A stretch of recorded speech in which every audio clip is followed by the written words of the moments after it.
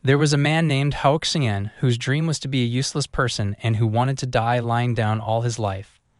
But unexpectedly, he crossed over and arrived in a fantasy world that everyone envies, and it has been more than 3 years. He was shocked when he found out that there was a system. He also found out that there were secrets, as the home of the original host of the body actually had a secret compartment, and he found a book there. There were also cheats, but he looked so disappointed that he had demon wings, and he inquired what it was because it was a Western thing. But despite it all, there was one thing he lacked: motivation, and he looked so tired as he lamented that cultivating immortality was so tiring, so he really didn't want to do it. Hao Xian let out a sigh as he admitted that it was not a solution to keep dragging on like that, and he would probably be condemned by the heavens for wasting such a great opportunity.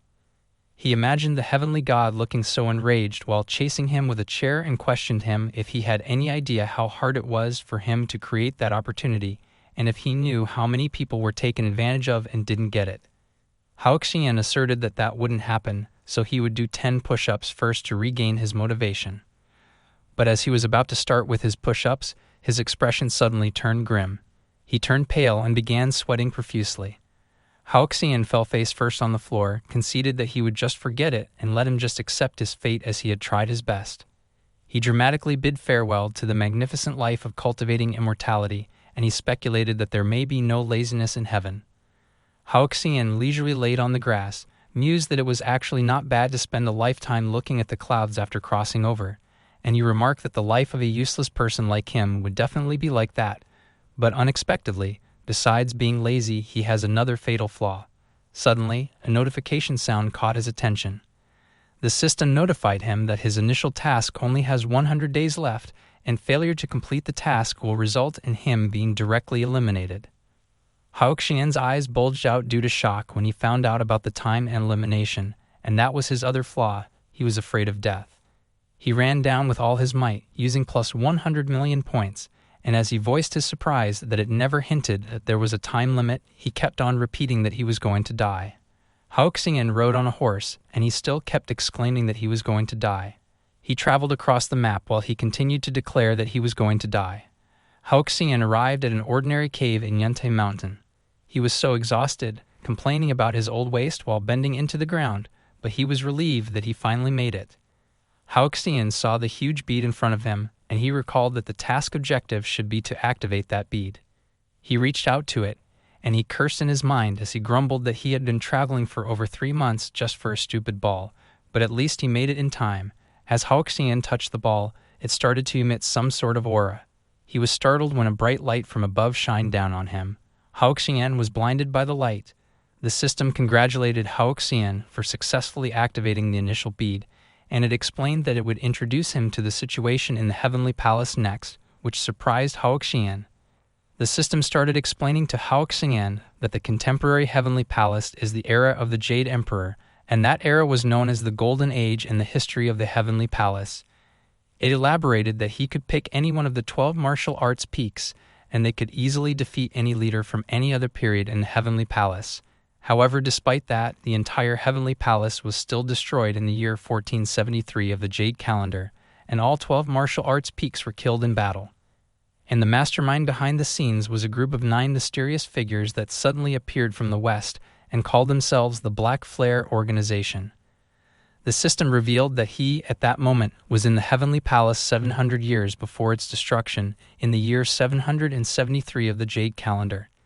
It instructed that his task was to enhance the potential of the 12 martial arts peaks, enable them to surpass themselves, and grow to the top of the top to save the people 700 years later.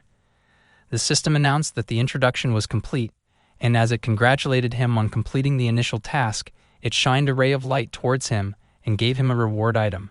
Hao Xian was so amazed as the Great Sage card appeared in his hand. It was a consumable card that temporarily granted the user the peak strength of a fighting Buddha. The system notified Hao Xian that the second main task was activated. The task objective was for Hao Xian to go to Flower Fruit Mountain and find the rookie stage Monkey King to increase its potential value to 30%. Hao Xian looked so astounded as the system showed him a video of the fierce Monkey King. He slammed the system screen on the ground and questioned why the hell was it called the rookie stage. Hao Xian looked so enraged, and he kept stomping on the system screen as he interrogated it if it was necessary to run half the map just to watch a video when it could just do it directly in the system. And he accused that he was seriously suspecting that it was messing with him, questioning it if it knew how he survived 3 months. The system screen started to restore itself while Hao Xian was out of breath, but he was still mad, and he remarked that it was killing him. Hao Xian noted that thankfully the first task took over 3 months, so that task probably won't be much different. As a severe procrastinator in the late stage, Hao Xian told himself not to be afraid because worries that didn't need to be solved immediately weren't really worries. But he was surprised when the system notified him that his new task deadline was 3 days. Hao Xian's expression immediately turned grim. He got so enraged again that he cursed at the system while giving it the middle finger and questioned it if it was intentionally targeting him. Hao Xian immediately departed for Flower Fruit Mountain, and he kept repeating that he was going to die. He continued murmuring that he was going to die while he continued to run across the mountain ranges. 3 days later, a group of people were gathered on the outskirts of Flower Fruit Mountain. They were immortals, and they were surrounding Hao Xian. And Hao Xian was on the verge of crying as he pleaded that they talk nicely and not resort to violence. The immortals looked so ominous as they looked down on the helpless Hao Xian. One of those immortals was Liu Yuan, the sect master of Taimen, one of the 3 major sects of the righteous path, whose cultivation was at the late stage of Yuan Ying, and he inquired Hao Xian what a mortal like him was doing in the Monster Beast mountain range. Hao Xian explained that he just accidentally wandered while picking herbs, so he hoped the immortals could forgive him, and in the back of his mind, he was wondering how unlucky he could get because he hasn't even encountered the Monkey King yet, and he has been discovered by a group of cultivators, and judging by Liu Yuan's face, he doesn't seem like a good person. One of the ladies scolded Hao Xian for daring to enter the territory of monster beasts when he was a mere mortal, and as she pointed out his arrogance, Hao Xian quickly agreed with her and assured that he would lead immediately. But with a menacing smile on his face, Liu Yuan intervened to hold on, and he proposed that he had a better idea. Calling Hao Xian a little guy, Liu Yuan suggested that they drain his blood essence and refine it into a blood key pill because that way they might attract a few more monster beasts. Hao Xian looked so frightened when he heard that they were going to drain his blood essence. He challenged the immortals about how they could do such a thing when their clothes were from the righteous path. The immortals burst out laughing hysterically. With a menacing look on his face, Liu Yuan mocked that he was really naive and cute, and as he questioned him what nonsense rule he was talking about, he asserted that the only rule in their cultivation world was that the strong prey on the weak. Hao Xian fell to the ground, and he looked extremely horrified. He stood up, and he warned the immortals not to come over because he had a secret weapon. As he activated the Great Sage card behind him, Hao Xian cursed, as he admitted that there was no other way, so he had to use it early and figure out another way when he encountered the Monkey King. Hao Xian felt something, and it was coming so fast. He released a tremendous amount of aura that materialized into a ferocious beast behind him while he expressed that he felt the endless power rushing into his body, and it felt like he was about to explode. The immortals were astonished, and Liu Yuan demanded what was going on and what was with the aura on Hao Xian. As he continued to release the tremendous amount of aura, Hao Xian marveled that it was amazing, and as he pondered if it was what it felt like to be strong, he exclaimed that it felt great. The materialized beast seemed to have fused with Hao Xian, and as he taunted the immortals to come at him, calling them little brats, he declared that they wanted to prey on the weak so that day he would teach them a lesson. But suddenly, the aura around Hao Xian dispersed, which startled him while Liu Yuan was speechless. Hao Xian looked so panicked, and as he questioned what was going on, he lamented that the brief experience shouldn't end so quickly. The system screen appeared above him, congratulating him for activating the Great Sage card and informing him that his Great Sage would arrive on the battlefield in 10 minutes. The color drained from Hao Xian's face when he read that it would take 10 minutes. He complained as he wondered why the system hadn't mentioned the cooldown earlier, and he conceded that it was so awkward. Tears continued to flow out of Hao Xian's eyes as he feared that he was really going to die at that time, while Liu Yuan grabbed him by the collar and demanded that he tell him what that aura was earlier. But Liu Yuan was shocked when someone called for his attention and addressed him as the one without the fur. A huge dragon roared loudly while a person, who was exuding a strong aura, was standing on top of a rock that was surrounded by fierce monkeys, and he challenged Liu Yuan what he was looking at when he was talking to him. The person was the target that Hao Xian was looking for, the Monkey King, rookie stage Sun Wukong. Sun Wukong inquired of the immortals if they were the guys who had been hiding in the shadows and hunting his monkey descendants. Liu Yuan exclaimed as he felt that Sun Wukong was at a Demon King level, and he pondered how Sun Wukong appeared in such an outlying place because killing a few of his subordinates shouldn't be enough to warrant that. Liu Yuan released a dark energy in his hand, and he remarked that he had come out to have some fun but ended up in trouble, and he swore as it was already too late to call the ancestors at that moment. He released an array and began charging it. Liu Yuan questioned the other immortals what they were waiting for and urged them to buy him some time, and the time for 2 high-level spells was enough. The immortals panicked, and as one of them challenged Liu Yuan for really daring to assert that when it was a Demon King, which is why they couldn't even secure half the time for a low-level spell, the Lady Immortal declared that it was over and she was going to die there when she hadn't even found a man yet. Liu Yuan was enraged and immediately ordered to stop with the nonsense because, as long as his treasure could gather enough energy, even a Demon King would die. Hearing what Liu Yuan proclaimed, Sun Wukong responded nonchalantly if that really was the case. He was just leisurely lying there, and as he addressed Liu Yuan, a young man, he asserted that he was quite confident, so he would wait for him. Sun Wukong advised not to worry and put more effort into preparing his spells. If it was not enough, he could give him more time. The other immortals were horrified by what Sun Wukong just uttered. Meanwhile, Hao Xian looked pleased when the system notified him that his great sage would arrive on the battlefield in 8 minutes, and he was thinking that it was just a bit more. On the other hand, Liu Yuan looked so evil as he announced that it was good, and he reiterated that he confirmed it himself, so if he didn't want to lose face in front of his monkey descendants, he shouldn't play tricks. 5 minutes later, Liu Yuan had already managed to produce a strong whirlwind of aura. Sun Wukong stood up, and he queried Liu Yuan if it was finally done because he couldn't barely contain himself from waiting. He smirked confidently. Liu Yuan was standing on top of the whirlwind of aura with the array he created earlier, right above him. He was laughing triumphantly as he taunted Sun Wukong a foolish monkey. And as he interrogated him how he could be so stupid, just like the villains in novels, he revealed to Sun Wukong that it was the real immortal weapon bestowed upon him by the ancestors. And the only drawback was that the casting time was too long. When the other immortals heard Liu Yuan mention the immortal weapon, he wondered if it could be the divine weapon of the immortals in the heavenly palace, and the Lady Immortal confessed that in her entire life she had never seen such a thing, so in that case, even if the Demon King wasn't afraid, he would die.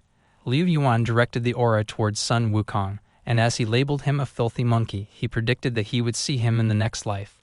Multiple smaller arrays emerged from the huge array, and they were all firing a beam of aura. Liu Yuan laughed menacingly as he saw that the beams of aura were coming at Sun Wukong, who hadn't moved from where he was standing. The other immortals crouched on the ground, and they exclaimed that the pressure was too strong. Meanwhile, the monkeys were also affected by the attack, and they were doing their best to fend for themselves. On the other hand, Liu Yuan was enthusiastically urging Sun Wukong to die. The beams of aura were about to hit Sun Wukong, and he still hadn't moved from where he was standing. Sun Wukong was unfazed, and he was grinning confidently. The beams of aura hit Sun Wukong, creating a loud, booming sound, and Liu Yuan looked pleased. Liu Yuan laughed maniacally as he commanded to turn into ashes, and as he labeled him a damn stinky monkey, he emphasized that he stated that as long as the immortal weapon was triggered, he would die for sure. But Liu Yuan was surprised when someone pointed out that they thought he might be celebrating a bit too early. Liu Yuan turned to look in the direction where the voice was coming from. He saw Sun Wukong, who had grown bigger while releasing his aura, and Liu Yuan couldn't help but swear and demand how there was no damage to Sun Wukong at all. And he even got bigger. Sun Wukong swung his arm, and he instructed to watch closely as he would show him what real power it is. He threw his punch but intentionally missed Liu Yuan, and Liu Yuan looked so terrified as the mountains behind him got destroyed by what Sun Wukong did. The other immortals were also so dumbfounded that their eyes bulged out of their sockets as they pointed out that the fist wind punched a hole in the mountain.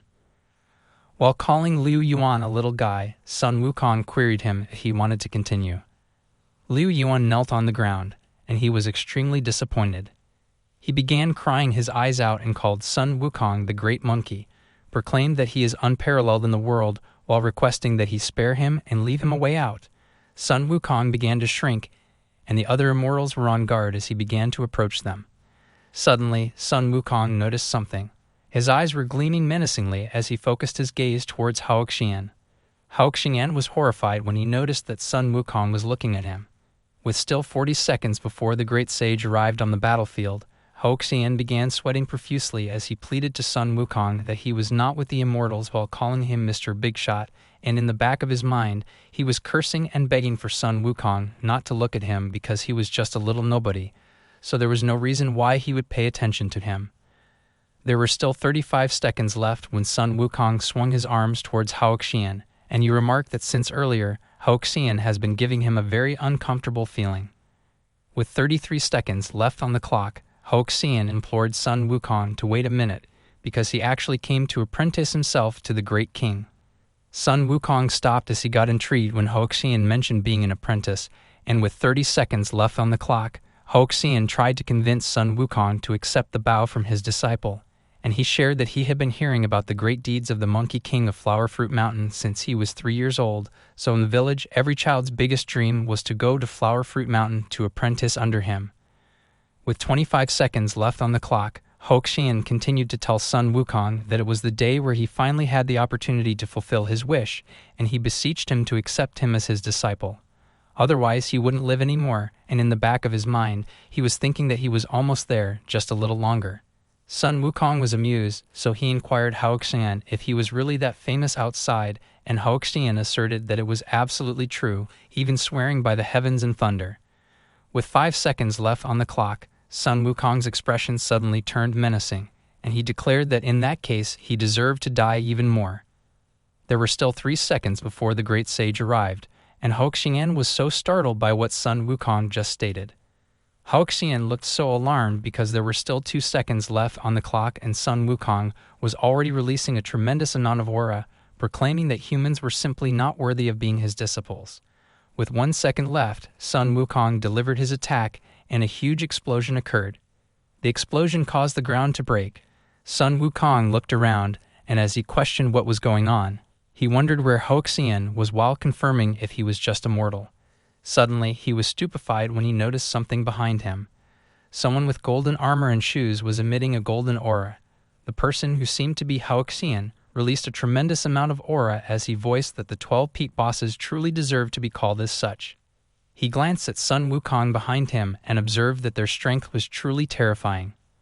Meanwhile, Sun Wukong looked agitated, and he was pondering what the hell was going on because he was feeling a strong sense of familiarity and closeness. Hao Xian stood on top of a rock while exuding a tremendous amount of aura, and both Liu Yuan and Sun Wukong were being affected by its strong pressure. Hao Xian's eyes looked imposing and menacing as he looked down on them. Sun Wukong was still confused about what was going on, as he found the aura familiar. Suddenly, Hao Xian disappeared, and everyone was on guard. Liu Yuan was astonished when he felt that a presence was appearing behind him. Hao Xian was holding a super grudge against Liu Yuan and had smacked him from behind with his staff, while calling him an old coot and reminding him that he was just trying to refine him into a blood key pill. He began slamming Liu Yuan on the ground, and urged him that they hurt each other, asserted that it was survival of the fittest. While Hao Xian was smacking him on the butt and asking him where his arrogance from earlier was, Liu Yuan was completely defenseless, and he referred to Hao Xian as his senior as he kept admitting that he was wrong. Sun Wukong was completely taken aback by what he was witnessing. He grinned so evilly and remarked that it was getting interesting. Sun Wukong released his dragon as he declared that it was enough, and he shouldn't waste time with the useless person, urging him to come and play with him. Sun Wukong looked so excited, while Hao Xian simply glanced at him. The dragon also looked excited and was ready to pounce. Suddenly, they were surprised when someone exclaimed and addressed them as bold, evil monsters. It was a man that was floating up in the air while being surrounded by an orb of electrifying aura. Someone shouted with all their might that it was an actual immortal. It was Liu Yuan, and he looked so desperate while he pleaded with the immortal to save him. Liu Yuan began laughing, and he proclaimed to Sun Wukong that a true immortal from the heavenly palace had descended to earth, so they, the monsters, were doomed. The immortal smiled, and he complimented Liu Yuan for his well-chosen words. Still addressing them as monsters, the immortal questioned Hao Xian and Sun Wukong why they weren't kneeling in the presence of a celestial from the heavenly palace. Sun Wukong countered that the heavenly palace was a joke, so when he had time in the future, he would go up there and smash it to pieces. He used his move, the Golden Light Binding spell, and directed it at the immortal. Sun Wukong managed to bind the immortal, but the immortal looked like he didn't care about it. He taunted Sun Wukong as an ignorant fool and inquired if it was his best. The immortal flexed his muscles to break free from Sun Wukong's restraints, and he was about to state that he could easily escape with that level of power, but he was not able to finish his sentence.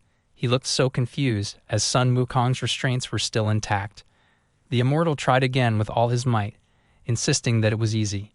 He kept trying again and again while he maintained that it was easy, but the restraints were still intact. The immortal looked so appalled as he pondered what was going on, and he figured that he had been in seclusion for a few years, but the monsters in the lower realm had become so powerful. Sun Wukong's dragon suddenly appeared, and it was approaching the immortal while baring its fangs. The immortal looked so terrified while he admitted that he was just passing by and was trying to act cool. Addressing the other immortals as friends, he advised them to be cautious when trying to act cool, and the dragon chomped on him. Liu Yuan was sweating profusely, and he was stuttering while he confessed that the celestial was gone just like that, and he questioned the author if that wasn't too hasty. Suddenly, the dragon's eyes glistened. The skies seemed to have opened as a huge pillar of light shined upon the dragon, and everyone was shocked. Sun Wukong was amused, remarking that the dragon actually broke through. Liu Yuan lay on the ground as he lost it, and as he questioned the immortal if he came all the way down just to give them experience points, he lamented, admitting that he was totally doomed at that moment. The dragon emerged from the clouds, and its color changed. It roared ferociously, and the immortals revealed their astonishment, noting that the dragon was as huge as the flower fruit mountain. The dragon was laughing in his mind as he revealed that he actually mutated and evolved into the 12-winged Dragon King, and it was so damn awesome. While calling Sun Wukong a stinky monkey, the dragon boasted that since he had evolved, he was afraid that he would already be the master. But the dragon was surprised when a huge golden pillar emerged from the skies, appearing behind him. Tears welled at the corners of his eyes, and he was sweating profusely while he cursed. A huge explosion occurred as the pillar smacked the dragon on the ground, and the impact was so strong that it created multiple ripples of shockwaves on the ground. A huge hole was left on the ground with a pool of blood in the middle, and the first 12-winged flying dragon in history was dead. It died at the age of 765. Sun Wukong was completely petrified and speechless by what he just witnessed. The other monkeys were also petrified, and as they observed that Flower Fruit Mountain had disappeared too, they inquired where they were going to sleep that night. Suddenly, Hao Xian chuckled, and he sheepishly asked them to forgive him because it was his first time using the golden cudgel, so it was not easy to control the size. Sun Wukong was still looking at the huge hole in front of him, while Hao Xian was behind him. He looked so scared, and he revealed that if that stick came down, even he wouldn't be able to handle it. He criticized Hao Xian, asking him what kind of hero relies on weapons, and he challenged and asserted that if he had the guts, they should fight bare-handed, and when Hao Xian heard it, he responded that it was no problem. Hao Xian asked Sun Wukong what he wanted to compete in, strength, speed, or endurance, and proposed that it was up to him to choose what he was best at as he would accept any challenge. Sun Wukong argued that he relies on his weapon's power, so he should stop pretending, and declared that he would use his weakest attribute, speed, to defeat him. Hao Xian questioned Sun Wukong when he heard that his weakest attribute was speed. At the back of his mind, Hao Xian was holding back a laugh while calling Sun Wukong a stinky monkey, and he claimed that he was Sun Wukong's future self, so he knew what he was good at. Sun Wukong began releasing a tremendous amount of aura as he stated that at the edge of the continent, on Pangu Island, there is a supreme infinite lotus, and he inquired if he knew it, to which Hao Xian acknowledged that he did. Sun Wukong proclaimed that whoever retrieves a lotus leaf wins. He started running immediately. He called for Somersault Cloud. A golden cloud suddenly appeared, and Sun Wukong grabbed it. He quickly rose to the sky and announced that he would take the lead. Liu Yuan looked so horrified when he heard them talking about Pangu Island, and he exclaimed that it was 1,000,000 miles away. As he turned to look at Hao Xian, he was surprised when he saw that he had disappeared, and Liu Yuan pointed out that the other monkey was gone too. Meanwhile, at Pangu Fairy Island Group, something crashed into one of the islands. It was Sun Wukong, and he crashed face first on the ground. Sun Wukong cursed at Somersault Cloud and reprimanded him for always taking off without thinking about landing, but Somersault Cloud simply gave him the middle finger and flew away. Sun Wukong's face was filled with bruises, and he muttered that Somersault Cloud was a jerk who was definitely doing it on purpose. Suddenly, Sun Wukong noticed a colorful lotus floating in the sky. He laughed and boasted that 28 lotus leaves were there, so it looked like he had won. Half an incense stick later, Sun Wukong arrived outside the Flower Fruit Mountain, where Hao Xian was already waiting for him. Hao Xian remarked that he was back so late, and that he had been there for a while. Sun Wukong explained that he just happened to be dealing with something else, and he refused to admit that his face was still slightly painful from the fall, and he was afraid of falling again, so he chose to fly back on his own. He taunted to stop showing off, because there was no use coming back early because if he didn't get the lotus leaf, he still lost. Hao Xian was amused, and he questioned Sun Wukong how he knew he didn't get it. Showing off the colorful lotus, Sun Wukong laughed, and he bragged that it was because he got the entire lotus flower before him. Liu Yuan and the other immortals were astonished when they confirmed that it was really the supreme infinite lotus from Pinglai Fairy Island, and they marveled that it meant that he ran back and forth across the continent in just half an incense stick's time, which was unbelievable. The eyes of the female monkeys turned into hearts as they idolized that Sun Wukong was truly the great sage and was simply a god. Sun Wukong laughed, and he proudly claimed that it was just a little show of skill. Hao Xian conceded nothing, but he was looking at Sun Wukong with an unamused expression on his face. He went and admitted that he didn't get the lotus leaf, which made Sun Wukong laugh even more, demanding that he admit defeat. But Hao Xian revealed that there was a reason why he didn't get the lotus. Sun Wukong looked so skeptical as Hao Xian confessed that he didn't expect his body to be so fast that as soon as he ran, it immediately attracted the attention of the gods, so just to be safe, he hurriedly stopped and didn't go for the lotus. The other immortals were also astonished by what Hao Xian disclosed. Sun Wukong laughed so much that he began crying as he teased that he was such a braggart for talking about attracting the attention of the gods, and he even jokingly suggested that he should have suggested that he scared the Jade Emperor. The other monkeys also laughed as Sun Wukong joked that if he could really do that with his abilities, he would perform a handstand and eat dung on the spot. Sun Wukong advised that it was dangerous enough earlier, that he wanted to perform it again. Hao Xian smiled confidently as he urged to watch closely and not blink. He put his weight on his toes to prepare himself to run. There was a sudden burst of golden energy, and a beam of golden light shot straight from the starting point. The beam of light was Hao Xian, who was running at an extreme speed. He started running around in circles, and the light he was making was lighting up the ground. Suddenly, the light Hao Xian was creating began rising and forming into a tornado. It continued to rise until it reached the sky. The immortals were so astonished that their jaws dropped. The monkeys were extremely surprised as well. Suddenly, the sky turned red, and everyone was alarmed. An eye in the sky started to appear. Suddenly, the sky was filled with multiple eyes, and their gazes were fixed on the ground where Sun Wukong was standing. Sun Wukong was so astonished and horrified by the scene. He was startled when Hao Xian suddenly stopped running in front of him. Hao Xian himself was also scared, and as he pondered if it was really necessary to go all out like that, he relievedly noted that thankfully there was a deceptive concealment, but he shouldn't do such a thing too casually next time as it was too dangerous. At that moment, the young great sage, Sun Wukong, felt an emotion he had never experienced before, like when a stone jumped out and hit him. Afterward, as he envisioned himself being helpless at the palm of Hao Xian's hand, he realized that what he was feeling was called frustration. The system congratulated Hao Xian because the young Sun Wukong's potential has increased by 5%, and his current potential is 15%.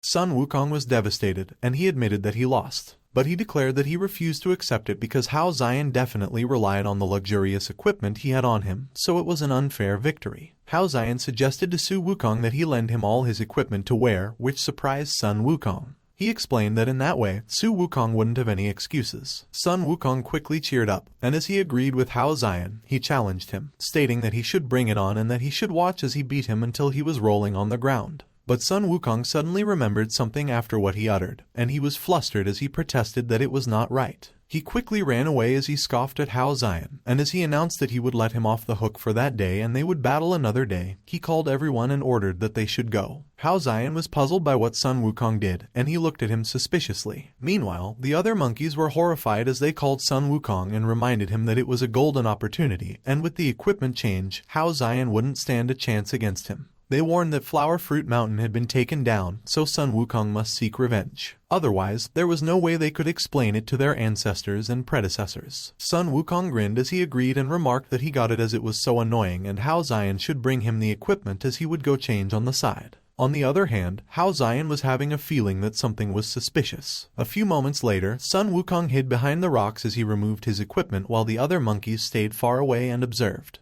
While removing his equipment, Sun Wukong muttered that he should hurry up and change because it would be disastrous if he was caught. But he was startled when he noticed that Hao Xian was standing on top of the rocks and was snickering while looking at him. Sun Wukong was so alarmed that his eyes turned bloodshot. Hao Xian quickly ran away while laughing at Sun Wukong.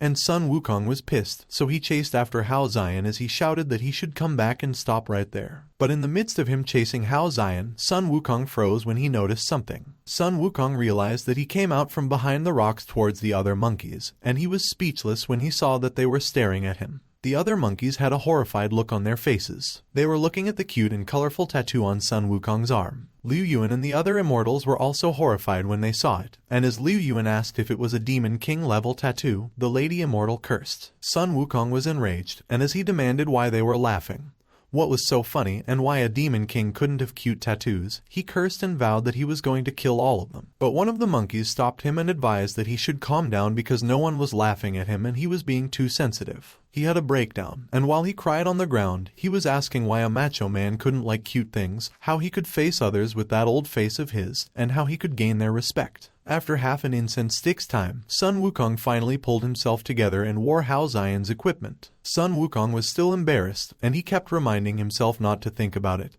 and that he should keep his focus entirely on the battle. He began releasing his powerful aura while Hao Xian just watched from below, without any equipment on his body. Looking at how powerful he was, Sun Wukong laughed maniacally and declared that it was really an equipment issue. His eyes lit up, and an aura began to ooze out of him. Sun Wukong charged towards Hao Xian with his weapon at an extreme speed, and he roared that Hao Xian should prepare to die. But even though Sun Wukong was so fierce and was about to hit him, Hao Xian was still calm, and as he looked at his fist, he asked himself what he should name that punch. Hao Xian began gathering his aura at his fist, and as he confidently swung it, he announced that he should call it the ordinary fist. When Sun Wukong saw that, he criticized that it was a flawed technique and asked Hao Xian how he could possibly defeat him. There was a huge explosion of aura, and it was so powerful that it destroyed the ground in the area. The explosion even created a shockwave that traveled through the entire continent. In the instant of the exchange of punches, the universe was perceived. Flowers, desolation, pain, consciousness, belief, words, unknown, communication, release, freedom, hope, restraint, reason, recurrence, time, regret, burning, redemption, love, bond, silence, destiny, darkness, blood, rebirth, and chaos. Sun Wukong seemed to have seen through all truths in his fledgling state, and he looked like he was in so much pain. Tears were flowing out of his eyes because, at the same time, it was as if he lost everything. Sun Wukong lay at the center of the huge hole on the ground while Hao Xian stood above him. He looked completely out of it and couldn't move from where he was lying. Sun Wukong's expression was filled with horror and despair. Hao Xian asked Sun Wukong if he couldn't comprehend it and explained that it was called Tao Intention, which is a kind of power of the realm. Sun Wukong looked so desperate as he questioned Hao Xian on how he could achieve it. Hao Xian explained that Sun Wukong's martial path was too fixated on perfection, whether it was pursuing the strongest weapon or the eternal path to immortality. It was all the same, and he knew himself the best, but he had overlooked the fundamental truth that the way is not complete. He stated that only by abandoning perfection and embracing both reason and chaos could he cultivate the true essence, the realm of the great Tao, and at that moment, martial arts ceased to be mere techniques and become art, a realm. Sun Wukong was horrified as he asked if the great Tao was not completed. His eyes were filled with horror and despair as he cried that the great Tao was not completed. Sun Wukong's every image of himself shattered as he yelled and lamented that the great Tao was not completed, and in an instant, he felt that certain things within his heart collapsed completely. But what emerged from it was a brand new door, and he stood in front of it. Sun Wukong opened the door, and as he entered, he saw that what was inside was a path he had never imagined, a brand new journey. The system notified Hao Xian that the potential value had successfully increased to 30%, and congratulated him on completing the mission. He was given the reward of the peak character card, Neza. Wiping his tears, Hao Xian expressed that he was so happy as he didn't think that the reward for every mission was a peak character card, so finally his safety was assured. Sun Wukong suddenly kneeled in front of Hao Xian, called him master, and as he declared that Hao Xian was his benefactor, he requested that he accept him as his disciple. He bowed down and pleaded with Hao Xian, and Hao Xian responded that taking on a disciple is not impossible, but he must promise him one condition. Sun Wukong gladly requested that Hao Xian go ahead, and he replied that whatever condition it was, he could agree to it. Hao Xian stated that it was simple and that Sun Wukong must never again engage with any overly cute and girly things. Sun Wukong was so shocked with what he heard that he was petrified. He was horrified and taken aback, and he inquired what kind of request that was. Hao Xian grinned evilly as he teased that as long as Sun Wukong could swear to it, he would accept him as his disciple. Sun Wukong trembled as he tried to choose between two imaginary buttons, and Hao Xian commented that it was his choice to either be a true macho man or a bizarre effeminate. He was so horrified that he trembled while he tried to make his choice. Sun Wukong sweated profusely, and he turned purple as he tried to solidify his decision. But Sun Wukong clenched his chest as he apologized to Hao Xian and confessed that he couldn't do it. He aggressively covered his eyes and lamented that he also knew that a strong person shouldn't have such strange preferences, but he just couldn't resist it, and Hao Xian didn't understand. Hao Xian covered his mouth, and he tried his best to stop himself from laughing. Sun Wukong was puzzled when Hao Xian wrapped his arms around him and mocked that he was a fool because he was just teasing him. Despite being one of those guys who just mocked others a moment ago, Hao Xian explained that as long as it doesn't harm anyone or go against reason, they have the right to like whatever they want and curse those guys who mocked Sun Wukong. Sun Wukong was stunned when Hao Xian promised that whoever dares to say that he was strange in the future, he, as his master, will beat them to a pulp with him. Hao Xian started walking, and as he asked Sun Wukong why he was still standing there dumbfounded, he urged that he should keep up, to which Sun Wukong agreed and immediately complied. The other monkeys chased after Hao Xian and demanded that they also wanted to become his disciples, while the immortals did the same and insisted that they should count them in. But Hao Xian looked annoyed, and he retorted that there was no need because too many people would only increase his risk factor. Hao Xian suddenly remembered something, and he wondered what the deal was with that fantasy world. He noted that Sun Wukong's followers were clearly Western creatures. Hao Xian recalled that the magic formations seemed to be the same too, but he realized that the locals didn't seem to find it strange at all, and it was like they were accustomed to it. And he wondered what was going on at that time when it was stated that the Western mysterious organization would only invade suddenly after 700 years. Suddenly, the system screen popped up in front of Hao Xian, and he was so startled that he requested for the system not to appear so suddenly like that because his heart couldn't handle it. The system notified Hao Xian that Mission 3 had been activated, and it was to find the young Valkyrie in her fledgling stage and to increase her potential value to 30%. When Hao Xian observed that it was the first ever female Valkyrie, and those people's titles were truly intimidating, one after another. Evening came, and at Daughter's country palace, the place was riddled with lights. Meanwhile, in a space filled with magic circles, someone was being restrained by chains while a sitting figure watched them from afar. A demon was being restrained by those chains. He clicked his tongue as he talked to the person sitting behind him and commented that they were truly befitting to be the ruler of a nation because those small sects and factions were simply not on the same level. The demon was talking to the Queen of Daughter's country, Queen Ziliang, and she boasted that it took 3 days of fierce battle to defeat him, the Demon King, so he shouldn't struggle any longer in futile resistance. The Demon King's face suddenly turned into a sinister skull, and its eyes lit up as it faced Ziliang.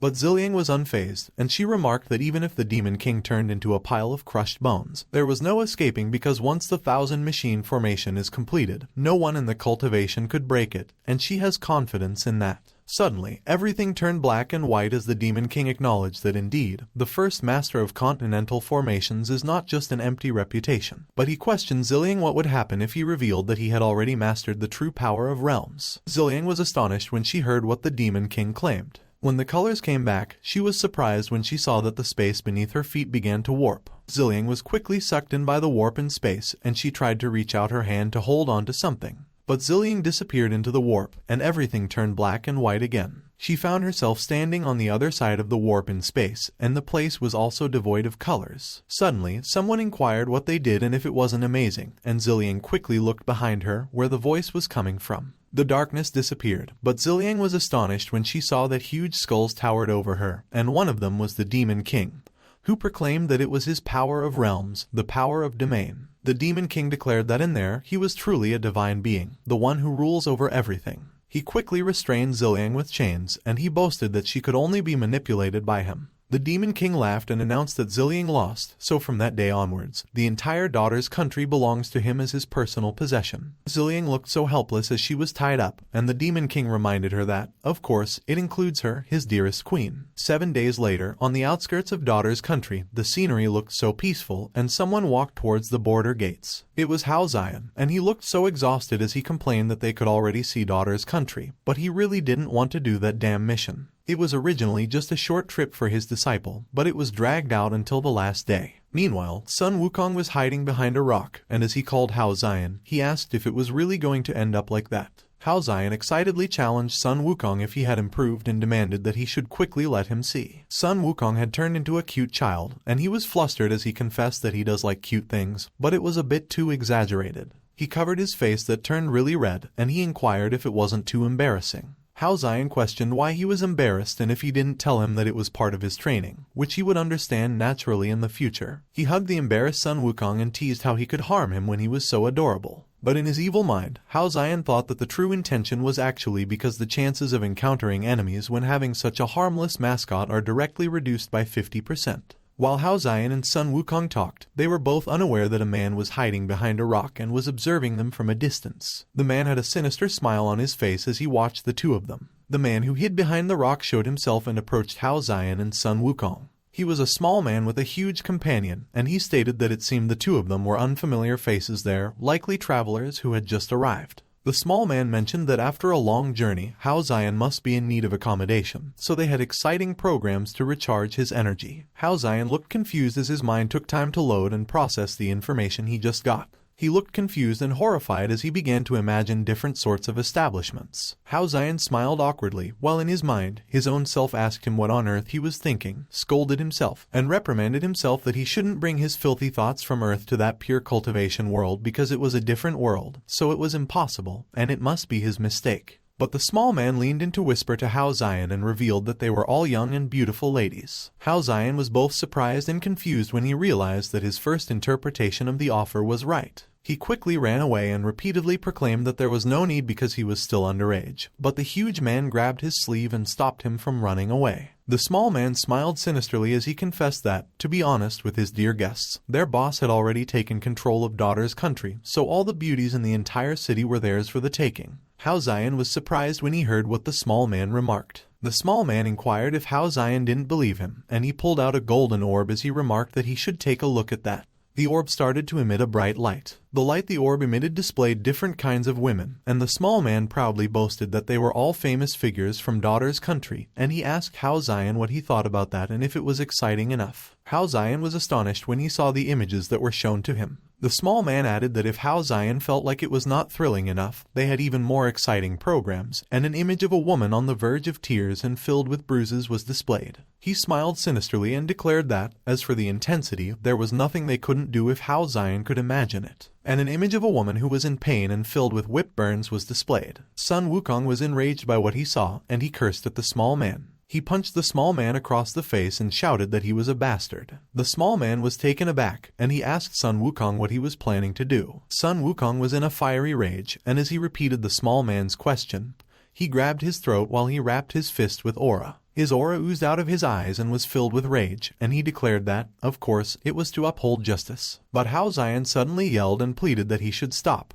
which confused Sun Wukong and made him freeze. Hao Xian quickly grabbed Sun Wukong while he awkwardly laughed at the small man, and as he apologized for the trouble, he claimed that his disciple was ignorant, so they would leave immediately. He quickly ran away as he bid farewell, and the two men were left speechless. The huge man queried the small man if they were just letting them go like that. The small man suggested that they should let them go because such a cowardly person couldn't possibly be the one they were looking for. A few moments later, Hao Xian walked with Sun Wukong behind him. Sun Wukong was sulking, and he looked so pissed. Noticing Sun Wukong's reaction, Hao Xian inquired if he was angry, but Sun Wukong quickly looked away and replied no. Hao Xian commented that if what those men revealed was true, that their boss had taken control of the entire daughter's country. He questioned if they really needed to resort to sneaky tactics like soliciting customers on the street when they possessed such formidable strength. Sun Wukong was astonished when Hao Xian observed that he felt like those men were spreading information in a small area, waiting for someone to take the bait because he didn't think about it that much. Hao Xian concluded that daughter's country might just be a lure for those people, and they had bigger plans, but no matter what, he must completely eliminate those scum so they couldn't tip them off. He was surprised when Sun Wukong suddenly bowed to him and confessed that he was wrong. Sun Wukong looked flustered as he admitted that he, Hao Xian's disciple, mistakenly thought of him as a timid and trouble-averse coward.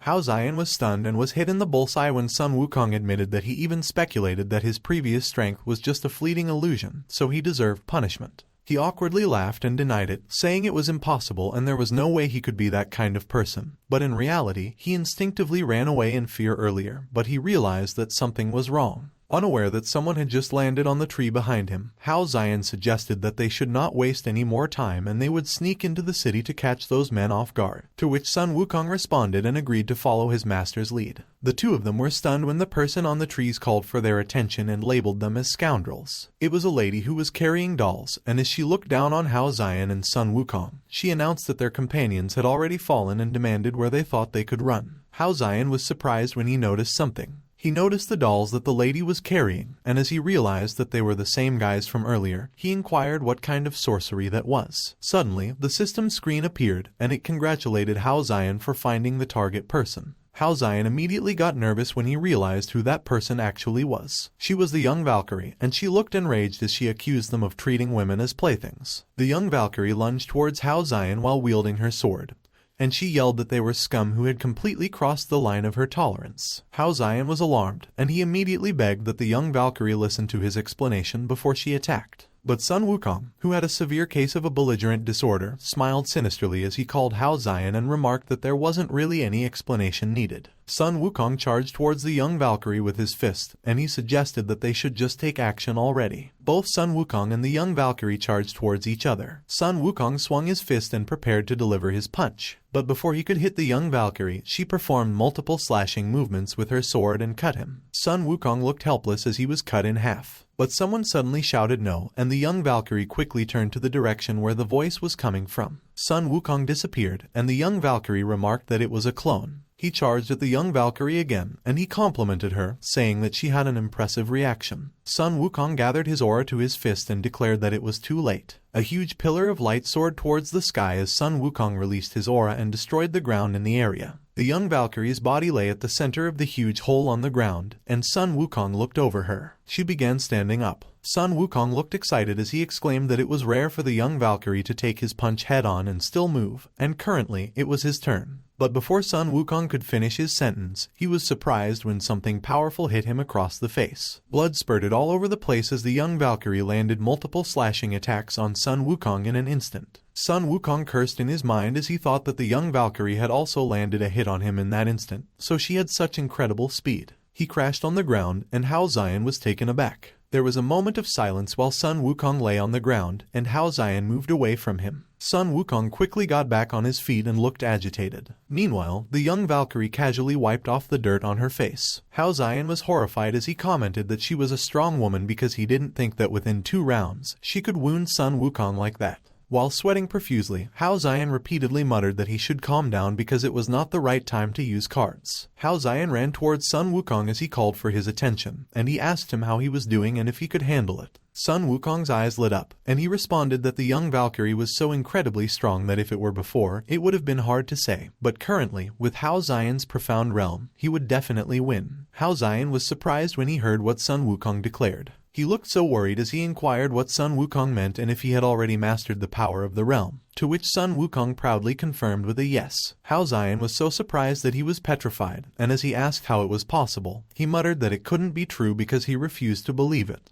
But Sun Wukong gave Hao Xian a thumbs up and assured him that it was true and that although he couldn't achieve the same level as Hao Xian, he should be able to exhibit it without a problem. He explained that if Hao Xian didn't believe him, he should just watch and see, and he began releasing a powerful aura with all his might. Sun Wukong's eyes turned white as he proclaimed that the Great Tao was never completed. Hao Xian and the young Valkyrie watched as the powerful aura continued to surge out of Sun Wukong while he declared that he would understand and embrace chaos. The young Valkyrie was so surprised by what she saw that she couldn't help but inquire what that peculiar aura was. Sun Wukong put his palms filled with golden aura together, and he stated that he was merging with chaos. The ground was destroyed when Sun Wukong's aura suddenly intensified and surged all over the place, which took Hao Xian by surprise. Sun Wukong managed to form a bright orb of aura at the palm of his hand, and as he raised it up in the air, Hao Xian was so surprised when he saw that, and he exclaimed that it truly was the power of the great Tao. He observed that the kid merely glanced at it, and he continued to be astonished as Sun Wukong confidently carried the power of the great Tao in his hand in front of him. Sun Wukong looked so intimidating, and Hao Xian remarked that his comprehension was truly heaven-defying. On the other hand, the young Valkyrie was frozen in place as she looked at Sun Wukong's aura with her eyes wide open. She looked so nervous as she admitted that something felt definitely off because it was a small ball of light, yet it made her feel an unprecedented sensation. In the young Valkyrie's eyes, the ball of light was so huge, and so were Sun Wukong's hands, and she could feel the pressure. She quickly activated her ring as she insisted that she must go all out immediately, otherwise she would truly die. The young Valkyrie quickly summoned multiple swords that surrounded her. She widened her stance, and as she pointed the sword she was wielding towards Sun Wukong, the swords surrounding her immediately followed her and did the same. Hao Xian stood in the middle as the young Valkyrie charged forward and clashed with Sun Wukong's aura. He commented that it was ordinary power, but the imposing pressure was on par with the power of the realm. But Sun Wukong disagreed, and he explained that it wasn't the young Valkyrie's own pressure. He noticed the auras that the swords were releasing, and he pointed out that it was those swords because each of them was a true legendary artifact. As someone who had been searching for a divine artifact for years without success, Sun Wukong cursed as he concluded that he already had a rough idea of the young Valkyrie's background. Sun Wukong got more fierce, and he commanded that in front of Hao Xian's power, they were not worth mentioning at all, so the young Valkyrie should come at him. But Sun Wukong was not able to finish what he was expressing because he felt something, and he was alarmed. He froze in place and looked so surprised as he acknowledged that the power of the great Tao was in chaos. Sun Wukong's eyes turned white as he expressed his concern and admitted that he couldn't control it anymore. A huge explosion of golden aura occurred, and it filled the entire area. Sun Wukong lost his balance, and while he was falling face first to the ground, he cursed and regretted that it was so close. Hao Xian saw that Sun Wukong crashed on the ground in front of him. He got so worried that he quickly ran towards Sun Wukong and inquired what was wrong and if he was okay. Although he looked so worn out, Sun Wukong reassured him that he was fine. But temporarily, he couldn't move his body because the power of the realm was too overwhelming, and he couldn't control it, so it backlashed. Hao Xian comforted him, saying that it was alright because Sun Wukong could practice more, and he would definitely master it, so as long as he was okay, that was what mattered. He was startled when he heard someone talking. It was the young Valkyrie, and Hao Xian was so horrified when he saw that she was standing on the tree branch above him, and she revealed that she really didn't expect that the subordinates of the Demon King could possess such strength. Her eyes looked so menacing as she admitted that she had underestimated them. Hao Xian stated that the young Valkyrie, Xuan, should wait a minute. He explained that she had misunderstood and they were not the subordinates of the so-called Demon King. Sun Wukong inquired why Hao Xian was wasting words with Xuan. Hao Xian kicked Sun Wukong in the face and exclaimed that all he knows is fighting and killing every day, and he should have some wisdom and use his brains. He clarified that the cooldown for the peak card is 10 minutes, and currently, Sun Wukong, their main combat force, was temporarily disabled, so they must first please the mysterious maiden, be like a follower, and act when the opportunity arises. Hao Xian mentioned that they were in fact righteous individuals just like Xuan, and they planned to rescue people in the Daughter Kingdom. As he asked Xuan if he was right for assuming she had the same intention, Xuan confirmed, of course. Xuan queried if Hao Xian claimed that they were not associates and asked where the evidence was. Hao Xian admitted that they don't really have any, but he believed that a noble and gallant heroine like Xuan, with such beauty and grace, would never engage in baseless accusations. He remarked that he strongly felt the heroic aura that shone upon Xuan like stars in the night sky the moment he laid eyes on her, and a person like her, who surely cares for the well-being of the world, wouldn't indiscriminately kill innocent people. Xuan responded, "Of course, I have always been willing to spare 1,000 lives rather than wrongly take one." But Xuan continued that since Hao Xian had no evidence, it wouldn't be appropriate for her to let him go, and he shouldn't get too close to her. Hao Xian reassured her that she shouldn't panic because they had a solution. Hao Xian proposed that they accompany Xuan to the city and suggested that if there were any suspicions, she could just eliminate them directly. Xuan was unaware that she was completely being led by the nose, and she admitted that what Hao Xian suggested actually seemed like a good idea. She urged that there was no time to waste, so Hao Xian should follow her lead, and while Hao Xian agreed, he confessed that he had successfully deceived her in the meantime. Xuan Nu mentioned that she is used to being alone and doesn't like others getting too close, so she requested that Hao Xian keep a distance from her. But Hao Xian approached Xuan Nu and insisted that she shouldn't be so cold-hearted.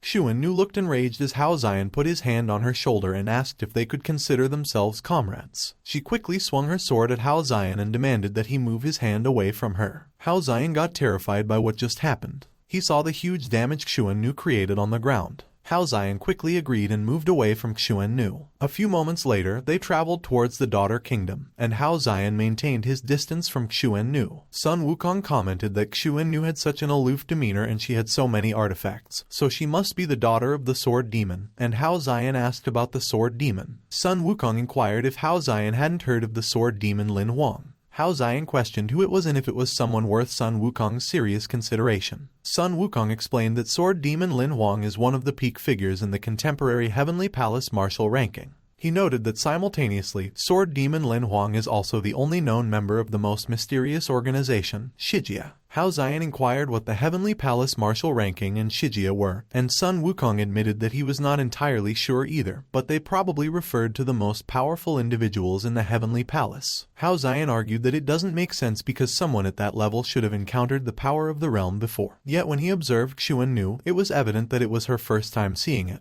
But Sun Wukong stated that he didn't understand. Hao Xian suggested that they exchange some information and listen to each other, so he called Xuan Nu and proposed that it was not a solution to keep staying so far away. He reasoned that after all, they will be fighting side by side later, so they needed to discuss strategies and plans, and it would be hard to discuss when they were far apart. But Xuan Nu challenged Hao Xian, asking who declared that they were going to fight side by side, which made Hao Xian wonder if it wasn't safer to fight together and mentioned that Sun Wukong said that he would join in later. Xuan Nu responded that there was no need because she will handle her own battles on her own and she doesn't need others interfering. Both Hao Xian and Sun Wukong were surprised by what Xuan Nu asserted. Sun Wukong asked Xuan Nu why she was acting so high and mighty at such a young age and what made her think that she could definitely win on her own. He began cursing and proclaimed that he was the great king, so Hao Xian covered his mouth and urged him to stop talking. Xuan Nu explained that she didn't say she would definitely win because if she loses and dies, it will be their turn to intervene naturally, but until then, she doesn't need any help.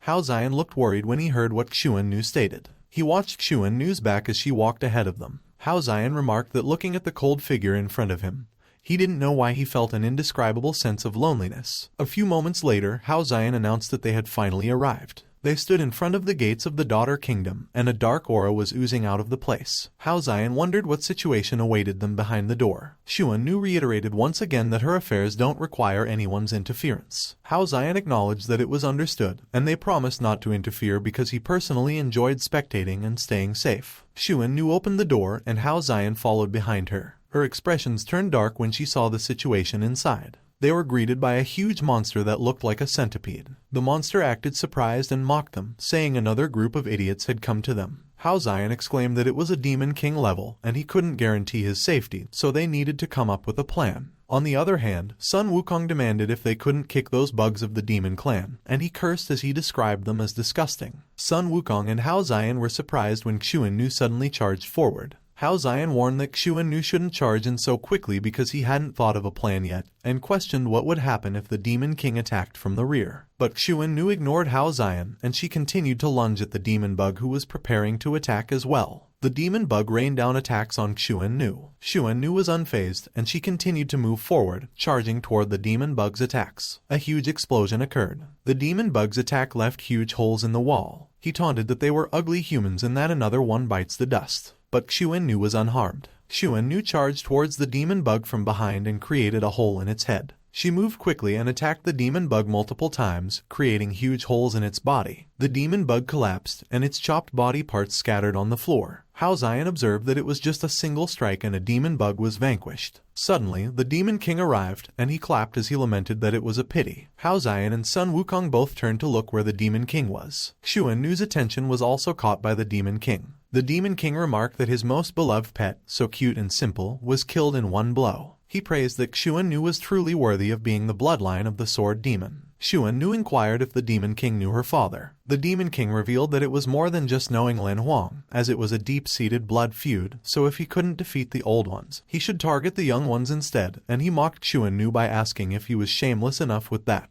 He laughed and declared that he would activate the power of the realm to its fullest. Xuan Nu was alarmed when she saw what the Demon King did. On the other hand, Sun Wukong and Hao Xian recognized the power of the realm. The Demon King declared that he would tell Xuan Nu that in that realm, he is an absolute invincible existence. He proclaimed that a mere movement of his finger was enough to take Xuan Nu's life. Xuan Nu was immediately restrained by the Demon King's aura. The Demon King remarked that a mere mortal and the severely wounded Sun Wukong were such a combination that they could not save Xuan Nu. Xuan Nu retorted that she never needed anyone to save her. She summoned her swords. The swords quickly surrounded the area and created a sword formation. Xuan Nu broke the Demon King's restraints. The Demon King questioned how that could be when they were in his domain at the moment. Xuan Nu responded that there is no such thing as absolute invincibility in that world, and it was merely a matter of having enough strength. But the sword formation, composed entirely of divine artifacts, was enough to contend with the Demon King. She stated that compared to Sun Wukong, the Demon King's power was still weak. Sun Wukong scoffed, and as he chuckled, he asked if the Demon King could be compared to Hao Xian. Hao Xian snapped that Sun Wukong should shut up and inquired what would happen if the Demon King heard them. Back into the fight, the Demon King unleashed his demon art, Skeleton Sea. Multiple skulls floated in the air, and they all faced Xuan Nu. Xuan Nu questioned the Demon King what the use of having so many in quantity was. She utilized her sword technique, Cherry Blossoms Fluttering. Xuan Nu directed the cherry blossom petals towards the Demon King. On the other hand, the Demon King commanded his skulls towards Xuan Nu. A huge explosion occurred as the two powerful forces clashed with each other. Hao Xian commented that both sides were strong, and as he asked Sun Wukong if he hadn't recovered, Sun Wukong replied not yet, which made him curse, and he muttered that he would prepare to cheat just to be safe because mission characters could not die. The system notified Hao Xian that the Neza card was activated and that his Neza would arrive at the battlefield in 5 minutes. Hao Xian was surprised that it was 5 minutes already, and he wondered if that meant that the system evolved every time they completed a mission. Meanwhile, multiple skulls still charged towards Xuan Nu, and she remarked that so many were missed. Xuan Nu swung her sword and destroyed the remaining skulls. The Demon King summoned another skull and taunted that Xuan Nu should take that opportunity to receive another big gift from him. The skull he summoned grew huge. Xuan Nu shattered the smaller skulls charging at her from earlier, and she quickly ran past them. She commented that quantity doesn't matter compared to size, but she won't lose either. Xuan Nu used her divine artifact, the Thousand-Wood Phoenix. The Demon King was alarmed when he saw what Xuan Nu did. On the other hand, Hao Xian remarked that it was almost on par with the Golden Cudgel, and Sun Wukong noted that they were all divine artifacts. Sun Wukong was surprised when he saw Xuan Nu, and he asked if the Phoenix had descended. Xuan Nu swung her huge sword. A huge explosion occurred. The attack was so powerful that the Demon King was not able to defend himself against it. The Demon King's eyes turned bloodshot due to pain. A few moments later, Hao Xian and Sun Wukong watched as Xuan Nu stood beside the Demon King, who was squashed into the ground. The Demon King tried to get back up, and he cursed as he swore that it was not over yet. Xuan Nu commanded the Demon King to look up and gaze into her eyes. An array suddenly appeared at Xuan Nu's pupil. The Demon King was entranced by the array Xuan Nu showed him.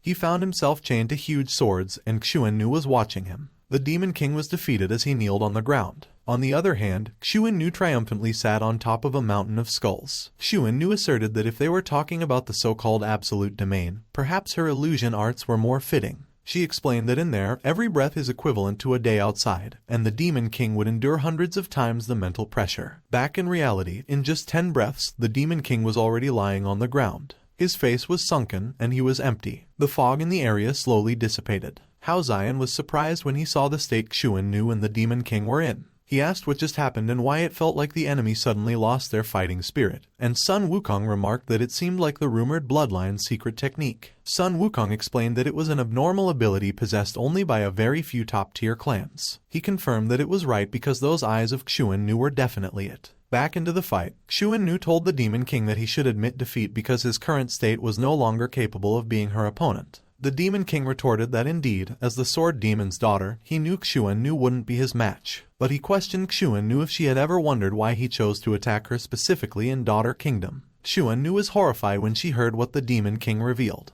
The Demon King sneered that, of course, it was because of the formation, so Xuan Nu was an idiot. He summoned multiple arrays that piled on top of each other and created a huge formation. A dark, sinister aura quickly swirled around Xuan Nu as a huge formation appeared beneath her feet. The entire Daughter Kingdom was sandwiched between two formations, and a powerful aura surged through them. Xuan Nu was pushed towards the ground. She exclaimed that it was such a terrifying pressure. The Demon King asked Xuan if she was surprised and revealed that the daughter kingdom was merely bait from the beginning, and every action was taken to trap her within their ultimate formation. He explained that with the power of an entire nation's formation suppressing just one person, even as a descendant of the sword demon, Xuan had no way to counter it. Xuan released her aura to push back the overwhelming pressure that was pressing her down. She declared that the Demon King was underestimating her. Xuan used her exterior manifestation, Thousand-Handed Sword Emperor. Hao Xian was surprised when he saw what Xuan did. Son Wukong was also surprised and commented that it was a technique he had never seen before. But the Demon King looked calm, and he simply smiled.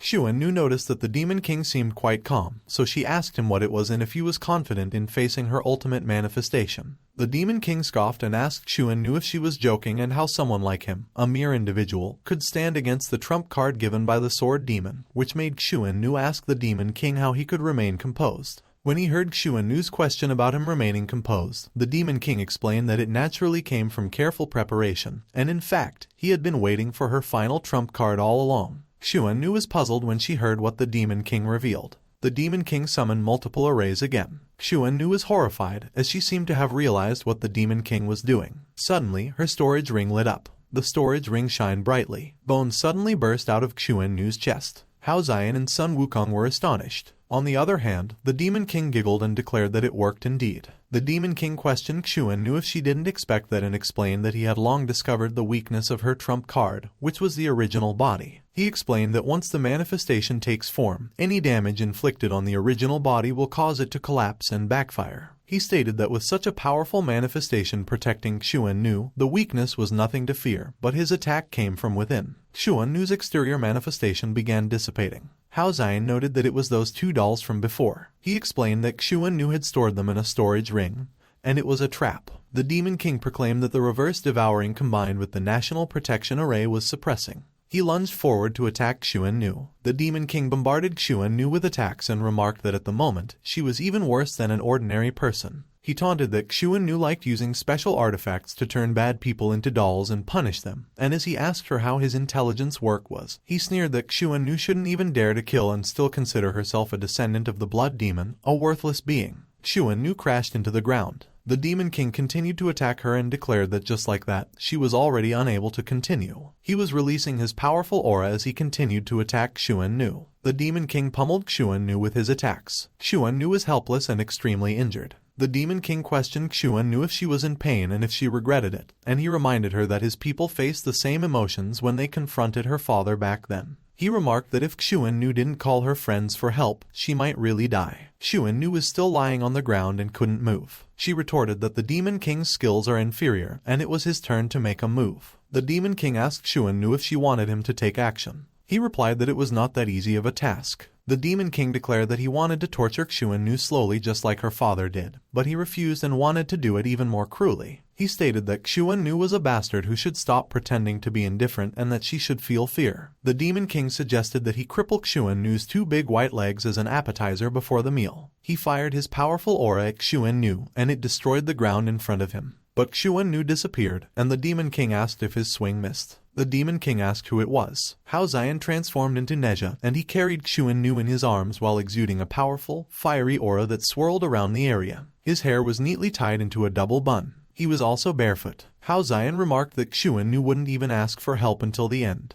On the other hand, Xuan was astonished. But Xuan panicked as she felt Hao Xian's aura, and as she asked if he was the kid from earlier transformed, Hao Xian requested that Xuan not move randomly because he was still not very skilled at riding that bicycle. The Demon King acknowledged that Hao Xian was indeed not an ordinary person, and he wondered why he couldn't sense any aura from Hao Xian earlier. He cursed in his mind and thought that he couldn't figure out Hao Xian's details, and his body was too weak at the moment, so he must use all the remaining power of his realm to swiftly end the battle, one strike to end Hao Xian's life. The Demon King proclaimed that Hao Xian should prepare to die together with him. Xuan was astonished when she saw that the Demon King's attack was coming at Hao Xian from behind. She shouted that it was the power of the realm, so Hao Xian shouldn't mind her and run. Hao Xian glanced behind him, and his eyes lit up. He replied that it was a contest of realms, so he would show the Demon King. Han Xiao summoned a powerful pillar of light, and it created a shockwave that traveled across the entire kingdom and into the forest around it. Xuan was surprised when she saw what Hao Xian just did.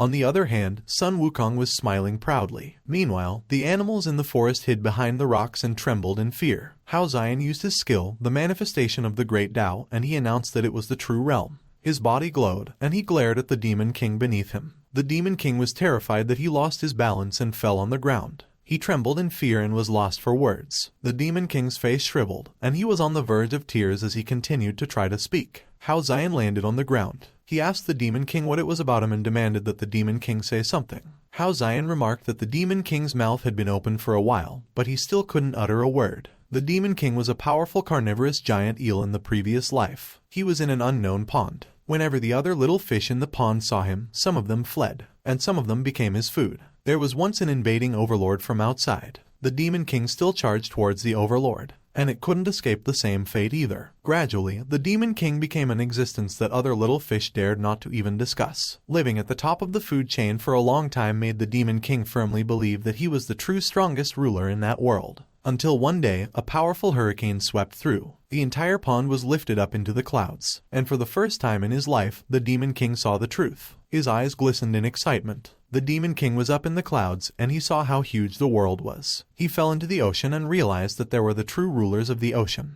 At that moment, the Demon King also opened its mouth wide, remaining silent for a long time. Back into the present, Hao Xian exuded a bright, powerful aura in front of the Demon King. It made the Demon King recall the sense of insignificance and despair from the previous life, as well as the shameful arrogance. The Demon King bowed reverently in front of Hao Xian. He addressed Hao Xian as his boss, and as he declared that he surrendered, he requested that Hao Xian spare him because he was willing to serve him as a loyal servant for the rest of his life. When Hao Xian heard what the Demon King expressed, he replied that he had already wasted his energy for nothing because the Demon King wanted to surrender without even fighting. Hao Xian cursed and shouted that the Demon King should stop with the nonsense and stand up to fight him. But the Demon King repeatedly insisted that he would not dare because he was nothing more than a tiny ant in front of Hao Xian. Hao Xian repeatedly asked the Demon King if he would fight or not, and the Demon King replied that he won't fight even if it means death. Meanwhile, Xuan was still surprised, and she looked at Hao Xian intently. Hao Xian was unaware that on the other side, the incredible power of peak Neza captured Xuan's attention for a long time. Such power, Xuan only felt it from one person,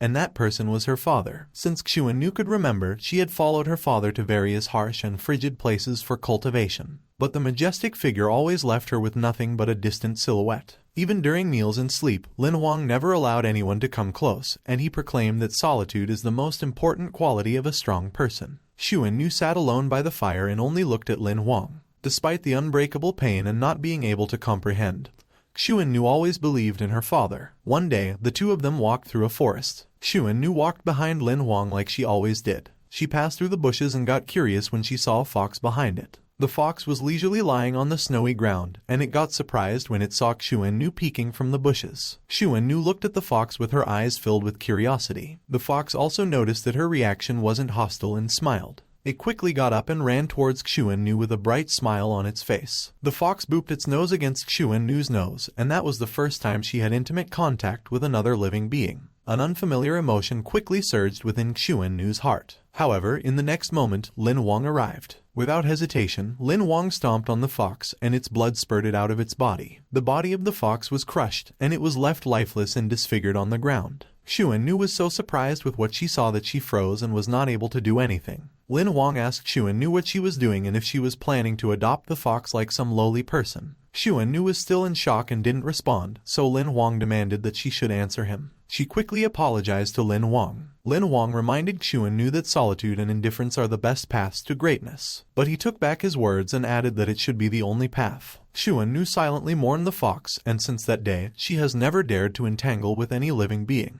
Day after day, year after year, on the vast icy plain, Xuan's small figure was always alone. And indeed, Lin Huang's words were never wrong because she did indeed start to grow stronger rapidly. But her innocent eyes began to lose their light and grow cold. Xuan's eyes were filled with rage, and it seemed like she silently lost something as well. She continued to walk through the vast icy plain alone. Back into the present, Xuan looked at the not-so-serious man in front of her. Hao Xian carried the Demon King and demanded that he should stand up and fight him, but the Demon King refused and said he won't fight. Xuan remarked that despite having the supposedly inferior personality that Lin Huang spoke of, Hao Xian possessed power that was not inferior to him. For the first time in her life, Xuan began to question Lin Huang.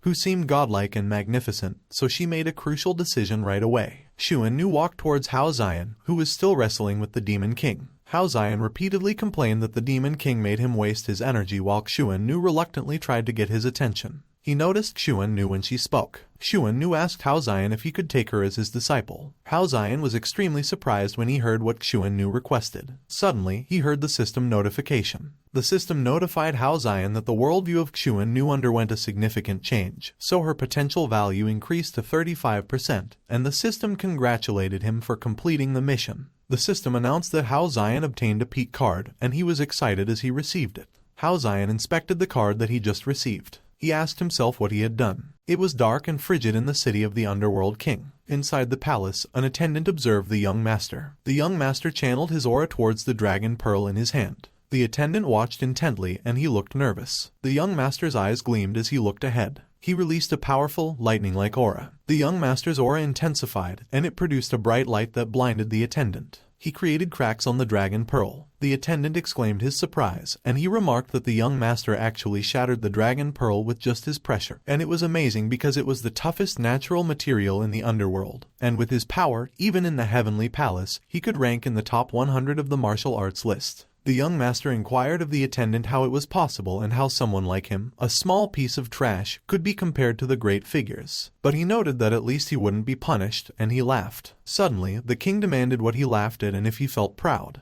The young master replied no, and that it was not like that. The king commanded the young master to bring the dragon pearl to him. He queried if it was the capital he dared to be so proud of. The king crushed the dragon pearl in the palm of his hand effortlessly, and the young master was surprised. He questioned if that was it and if he still believed he was amazing. The young master shrank, and he looked dejected as he averted his gaze from the king. The king swung his arms in a fit of rage. He yelled and declared that he had posed a question. The king punched the young master right in the face. The punch was powerful that it sent the young master flying and crashed on the wall. The young master slumped on the floor, and the king stood in front of him. The king grabbed the young master by the throat, and the young master was terrified. He reminded the young master and stated that with his talent as garbage, he could barely reach third rate with effort, and without effort, he wouldn't even make it to ninth rate. The king declared that the young master was a worthless scum who would have 10 days of solitary confinement to reflect on himself. The young master lay on the floor, crestfallen. He curled up and murmured yes to the king. Meanwhile, deep in the mountains, a temporary camp was set up.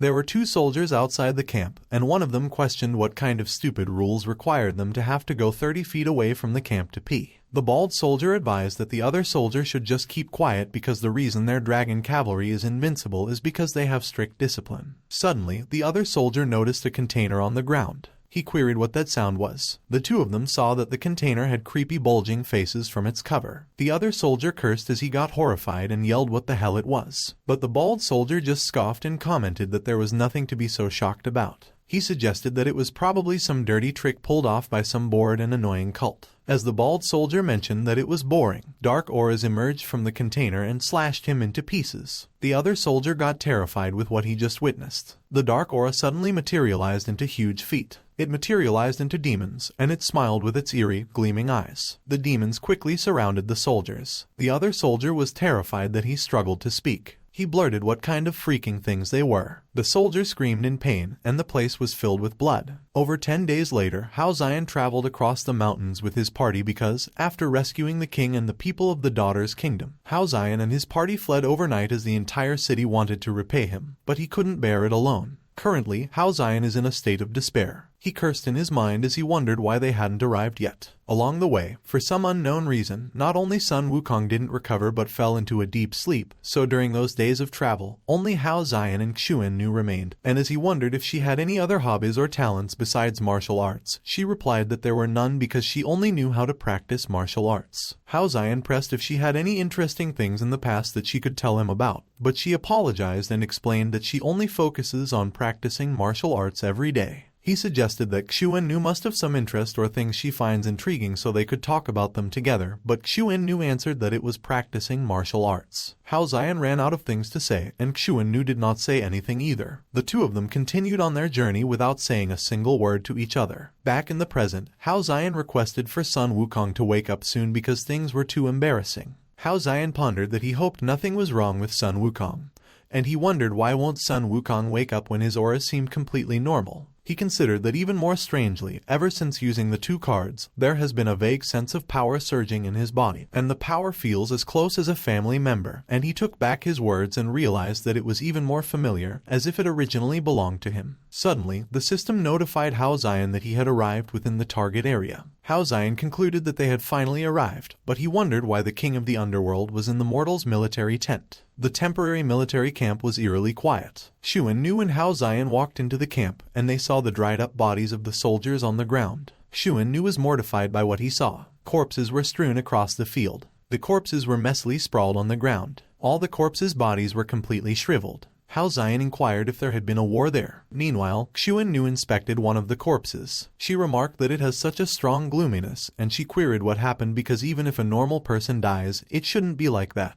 Suddenly, the system notified Hao Xian of the location of the king of the underworld, and Hao Xian wondered if he was not inside the camp. A few moments later, Hao Xian and his group walked through the forest. They stopped and stood in front of an entrance. The entrance was eerie. Hao Xian believed no one requested that they don't tell him that the king was inside that grave, and they shouldn't mess with him. He was the guy who got scared by tomb raiding novels in his previous life. Hao Xian repeatedly pondered no and that he didn't want to go in.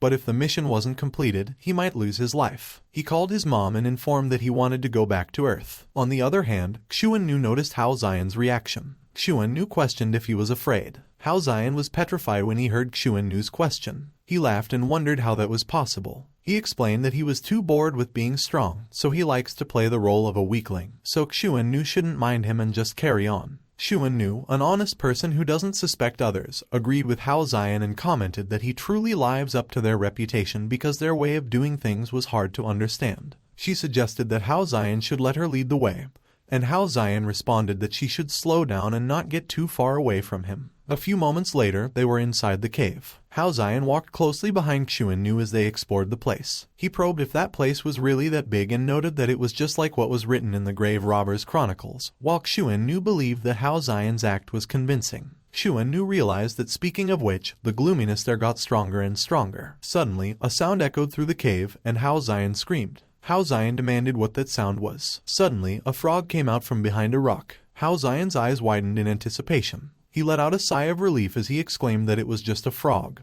and it scared him to death. Hao Xian expressed that it was great because the danger was over. Suddenly, one of the demon's shadows loomed over Hao Xian, and Hao Xian looked behind him when he noticed it. Hao Xian was stunned and couldn't process what he saw. Meanwhile, Xuan Nu surmised that all of them were king-level demonic beasts, and she wondered what happened because creatures from the underworld shouldn't be able to appear in the human realm. Xuan Nu suspected that something must have gone terribly wrong somewhere. On the other hand, Hao Xian repeatedly shouted that he was going to die as he ran away. The demonic beast's limbs extended and chased after Hao Xian. They caught Hao Xian and quickly restrained him, which caused Hao Xian to drop Sun Wukong. The demonic beast was about to devour Hao Xian, and he cried that they should help him because he was going to die. Xuan Nu glanced over at Hao Xian. She remembered what Hao Xian mentioned about not minding him, and she observed that it was okay because Hao Xian was powerful, that he must be playing pretend again. Hao Xian repeatedly tried to get Xuan Nu's attention, and he implored what was with that calm expression on her face when he was about to die there. He protested that he was really going to die.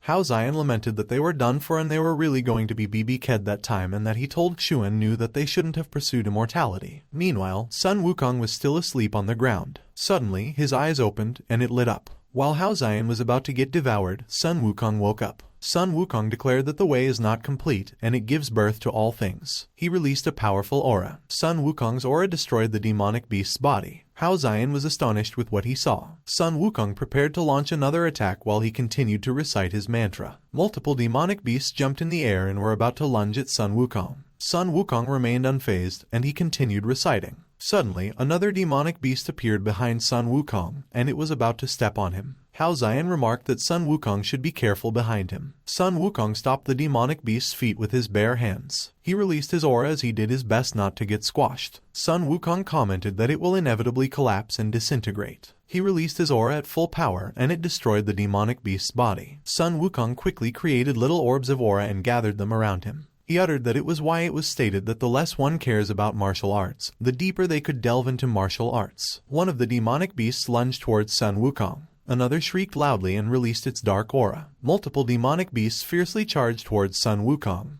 and Sun Wukong just stood there unfazed. Suddenly, Sun Wukong glared at the demonic beasts. He gathered his aura at the palm of his hand. Sun Wukong quickly released his aura in an explosive manner, and it was much more powerful than what he did earlier. The demonic beasts were pushed back by Sun Wukong's attack. They began disintegrating as the light consumed them. Sun Wukong's aura was powerful that he lit up the entire cave, and he looked like the sun. The dark liquids of the disintegrated demonic beasts scattered on the ground. Hao Xian was in awe as he looked at Sun Wukong. Sun Wukong's powerful aura began to fade. He inquired how it was. Hao Xian noted it was completely like Sun Wukong had transformed into a different person. On the other hand, Xuan observed that Sun Wukong was strong, and she was definitely no match for him at the moment. Xuan considered that not long ago, she and Sun Wukong were evenly matched, so it must be because of the guidance of Hao Xian. She presented the worshipful Hao Xian enhanced by her admiration filter, and she imagined that Hao Xian mentioned that Sun Wukong still has a long way to go to reach that level. Xuan was flustered. She wondered what was happening because her face felt so hot. Meanwhile, Sun Wukong landed back on the ground and approached Hao Xian.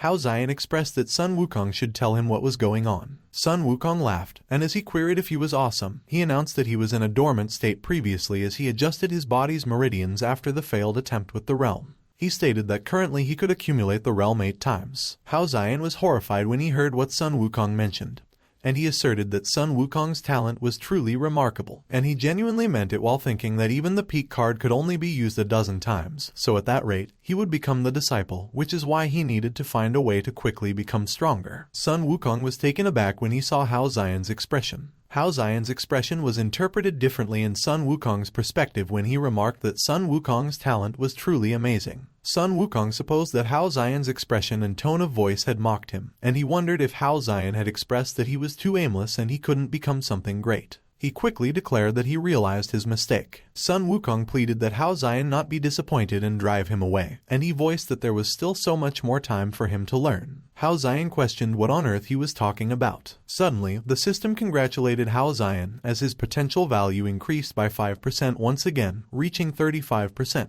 The system notified Hao Xian that he had received a DLC gift pack reward, the King's Mask accessory. Hao Xian wondered what he did that time, and he was unaware that he was just incredibly lucky as always. Hao Xian led the way as the three of them continued to walk deeper into the cave. He inquired what was the use of the King's Mask accessory anyway and remarked that the dog system didn't even give a hint. On the other hand, Xuan queried if Hao Xian isn't fond of playing the role of a noob, why he interrupted, and if he wasn't afraid of being reprimanded. And Sun Wukong laughed and replied that Xuan just doesn't understand because, based on his observations of Hao Xian, he is happiest when he could play the role of rescuing a noob. Suddenly, an ominous spirit charged towards them from behind. Sun Wukong quickly noticed it. Xuan noticed it as well. Sun Wukong demanded who dared to intrude with such audacity. But he was surprised when the spirit just continued forward and went through his body. Sun Wukong and Xuan both looked at where the spirit went. Suddenly, more spirits emerged from the same direction. The spirits all just moved past the group and went in the same direction. Hao Xian watched as one of the spirits moved past him. He questioned what those were, and Xuan explained that they should all be ordinary mortal souls. Xuan noted that under normal circumstances, one cannot see those souls without the assistance of special artifacts, and she has heard that they only become visible when there is extreme resentment.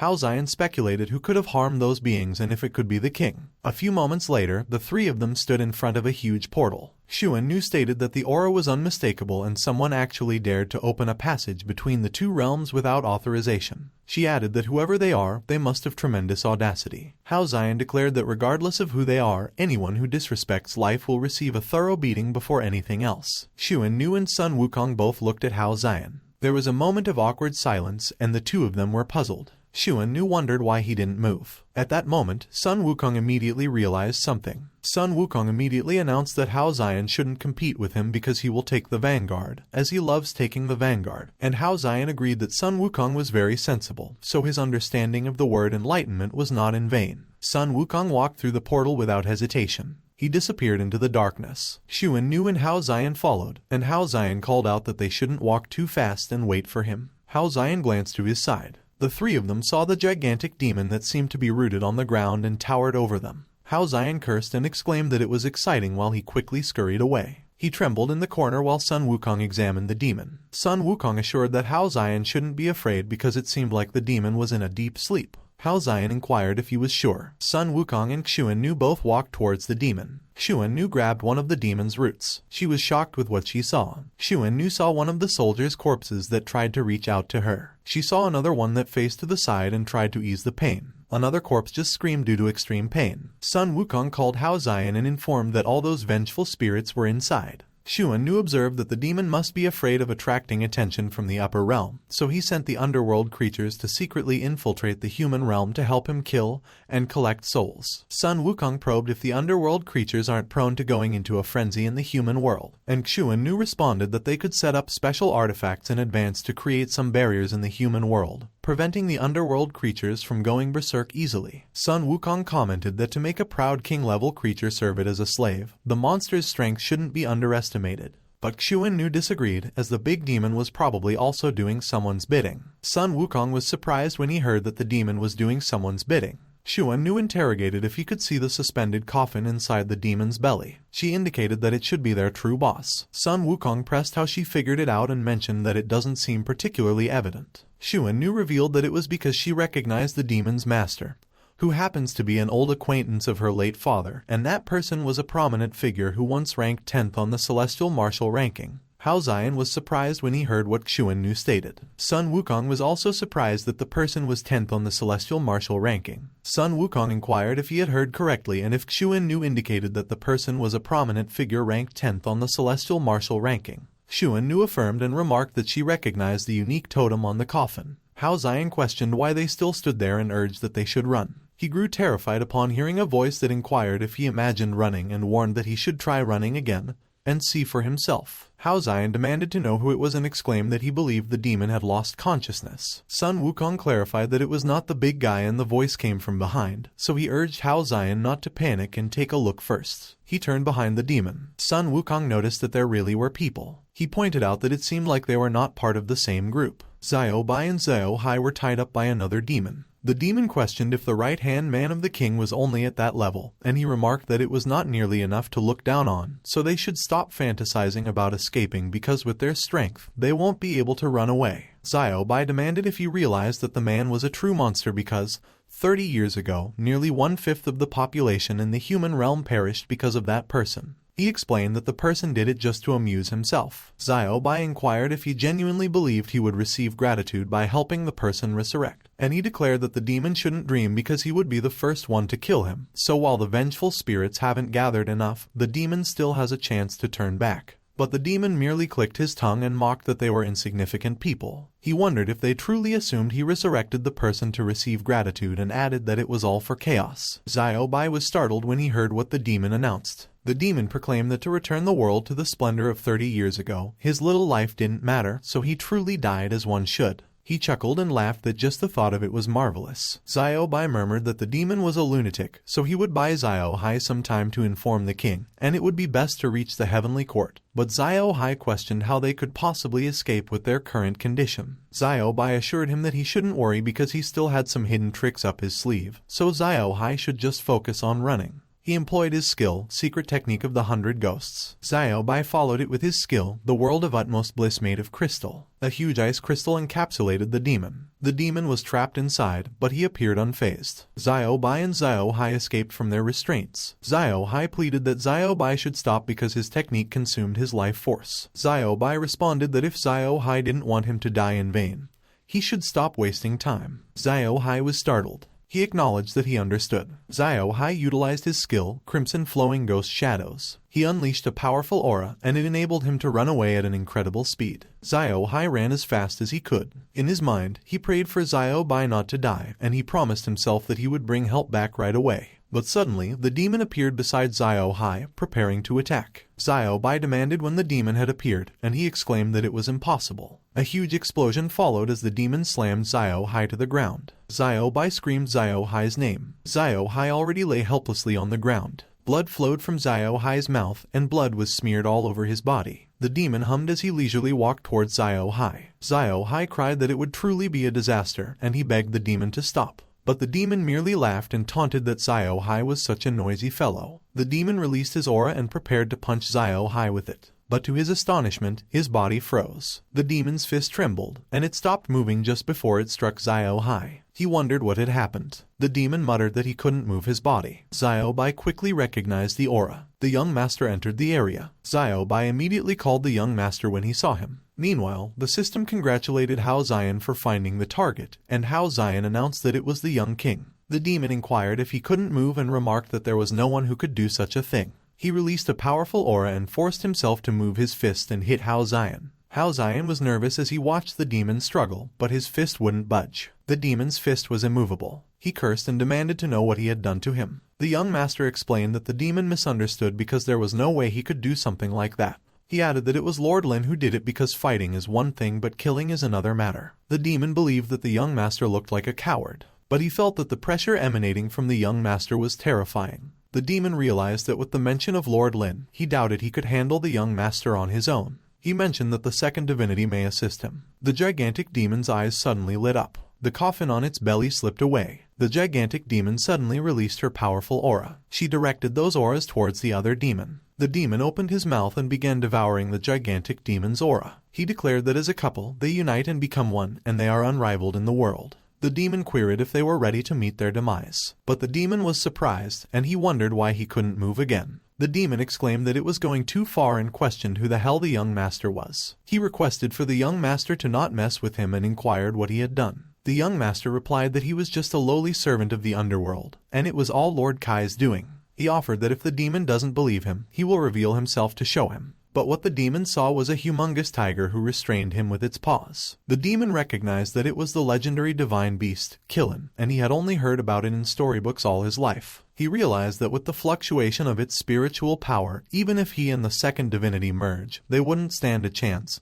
So they needed to find a way to escape first and wait for his senior to resurrect. The demon admitted that he knew he was wrong and requested that the young master spare him. But the young master apologized and responded that he couldn't do that because it was the order his father gave him. The demon pleaded that the young master should give him a chance because his father was not there. But the young master countered that his father is omnipresent, and there is nowhere he isn't. Meanwhile, Hao Xian observed that the power of being ranked 10th on the celestial martial ranking was truly terrifying, and fortunately they had that young king with them, and he was really strong. But Xuan Nu replied no. She explained that the power of the great figure hasn't been summoned at all. Otherwise, except for Hao Xian, everyone would have been left behind, and she could be certain of that. But as for Hao Xian, she was not sure. Hao Xian cursed, and he wondered if it was that horrifying with only rank 10th. On the other hand, Sun Wukong remarked that the young master was strong, that he was itching for a fight. Hao Xian just agreed and suggested that Sun Wukong should test the young master out, but he should be careful. Sun Wukong acknowledged that he understood and charged towards the young master. The young master sensed Sun Wukong's presence. As soon as he perceived that there was danger, dark figures quickly came out of him and went to intercept Sun Wukong.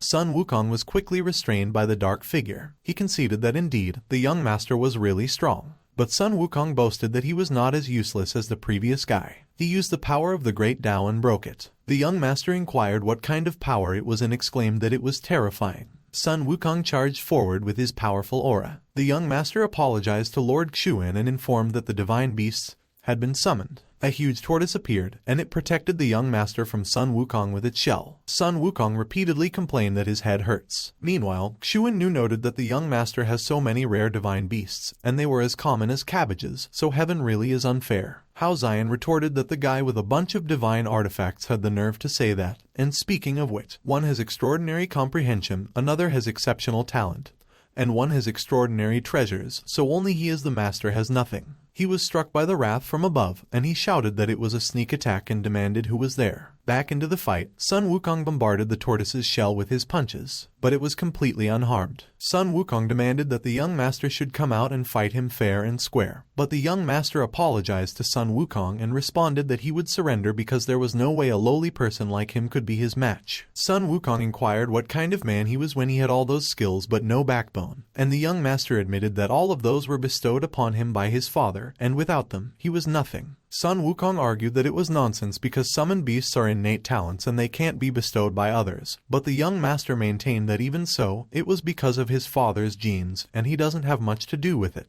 Sun Wukong noted that the young master kept talking about his father, and he queried how old he was. The young master explained that it was the reality, and without his father's permission, He couldn't make a move. Sun Wukong grumbled that he was annoyed with the young master, so he should get out of there. On the other hand, Xuan commented that whoever summons a bunch of divine beasts and calls them worthless was beyond being a genius. Hao Xian wondered why he felt like the young master was constantly influenced by his old man's manipulation, and Xuan inquired what manipulation was. Hao Xian inquired of himself how he could describe manipulation to Xuan, and he remarked that Xuan could think of it as a form of manipulation spell. He mentioned that he needs to double-check. Hao Xian called Sun Wukong and informed him that he should stop and take him up there. Sun Wukong was puzzled by what Hao Xian had conveyed. A few moments later, Sun Wukong brought Hao Xian towards the young master. Hao Xian declared that he was curious, and he queried the young master why he was always so modest when his strength is clearly impressive. The young master explained that it was not modesty because, compared to his father, he was just a worthless piece of trash. Hao Xian questioned the young master if his father really uttered that and if it wasn't too harsh, and the young master replied that it was all for his own good.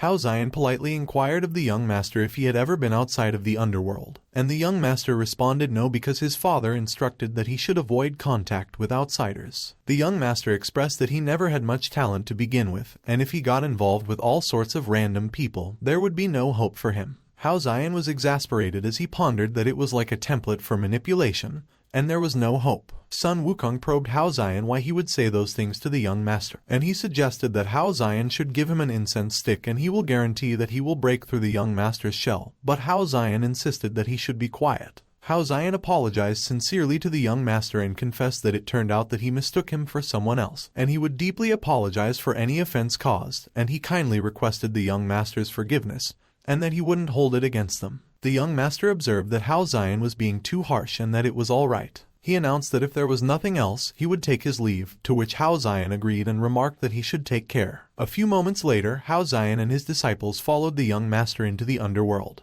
Hao Xian inquired if Xuan if she was sure that concealment artifact wouldn't be discovered. Xuan assured that Hao Xian should be rest assured because that concealment artifact was given to her by her father, and he informed that outside of the top 10 on the martial arts ranking, there was no possibility of it being detected, to which Hao Xian responded and noted that her dad really spoils her. Sun Wukong demanded of Hao Xian why he tracked the young master in the first place and if he wasn't planning to take him as his disciple, and Hao Xian explained that as a master, he naturally has his own plans. Hao Xian considered that the guy was full of self-doubt that even if they used the peak card to give him a beating, his potential might not increase because the key to unlocking his potential should lie with his father. Sun Wukong interrogated Hao Xian if there was something wrong with his health. Hao Xian pressed Sun Wukong why he inquired. Sun Wukong remarked that with Hao Xian's unfathomable strength, he couldn't sense any hint of spiritual energy emanating from him earlier, but currently he could actually sense some emanation, probably at the level of Kai cultivation 7 or 8 layers. Xuan agreed that she sensed it too, and she assumed that it was just her imagination. Hao Xian was surprised when he heard about his level being Kai cultivation 7 or 8 layers, and he realized that it was definitely not just his imagination. He perceived that his body was actually getting stronger with the use of the peak card.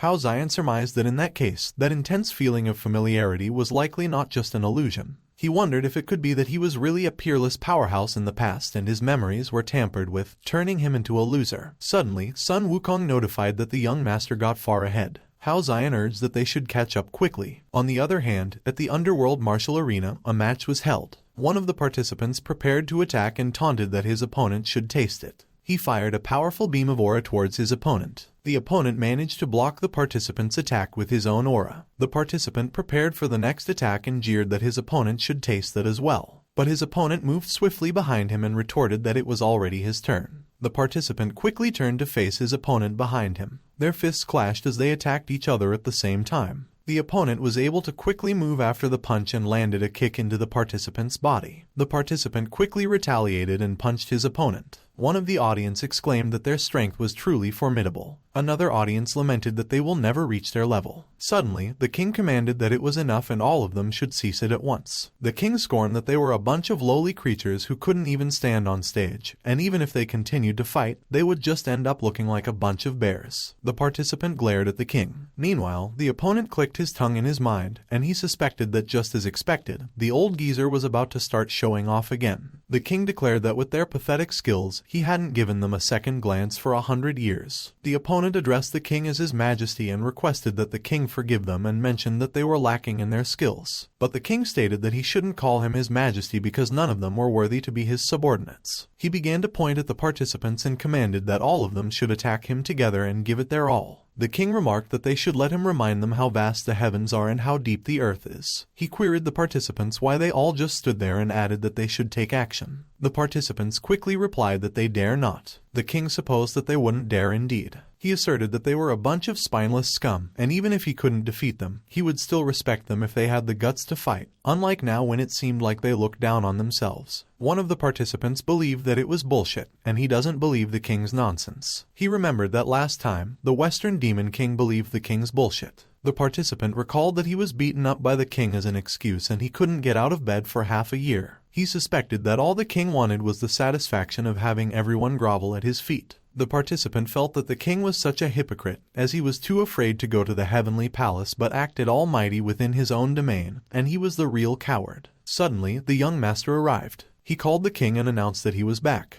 The king inquired if everything was taken care of. The young master reported that it was done and that the demon king indeed caused trouble and has been sent to the dungeon. The king questioned the young master for sending the demon king into the dungeon and demanded if he wasn't supposed to have their heads presented to him. And the young master explained that the king didn't mention that as he instructed to throw them into the dungeon. The young master inquired of the king if he didn't specifically give him a dungeon pass then. The king was enraged with what the young master uttered. He interrogated the young master if he said that he remembered it wrong. The young master replied no and that it was not what he meant. The king insisted the young master should let him ask if he, the king, could be mistaken. He threw a punch and hit the young master's face. The young master crashed onto the arena and it created a huge explosion. He lay in the arena with a swollen face. Everyone saw what the king just did and what happened to the young master. They were all intimidated. The king walked towards the young master. He stood over the young master, who still lay on the ground. The king went and grabbed the young master. He glared at the other demons in the arena. The king proclaimed that in the future, anyone who dares to defy him will meet the same fate as the young master. He challenged them if they all heard that. Everyone quickly responded that it was the king and they would obey their majesty. One of the participants considered that the old geezer used that opportunity to warn everyone that even if he was wrong, he must be right because a tiger doesn't eat its own cubs. Yet he used his own son as a scapegoat, which makes him a damn beast. And with so many people there, he wondered if the son had no dignity. The king ordered that he would ask the young master again and pressed if the demon king was supposed to be thrown into the dungeon or have his head presented. The young master reiterated that the king really commanded to throw the demon king into the dungeon. The king was in a fiery rage when he heard the young master's answer. One of the demons commented that the young master shouldn't show off his strength because the king was going to kill him. The king demanded of the young master what he just said and if he could speak louder. The other demons muttered that they couldn't hear it clearly. Suddenly, a powerful pillar of golden light came down from the sky. The king was puzzled when he saw that light. Hao Xian called the king and addressed him as an old man. He expressed that he was concerned about giving the king some face in front of so many people initially, but he really has no shame. Son Wukong immediately anticipated that they would fight. Xuan knew also watched in anticipation as to what was going to happen next. Hao Xian walked towards the king with his disciples behind him. The king questioned where those little brats came from and declared that those who enter his underworld seek only their own destruction. Son Wukong took a step forward to face the king. He stated that Hao Xian should let him handle the king. Hao Xian declared that there was no need because at that time, he will personally take care of it, and he considered that the cooldown time for the peak card had been prepared in advance. Son Wukong inquired of Hao Xian if he was going to personally intervene and remarked that he looked forward to it as it was another opportunity to learn. Hao Xian pondered that the cooldown had been shortened to just 1 minute, so next time he should be able to cast it immediately. He mentioned that the card should come out. Hao Xian noted that it was the strongest king in history. He mused that it was such an interesting ability, so that time he will play with the king using something a little different. The king reflected that the transformation itself was not worth mentioning, but he wondered what was with that aura. Hao Xian commented that at that time, they will try something different, as he will sit still and fight the king, but if he takes one step back, he will admit defeat and ask the king his opinion about it. The king announced that Hao Xian was a little brat and he should wait until he could withstand 3 moves from him before boasting. Hao Xian replied very well. He used his skill, summoning Thunder Spirit. The Thunder Spirit swung its fist at the king. The king was unfazed and he just scoffed. With the flick of his arm, he easily deflected the Thunder Spirit. The Thunder Spirit was beat up and fell to the ground. The king questioned Hao Xian if it was the source of his arrogance, but Hao Xian responded that they were not done yet. In an instant, the thunder spirit stood back up. The king noticed the thunder spirit that menacingly looked at him from behind. He quickly turned to face the thunder spirit. The thunder spirit ran and charged towards the king. The king ducked and evaded the thunder spirit's punch. He quickly countered and struck the thunder spirit's chin. The king struck again and elbowed the thunder spirit. He punched the thunder spirit across the face. The king struck again and kicked the thunder spirit on its chin. The king continued to strike and bombarded the thunder spirit with his attacks. He uttered that they should make it even more thrilling in the end. The king grabbed the thunder spirit by the shoulders. He ripped the thunder spirit in half. The king asserted that the thunder spirit was useless and he had told it everything, but it still couldn't defend against him. Xuan frowned and glared at the king. Son Wukong also glared at the king, but he remained quiet. The king observed that if that was all the power Hao Xian had, it was completely inadequate. But Hao Xian just queried the king if that was the case. Because arrogant people detest their own kind the most, the king cursed in his mind, and he believed that Hao Xian was clearly just a wet behind-the-ears brat, yet he always acted so superior. The king vowed that he will teach Hao Xian about respecting elders and rules at the cost of his life that day. Hao Xian apologized to the king and admitted that he still hasn't passed that level of his. The king was taken aback when he heard what Hao Xian conveyed. Suddenly, the thunder spirit began regenerating its body. It used its skill, rapid recovery. The king wondered how that super speed regeneration was possible. He surmised that it was a superpower only possessed by top-tier beings. The king supposed that, moreover, the thunder spirit was clearly just a summoned beast. Meanwhile, the other half of the thunder spirit was also recovering. Because the king ripped the thunder spirit in half earlier, they have multiplied into two. The king contemplated that they were not only reborn but were also capable of splitting, and he had never heard of a summoning superpower, so he wondered who on earth Hao Xian was. Hao Xian called the king's attention and proclaimed that he must say that making that kind of expression was no fun because their game had just begun. The king declared that it was very good because he wouldn't hold back anymore. He released his powerful aura and everything turned red. The king released an aura so powerful that it ripped his clothes to shreds. Son Wukong considered that the texture of the pressure was completely different. The king's hand was wrapped by his aura and his claws grew long and sharp. His entire body was also shrouded by the same aura. The king screamed and a third eye on his forehead opened. He released multiple rays of aura to attack the thunder spirit. Meanwhile, the thunder spirit started gathering his aura into his fist. The thunder spirit released its aura to block the king's attack. It concentrated its aura and released it at full power to continue blocking the king's attack. But suddenly, the king appeared behind the thunder spirit. The king clenched his fist and began preparing for his attack. He bombarded the thunder spirit with his punches. The thunder spirit took the king's barrage of punches and was not able to dodge them. It was unable to react as the king continued his attack. Suddenly, the other thunder spirit appeared behind the king, and it was ready to attack him in the head. The king was not able to dodge, and he was hit by the thunder spirit's attack. But the thunder spirit trembled as his attack was not able to deal any damage to the king. One of the audience queried if the king was really that strong. Another audience remarked that so much power was hidden. The king slapped the thunder spirit, and it was powerful that it got decapitated. The thunder spirit fell on the floor. Son Wukong believed that the king and Hao Xian were on a completely different level. Xuan felt that with her current power and teaming up with the monkey, they were no match. The thunder spirit started to regenerate its head, but it was a bit slower. The king stated that, as expected, the recovery speed has slowed down, and he laughed and added that he knew that there was no such thing as true immortality. He noted that the other one is in the same situation. The king concluded that it was enough to slay the summoned beasts before killing the main body. He mentioned that he would seize the opportunity to take the life of the thunder spirit while it was weakened. The king sat over the thunder spirit and raised both his arms, ready to slam them. Suddenly, Hao Xian expressed that the king should wait a moment. The king inquired if Hao Xian was trying to back down and commented that it was too late. Hao Xian replied no and that the old man misunderstood. He explained that he just wanted to ask if the king was ready. Hao Xian announced that he was about to show off. The king was apprehensive when he heard what Hao Xian uttered. On the other hand, Son Wukong smiled and was excited. Xuan also has the same expression. Hao Xian questioned the king what he thought of the strength of his summoned beast. The king observed that it was nothing special, and with just 50% of his power, it was sufficient to slay it. Hao Xian probed if it was only 50%. He exclaimed very well. A powerful aura swirled in the sky as Hao Xian summoned something. The king asserted that Hao Xian was playing mysterious and trying to buy time or launch a surprise attack, but he wouldn't let him succeed. But the king stopped in his tracks and he was surprised. There are a lot of magic arrays laid in the arena. Hao Xian informed that the king shouldn't be so tense because it was just a row of pits. The king wondered what the kid was really up to. Hao Xian remarked that he told the king not to be so nervous. He stated that it was just an ordinary pit. Hao Xian mentioned that he just added a little seasoning for the king. He raised his index finger and gathered his aura at the tip of it. Suddenly, one of the magic arrays lit up.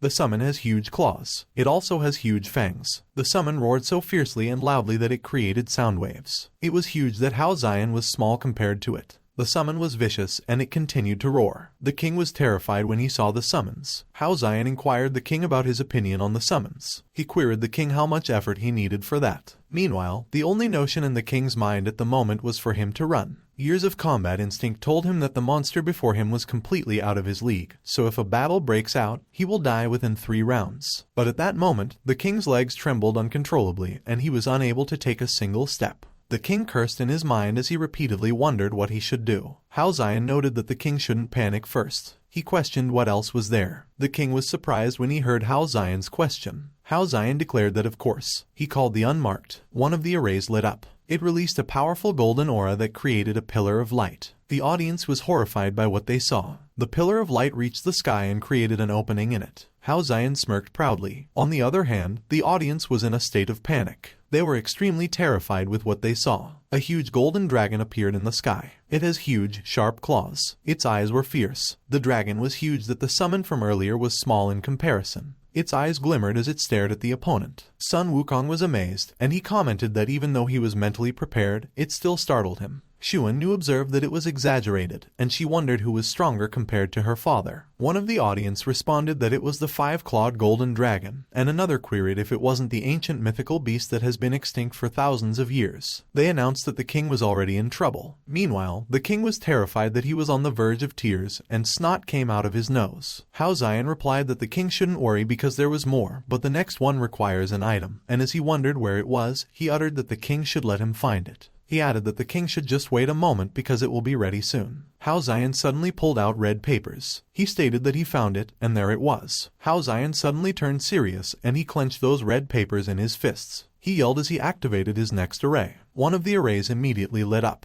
Red lightning came pouring down from the skies. A powerful whirlwind of aura suddenly began to form around those lightning. The whirlwind of aura and the red lightning began to combine. Its power resulted in the destruction of the arena. Huge chunks of rocks were flung in the air like they were nothing. The whirlwind of aura grew larger and continued to wreak havoc. Hao Xian was amazed, and he remarked that he couldn't believe that it was the pinnacle of that insecure kid. The audience was completely stunned by what they saw. The participants also have the same reaction. On the other hand, Sun Wukong inquired what kind of creature it was. The participants were speechless as they gazed at the creature Hao Xian summoned. A huge eye appeared in the sky. Hao Xian prepared to fight. He, along with his summons, were lined up in front of the king. The eye in the sky was glimmered, and it was terrifying. The eyes of the golden dragon glimmered. The bear's eyes were also the same. All of them directed their intense glare at the king. The king was completely stunned. He cursed and uttered that he should run, and he also cursed his legs and exclaimed that they should move. But his body trembled uncontrollably. The king's aura disappeared, and he cowered in front of Hao Xian's summons. He laughed and declared that he was wondering which celestial being came down to earth and encountered a fool like him, so it was better to put an end to those divine powers. Hao Xian queried the king what was wrong and if there was no more fighting.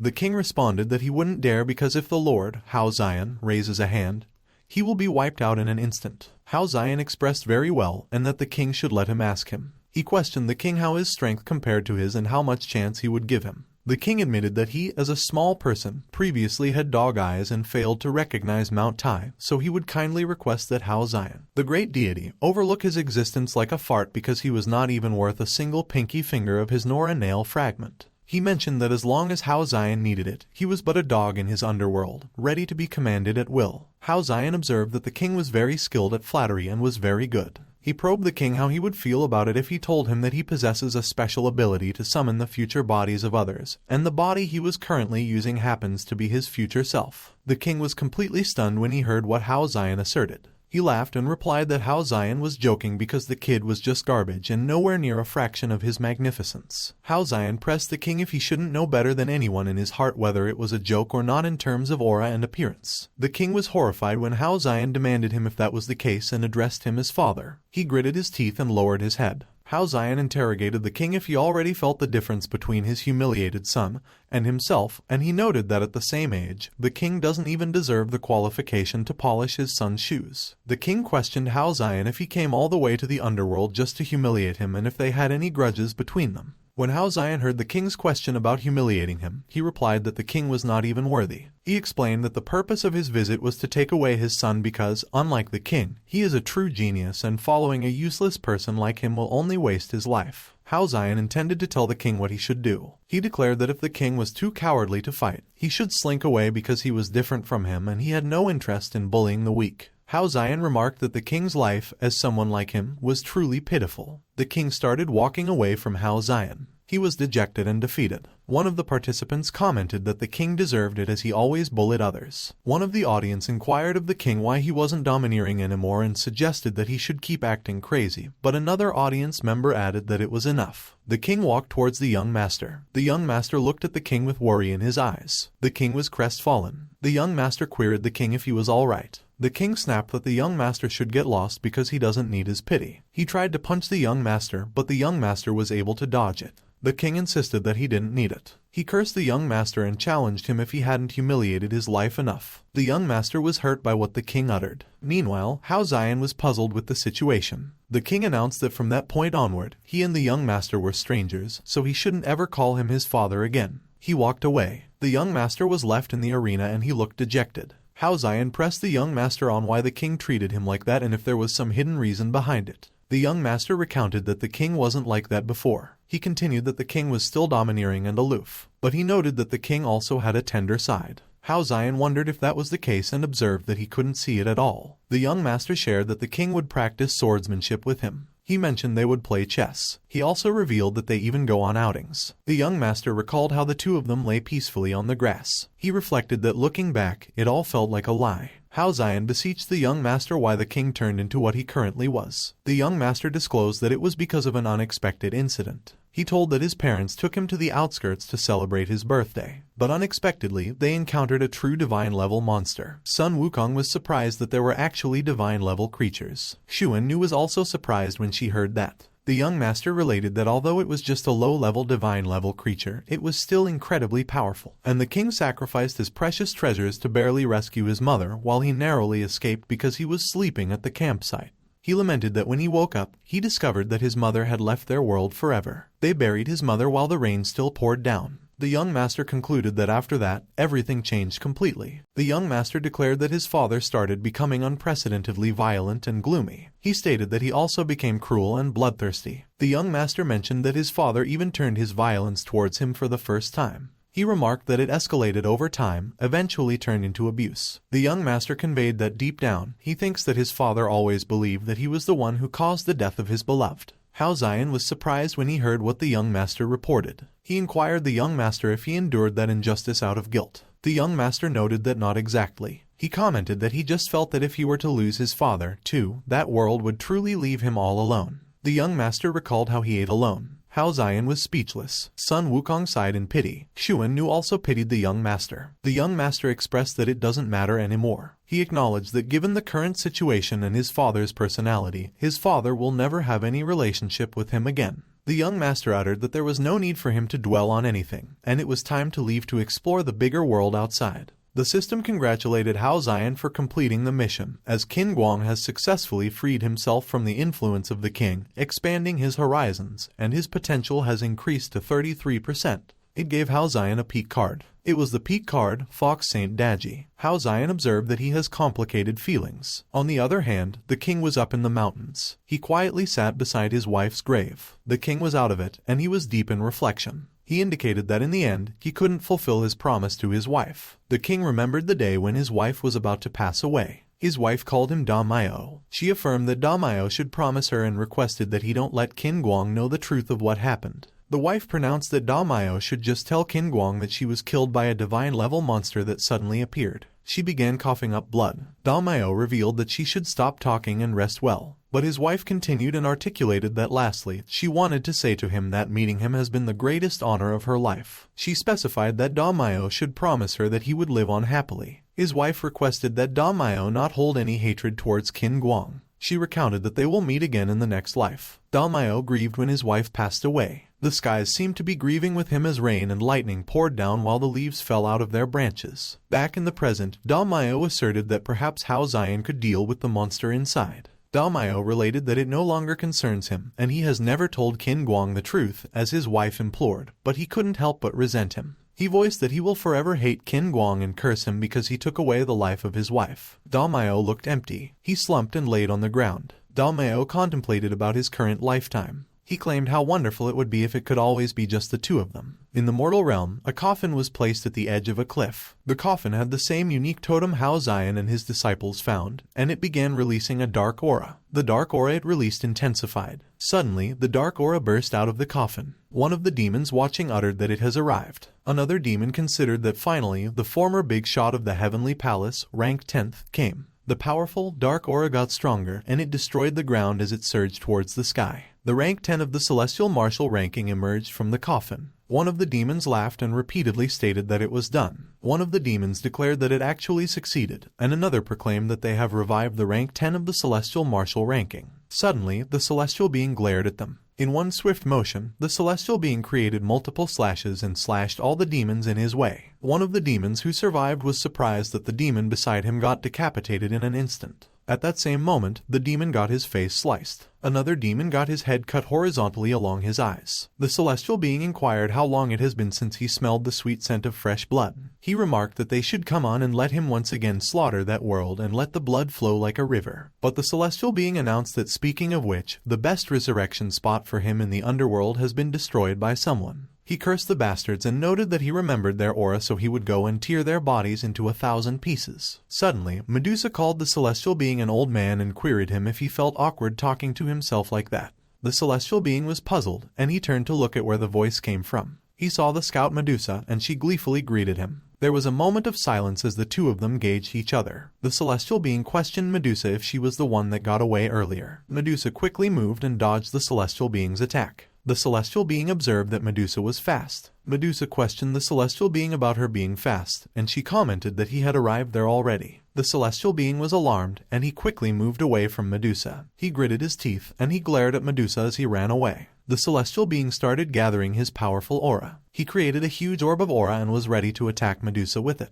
But Medusa was unfazed, and she simply pointed her fingers at the celestial being. The celestial being was astonished when he saw that Medusa's gesture created a huge hole in his body. At that same moment, his orb of aura got unstable and burst out from the side. The celestial being wondered what went on and what Medusa did. He reflected that although his powers haven't fully recovered, Medusa is ridiculously strong, and he hasn't heard of someone like her before. Medusa pronounced that she didn't expect the friends of that realm to be so weak. Her gesture cut the celestial being's arm off. Medusa mentioned that they were weaklings. She added that they don't deserve to live in that world. Huge holes appeared on the celestial being's body, and it also got sliced multiple times. Medusa calmly watched as the celestial being got eliminated. She stated that the person managed to escape again, and that person in that world was not good at fighting but was skilled at running away. Medusa remarked that she still had a big move left unused, and it was a shame. Suddenly, Medusa got a notification. She declared that surprisingly, she could sense the aura of another arrival in that dimension. Medusa uttered that she would see who her colleague was. She was amused when she saw Hao Xian, who was with his disciples. Medusa pronounced that it turned out to be a senior, and it was great, so she will come to join him right away. She quickly jumped off the ground and flew towards Hao Xian's location. On the other hand, Hao Xian observed that they were right there. He stood in front of the huge rocky mountain. Son Wukong watched in anticipation while he stopped Xuan Nu. Qin Guang also watched in anticipation. Suddenly, Hao Xian channeled his powerful aura through his fingers. He took a step forward and threw the aura from his fingertips. A huge explosion occurred as the aura hit the mountain. Hao Xian's attack created a huge hole in the mountain. The hole was deep and huge. Son Wukong was puzzled, and he noted that the power seemed a bit ordinary. On the other hand, Xuan Nu sensed something, and she was speechless. Qin Guang seemed to have noticed something too. A huge, translucent claw emerged from the hole. It was an eerie creature, and it emitted a powerful, sinister aura. Xuan Nu was puzzled and terrified.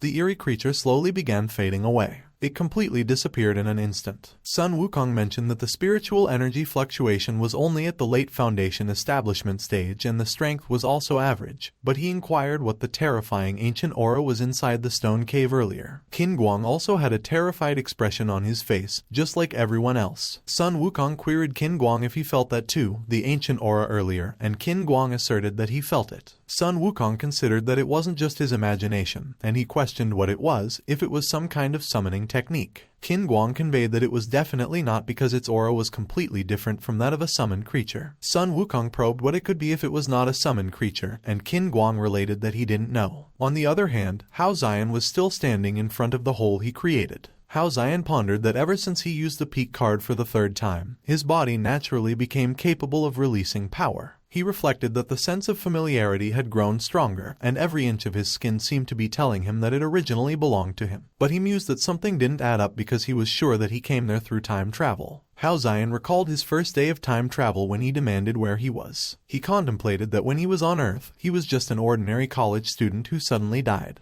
Hao Xian wondered if it could be the host's doing, but he surmised that doesn't make sense either because he clearly didn't inherit the memories of the original host, so there was no way he could inherit the power. He reported that it was completely inexplicable, and he also requested what was that chilling aura that emanates every time his body releases power. Sun Wukong inquired Hao Xian what that ancient aura was earlier. Hao Xian pondered that even they don't know when that originally, he intentionally displayed it in front of his disciple for the second time to obtain information from their mouths, so he stated that he couldn't say it as Sun Wukong needed to comprehend it himself in the future. Sun Wukong considered that he realized that it was a lesson in the curriculum, so he should quickly absorb it. He thanked Hao Xian for his teaching, and Hao Xian was speechless. Hao Xian reflected that since everyone was clueless, there was no need to dwell on it at the moment, so he should wait until they use the card a few more times and the truth will become clearer. He contemplated that therefore the most urgent task was to complete more missions and unlock the peak card. But before that, he had an interesting idea. Hao Xian called Xuan Nu and declared that she should come to him. Xuan Nu was puzzled, and she questioned Hao Xian what the matter was. Hao Xian uttered that Xuan Nu should listen to him, and he began yapping. He queried Xuan Nu about it and if she had it, and Xuan Nu remarked that she does, but she was reluctant. Hao Xian mentioned that it was alright and Xuan Nu should just listen to him, and as she agreed, the two of them continued to whisper and murmur together. Sun Wukong probed what Hao Xian and Xuan Nu talked about, and Qin Guang observed that he didn't know. Suddenly, Hao Xian interrogated Sun Wukong and Qin Guang which one of them they reckoned was stronger. Both Sun Wukong and Qin Guang were baffled by Hao Xian's question. Hao Xian articulated that he and Xuan Nu discussed it. Sun Wukong pressed if there was even a need to say it and pronounced that it was definitely him. On the other hand, Qin Guang acknowledged that he definitely can't be the senior disciple. Hao Xian noted that mere words won't do as the senior disciple must be the strongest in terms of martial prowess, so he needs both of them to have a little test. He affirmed that the two of them didn't finish their fight last time so they should continue it, and he demanded Qin Guang if he didn't say before that he wanted to be his disciple. Qin Guang conveyed yes because Hao Xian was the most formidable master he had ever seen, so he could definitely learn a lot by following him. Hao Xian expressed that Qin Guang should stop the nonsense and give it his all because if he loses, he won't accept him. Sun Wukong quickly hopped away from Qin Guang. He indicated that the fair competition came. Sun Wukong lunged towards Qin Guang to attack him. Qin Guang was taken aback by Sun Wukong's quick action. Sun Wukong kicked Qin Guang on the stomach. Qin Guang summoned the Four Beast Kings, Part 2. But Sun Wukong reported that he won't give Qin Guang any more time to prepare. He immediately bombarded Qin Guang with his punches. Qin Guang flinched as he got hit in the face multiple times. Suddenly, Sun Wukong noticed a powerful aura coming at him from behind.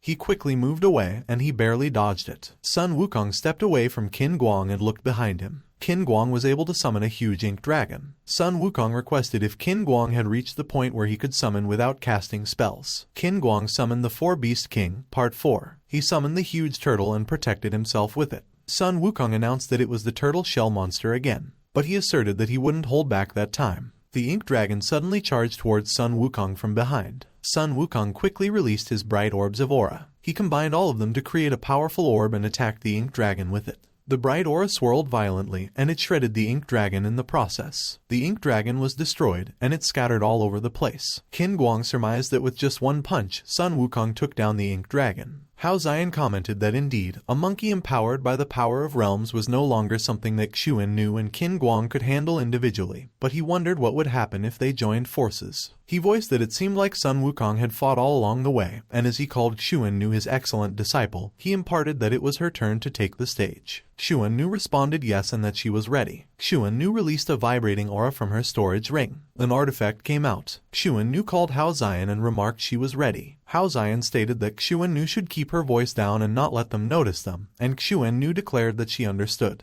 Xuan Nu inquired the artifact if it heard what Hao Xian uttered, and she expressed that it should be careful. She articulated that it should go, and it flew towards Qin Guang. The artifact was the possession of the divine bird. It penetrated the shell of Qin Guang's turtle without problem. Both Qin Guang and Sun Wukong were unaware of what happened. Sun Wukong announced that he admits that the turtle shell used to be troublesome, but currently the situation is different. He pronounced that with 3 realms combined, it was his utmost respect for Qin Guang. Sun Wukong commented that Qin Guang had no chance of winning. He gave that attack his best. On the other hand, Qin Guang also did his best to defend himself from the attack. Sun Wukong laughed and noted that Qin Guang lost because there is absolutely no way he could have withstood that. But Qin Guang's turtle shell remained still intact and undamaged. Sun Wukong queried what was going on and how there was not even a scratch. He considered that it didn't make sense because he clearly attacked before and he knew it well that 3 strikes were more than enough to break through, so the only possibility was that Qin Guang has been hiding his true strength. Sun Wukong cursed in his mind as he pondered that he only had 4 left, so even if he could break through Qin Guang's shield, he still has 2 divine beasts left unused. He cursed in his mind again as he contemplated that he underestimated Qin Guang. Sun Wukong was speechless, and his expression turned dark when he realized his situation. Xuan Nu and Hao Xian watched while Sun Wukong became troubled. Hao Xian reflected that at that point, with the wisdom of a monkey, the situation should have been determined and there should be no more foolish attempts to show strength. Sun Wukong clenched his fist and conveyed that he was unwilling. But he proclaimed that he admits that he has lost. Sun Wukong trembled in disappointment and rage. Xuan Nu questioned if Sun Wukong was alright. Hao Xian added that Xuan Nu shouldn't worry because Sun Wukong will only become more determined in the face of setbacks. As Sun Wukong mentioned that it got more and more interesting, Hao Xian voiced that Xuan Nu should see it, and Xuan Nu asserted that Hao Xian has a keen eye for people. Sun Wukong affirmed that Qin Guang should listen up and that, in the meantime, they should temporarily place the position of the eldest senior brother in his hands. He indicated that he will one day personally reclaim it. Sun Wukong averred that in order to wipe away that day's shame, in the future, he will defeat Qin Guang in his strongest field. He summoned a fiery golden dragon. But the dragon was still so small. Xuan Nu exclaimed that there was no way. Meanwhile, Hao Xian was petrified. Hao Xian cursed, and he probed if the little brat learned summoning beasts too. He inquired if it wasn't supposed to be a bloodline talent and if he had Sharingan like Kakashi. He observed that perhaps Sun Wukong naturally had the talent for summoning. But it wasn't awakened, and Sun Wukong could take the role of the protagonist in that manga as he wouldn't compete with him for it. Suddenly, the system congratulated Hao Xian for experiencing setbacks because, with each setback, his potential increased by 5%. The system also notified Hao Xian that Qin Guang's potential increased by 5% by encouragement. On the other hand, Qin Guang wondered if he was really that strong all along. Hao Xian laughed in his mind as he concluded that it was just as he expected. Not long ago, Hao Xian called Xuan Nu, his good disciple, to come to him for a moment, and Xuan Nu interrogated him what it was. Hao Xian quizzed Xuan Nu if his incredibly powerful father had any items that could assist others, and as Xuan Nu responded yes, that her father does, she pressed Hao Xian why he requested. Hao Xian informed that Sun Wukong was inherently restless, but ever since he learned about the power of realms, he hasn't been diligently practicing. And as for Qin Guang, his self-doubt is partly to please his father, but there is also a genuine sense of inferiority, so he related that if they could let Qin Guang defeat Sun Wukong, it might benefit both of them. He acknowledged that they should tailor their teachings based on their individual aptitudes. Xuan Nu acknowledged that it was good and it seemed like the right approach, so they will follow Hao Xian's guidance. Back in the present, Hao Xian consulted Xuan Nu about her opinion, if he wasn't right, and Xuan Nu agreed. The two of them gave each other a high five. Hao Xian concluded that since the outcome was decided, they should put away their divine powers as they need to hurry to the next destination. Suddenly, Medusa addressed Hao Xian as her senior, and she inquired him if he played house with those trash to pass the time. Medusa charged towards Qin Guang. She claimed that if that was the case, Hao Xian should count her in as she will join the fun. Sun Wukong became alarmed when he saw what Medusa did. Qin Guang had the same reaction as Sun Wukong. Xuan Nu also did the same. On the other hand, Hao Xian's expression looked horrified. Qin Guang's turtle shell exploded. Its form slowly dissipated in the air. Hao Xian inquired Xuan knew if she just deactivated her support spell, and Xuan knew stated no. He declared that it seemed like they were in big trouble that time. With just one glance, Hao Xian's sixth sense told him that the person before him was unlike any opponent he had faced before. Hao Xian even feels that even if he uses his peak card, victory is highly uncertain, and there is a high probability of a disastrous outcome. But at that critical moment, Hao Xian's body trembled uncontrollably, trembling with excitement. Hao Xian wondered if it was because of the peak card, if it could be that his personality was changing, and he cursed as he wondered if it was still him, Hao Xian. Meanwhile, Medusa looked at Hao Xian with a brooding look on her face. She queried Hao Xian what was happening to him, and as she uttered that she could understand if he was annoyed by her interruption during their playtime, she questioned him what was with the hostility and the presence of another familiar aura within his body. Hao Xian was puzzled by what Medusa articulated,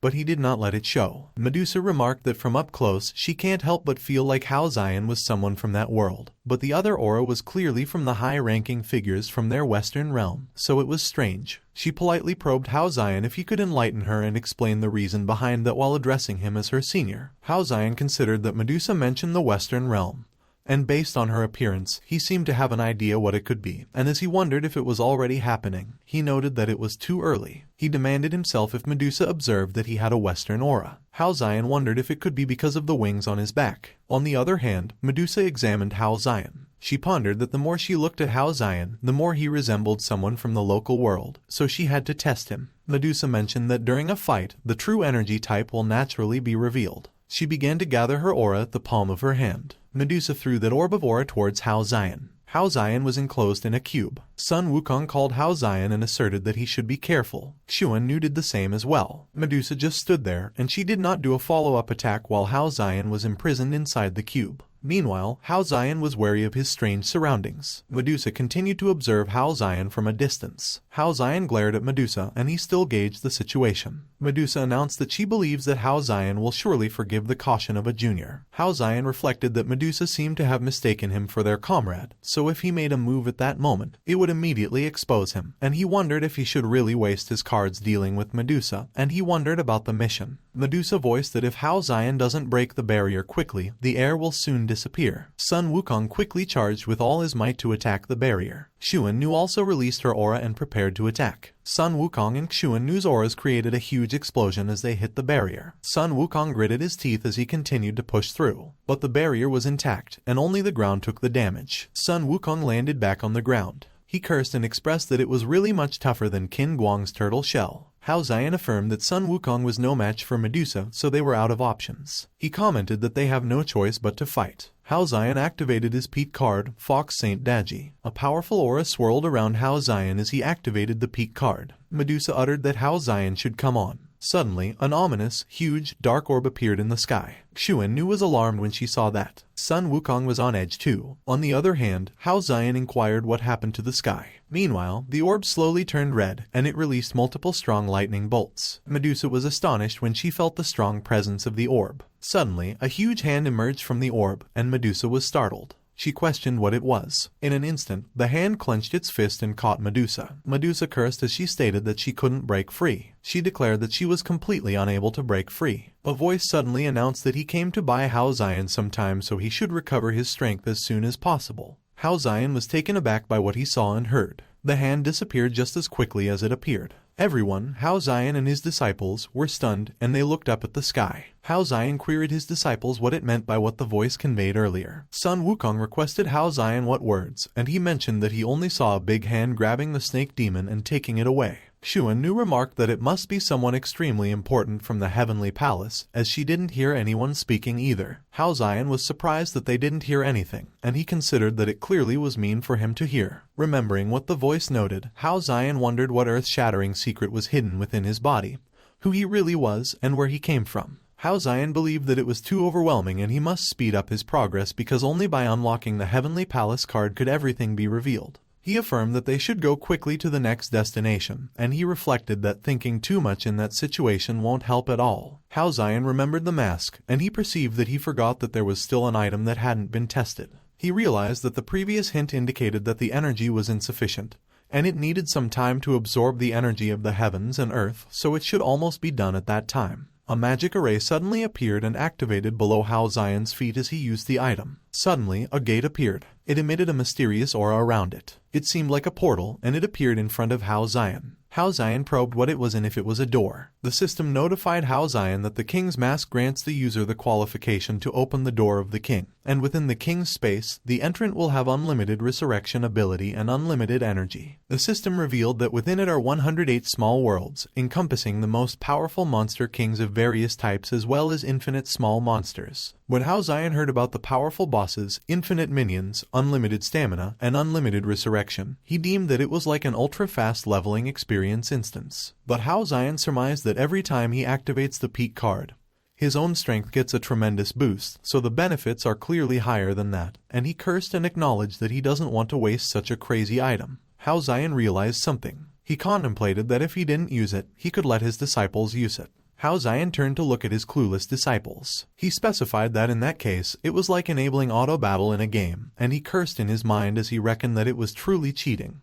But he corrected himself and asserted that it was even more hardcore. He pronounced that it was like hiring a professional game studio to level up for him. Hao Xian considered that although the system likes to trick him, it has never really harmed him, so his disciples won't be in danger. He pondered that the system has previously hinted that continuing to raise the disciples' potential to 60% will yield new rewards. Hao Xian inquired his disciples if they all believed in their master. Xuan stated that of course they do. Son Wukong also declared the same thing, and Qin Guang remarked that he believes too. Hao Xian announced very good and that a tremendous opportunity was in front of them at the moment. He mentioned that there are various types of powerful demon kings for them to challenge and overcome inside. Hao Xian conveyed that moreover, they will have unlimited stamina and unlimited resurrection ability inside. So in other words, the life and death battles that warriors have sought their whole lives will become commonplace in there. Son Wukong was in awe as he listened to Hao Xian. On the other hand, Qin Guang questioned about the unlimited resurrection, while Xuan queried about the strongest demon kings. Hao Xian expressed that as for whether they dare to enter would depend on their own courage and judgment. Son Wukong articulated that fortune favors the bold, and there was nothing that the monkey was afraid of. Xuan noted that since she has chosen to be Hao Xian's disciple, she unconditionally trusts him, so she will enter. Qin Guang commented that as a powerful being like Hao Xian, there was no need for him to use such means to harm them, so he would enter too. Hao Xian pronounced very well, and that they should let him see where their respective limits lie. He uttered that when they come out of there, he looks forward to seeing a transformative experience. Hao Xian observed that they should take their master's auspicious words. He watched as his students started walking towards the entrance to the king's space. Xuan started walking through the entrance first. Qin Guang was the second one to walk through, and Son Wukong came last. Hao Xian wondered himself how much stronger they had become when they came out, and as he indicated that he really looked forward to it, he wished them good luck and affirmed that the fate of that world depended on them. He asserted that he also needed to hurry and set off to complete his mission,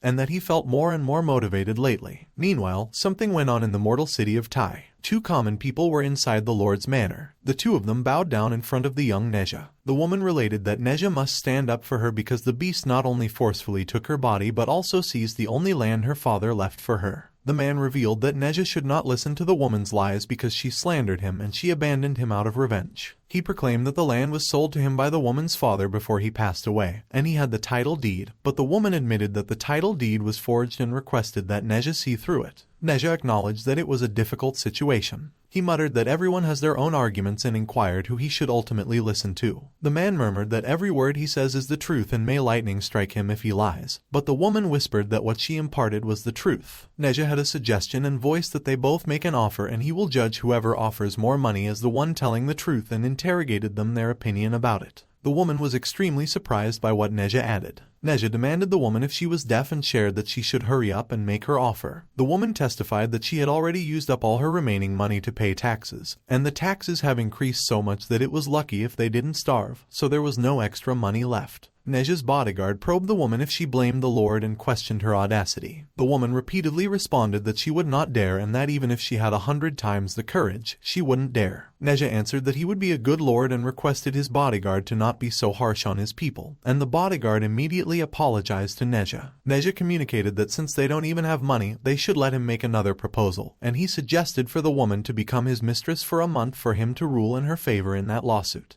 The woman was flustered and surprised when she heard Neza's offer. The woman was so flustered, and she was lost for words. Neza laughed, and as he inquired the woman if she really considered that he, the great lord, would be interested in a village woman like her, he declared that she cracked him up. The woman was hurt by Neza's words, and tears welled up at the corners of her eyes. On the other hand, a red-haired kid remarked that his name will resound throughout the world one day, and they should mark his words and just wait and see. The inn fell silent. The big guy behind the kid requested for him to stop and stated that it got awkward. But the kid queried the big guy what was there to be awkward about and how one could ever achieve their dreams if they were too afraid to even speak about them. And he noted that from that point onward, he will publicly announce it in the store every day because if one has something to say, they should just say it. And that was his way. Suddenly, Hao Xian interjected and apologized for interrupting. He mentioned that on his way there, he saw a cultivation sect in the outskirts of the city, and as he questioned the kid why he didn't join them, he uttered that it seems more useful than giving speeches there every day. The kid was a bit irritated by what Hao Xian expressed. He announced that Hao Xian was a guest that was unfamiliar, and he interrogated him if he was not from around there. Hao Xian commented that he was just a passing traveler. The kid voiced that if Hao Xian doesn't know the situation, he shouldn't give random advice to others because it is easy for him to talk without experiencing the pain, as he, a destitute wanderer, wouldn't understand how difficult it is to pursue cultivation. He articulated that even an ordinary outer disciple clearly states a price of 300 taels while the inn his father left him is worth only 300 taels, and as Hao Xian tried to reason with him, he cut him off. He responded that he doesn't want a life without expenses and probed him if he mused that he will live like a beggar if he enters a sect. The kid explained that furthermore, even if he had enough money, without connections, without a background, without someone to guide him, there was no way he could make progress in the sect because damn cultivation sects are bound to be as dark as that rotten city. But no matter what, he will find a way to become stronger one day, and he will reach the pinnacle of the cultivation world. Hao Xian was speechless, and he frowned at the kid. The kid was ticked off by Hao Xian's expression. He pressed Hao Xian what was with that expression on his face if he looked down on him, and if he did not believe that he could become someone important. The kid cursed and ventured Hao Xian, who he reckoned he was, a wanderer, to look down on him, what he was even worth. And as Hao Xian proclaimed that he didn't say anything and posed the kid if he became too sensitive, the kid asserted that Hao Xian should stop talking nonsense because his expression says it all. He observed that the big guy should go on and teach Hao Xian a lesson. But the big guy conveyed that it doesn't feel right. The kid pronounced that the big guy should stop talking and just beat Hao Xian up if he has to, as he will take responsibility. The big guy agreed and reported that offending his young master was Hao Xian's misfortune. Hao Xian just looked at the big guy, and he was so bored and uninterested. Suddenly, the second dragon gang outside broke the door of the inn. The elder brother of the gang was amused. He wondered them if he was right that it seemed like their protection fee hadn't been paid for 2 months. The big guy was terrified when he saw the second dragon gang come in. The elder brother inquired what that was and if they planned to refuse and confront them. The kid immediately recognized the elder brother of the second dragon gang. He remarked that it was not that they won't pay, but the damn lord's taxes are just too high, but they will make sure to make the full amount next month. The elder brother glared at the kid menacingly. He swung his fist, and the kid immediately got terrified. The elder brother punched the kid across the face. The punch was so strong that the kid crashed face first on the floor. The big guy stated that the elder brother should stop. But the elder brother catechized the kid if all his family members died and questioned how a little brat like him dared to speak to him. The kid interrogated the elder brother why he was acting so arrogantly when he was just relying on his gang's support, and he responded that once he becomes an immortal in the future, he will make them all search the ground for their teeth. But when the elder brother heard the kid talking about the future, he explained that he was afraid that the kid wouldn't have a chance because they would send him to meet the king of hell that day. Suddenly, the system notified Hao Xian that it had detected special talent in the red-haired boy, and enhancing his potential would grant additional rewards. Hao Xian affirmed that even a mortal could pique the system's interest. Hao Xian cursed and remarked that he really didn't want to be a saint who repays kindness with resentment. But he stated that the last rewards were just too good, so he agreed. Hao Xian called the elder brother's attention. He apologized and declared that he had to inconvenience the elder brother while slamming his face on the floor. Hao Xian slammed him so powerfully that the entire floor inside the inn got destroyed. The big guy was astonished. Hao Xian's power even reached the walls, and they began to crack. The elder brother was left unconscious on the floor. The inn was completely in shambles. Hao Xian was alarmed, and he uttered that he used too much force again. He pronounced that it was bad. Hao Xian quickly apologized to the kid and affirmed that he lacked experience and he didn't control the strength properly, so he will compensate according to the price. The kid immediately conveyed no and that there was really no need because it was an honor for his house to be destroyed by an immortal. He muttered that he wouldn't dare demand compensation and that he was unaware of the immortal's identity earlier. The kid acknowledged that he has committed a great offense and he deserves to die, and he repeatedly cursed. Hao Xian queried himself if cultivators are really respected in the mortal world like that and if it was still the arrogant and domineering kid from earlier. He articulated that it was enough and that the kid should get up because he still has a question for him. A few moments later, the kid sat meekly while waiting for Hao Xian's question. Hao Xian inquired the kid to tell him what the damned lord he mentioned about. He considered that the system prompts that the target is inside the lord's mansion, which is very likely the lord they mentioned. Hao Xian questioned the kid if the lord was a bad person based on his tone earlier, and the kid commented that he reported to the immortal and that the lord is at the moment but he wasn't before. The kid observed that in the past 2 years, under Neza's governance, their Taiyan city was well organized and socially stable. He noted that the people were prosperous and happy. Hao Xian inquired what happened. The kid mentioned that starting from that year, for some unknown reason, Neza suddenly became indifferent and foolish. He voiced that although Neza hasn't committed major evils, he no longer cares about the sufferings of the common people. The kid expressed that Neza even disregards the lives of the people and has imposed heavy taxes solely for his own enjoyment. He related that as a result, the lives of the townspeople have been getting worse recently, and complaints were widespread, and people even suspect that Neza is being controlled by some evil force. Hao Xian probed about the evil force. The kid interrogated how such a significant change could occur otherwise, and as he claimed that it was inexplicable, Hao Xian announced that it was true. The kid politely addressed Hao Xian if he inquired about Neza with the intention of eliminating the harm to the people. Even if it was purely for the sake of completing the mission, Hao Xian laughed and proclaimed, "Of course." He averred that it was an undeniable responsibility to eliminate harm for the people, and the kid asserted that Hao Xian was truly worthy of being an immortal and was indeed righteous. However, the kid advised Hao Xian not to do so, and Hao Xian posed the kid why and if he doesn't despise Neza. The kid responded that Neza is not as simple as Hao Xian, and Hao Xian pressed why. The kid reported that Neza is also a cultivator. He recounted that Neza unintentionally offended someone from a powerful sect outside the city in the past, and the cultivator was nearly beaten to death. He revealed that, however, unexpectedly, the person Neza offended turned out to be the young master of that sect, and it led to over 100 cultivators coming to seek revenge. The kid prompted Hao Xian to guess what happened and indicated that Neza single-handedly defeated the entire sect. Hao Xian was speechless, and he reflected that there was no doubt it must be Neza. But the kid stressed that it doesn't end there because the sect somehow managed to invite a true celestial being from the heavenly palace to help them.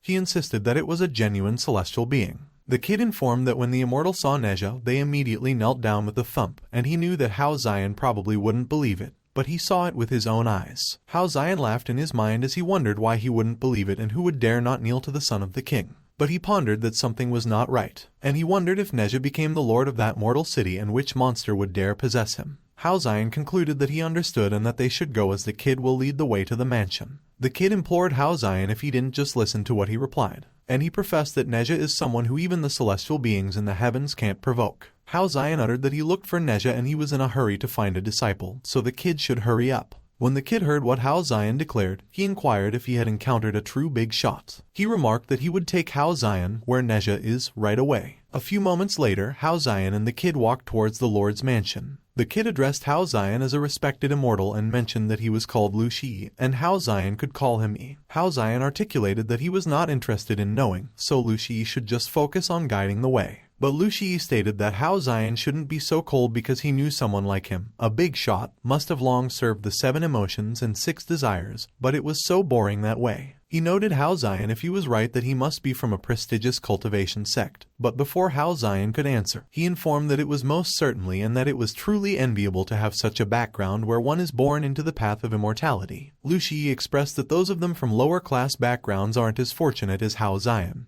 But Hao Xian conveyed that he was not interested. But Lu Shi continued and pronounced that his parents were just ordinary small business owners and it was simply impossible for him to cultivate as a celestial being. So Hao Xian questioned Lu Shi if he didn't hear him, and he related that he was not interested. Lu Shi still continued and asserted that to top it off, he was born in an unfavorable place and ended up with such a worthless lord, and Hao Xian pondered that he already commented that he was not interested. Lu Shi whispered that others always say that they control their own destiny, but for people like them at the bottom, there aren't many choices in reality because the barriers of social class have long been guarded by the privileged elite. Hao Xian repeatedly averred to himself that he should hold on because Lu Shi was just a child, and there is a vast difference in their perspectives, connections, and reflections patterns. Lu Shi continued and voiced that other people's starting lines are even the unreachable finish line for them forever, and with one's fate and luck, placing fate as the top priority is not without reason. Hao Xian yelled and reiterated that he acknowledged he was not interested, and he probed Lu Shi if he was deaf or something. Lu Shi indicated all right and that he will already shut up.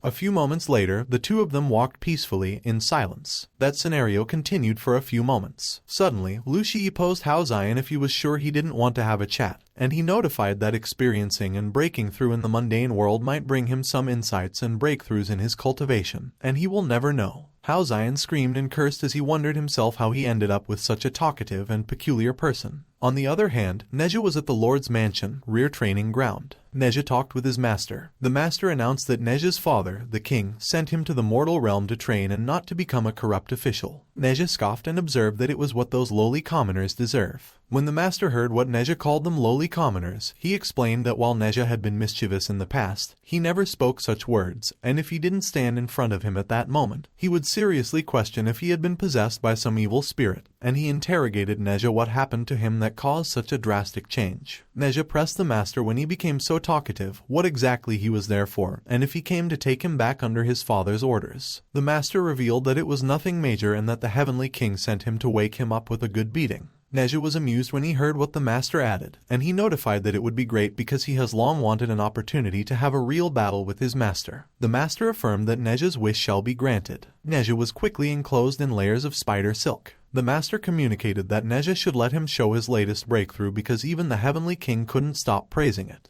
It was the seal technique. He roared ferociously loud. Multiple chains suddenly appeared, and they all enclosed the layers of silk that enclosed Neza. The master towered over the enclosure and applied his aura. His aura quickly got imbued on the chains, and it strengthened them. The master imparted that with lightning attribute chains, the entire space will be paralyzed, and adding that to the super speed regenerating threads, Neza won't be able to escape. But he opined that just to be safe, he has also borrowed an extraordinary treasure that ordinary people can't even imagine. The master connected his index fingers with each other. He admitted that it was the heavenly king's 7 treasures, the pagoda. The pagoda released an extremely powerful aura. The master swung his arms and prepared to throw the pagoda. As he threw the pagoda in the air, it grew huge. He stated that the pagoda should go and suppress Neza. The master declared that the outcome was already decided. He pronounced that Neza should know better than him that there is absolutely no possibility of escape for any living being. But suddenly, the master inquired what happened. He remarked that the vitality within the pagoda rapidly faded away. The master mentioned that it was truly Neza's aura, and it has completely vanished. He quickly lunged towards the pagoda, worrying about Neza. The master queried what the hell happened. A blue aura began wafting out of the pagoda. Those auras fluttered majestically in the air. Suddenly, it began rapidly converging. As those auras converged, Neza's body slowly appeared.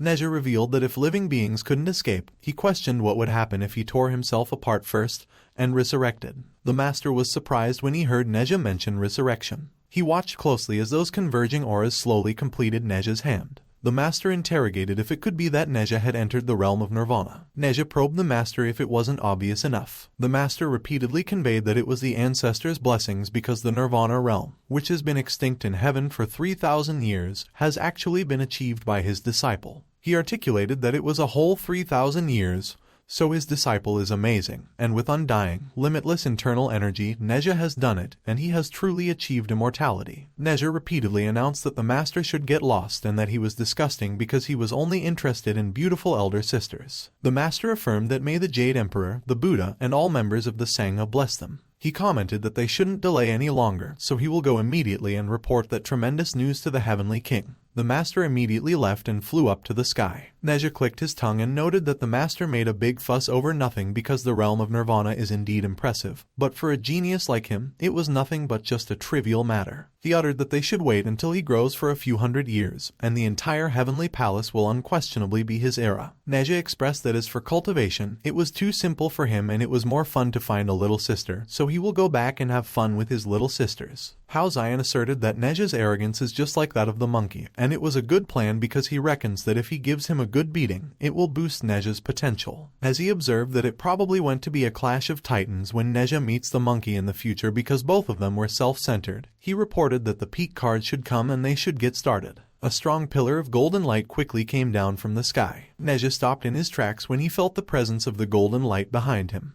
He looked back and was puzzled with what he saw. Hao Xian appeared as the fox Saint Daji. He sparkled, and he was pretty. Lu Shi was so shocked when he saw what just happened. Hao Xian wondered to Lu Shi to tell him if it wasn't strange for a grown man like him to transform into that appearance. Lu Shi voiced no, not at all. Hao Xian cursed in his mind as he pondered that luckily his college buddies from the previous life didn't see him. Otherwise, they would have teased him mercilessly. Suddenly, Neza demanded where the little thief came from and questioned Hao Xian for daring to sneak into his grandpa's house without any regard. Hao Xian turned around to face Neza. Neza was baffled when he saw Hao Xian's face. He was amazed and stated that Hao Xian was such a beautiful sister. Hao Xian considered that it was enough, and he declared that he should quickly put an end to that embarrassing situation. He began releasing his energy while standing in a typical manly posture. Hao Xian released a tremendous amount of energy in front of Neza, but Hao Xian was surprised. He inquired what went on and why he didn't feel any strength at all. The system notified Hao Xian that the fox Saint Daji doesn't possess any power in her regular state, and she needs to absorb a large amount of external spiritual energy and fill her danshan in order to enter a combat state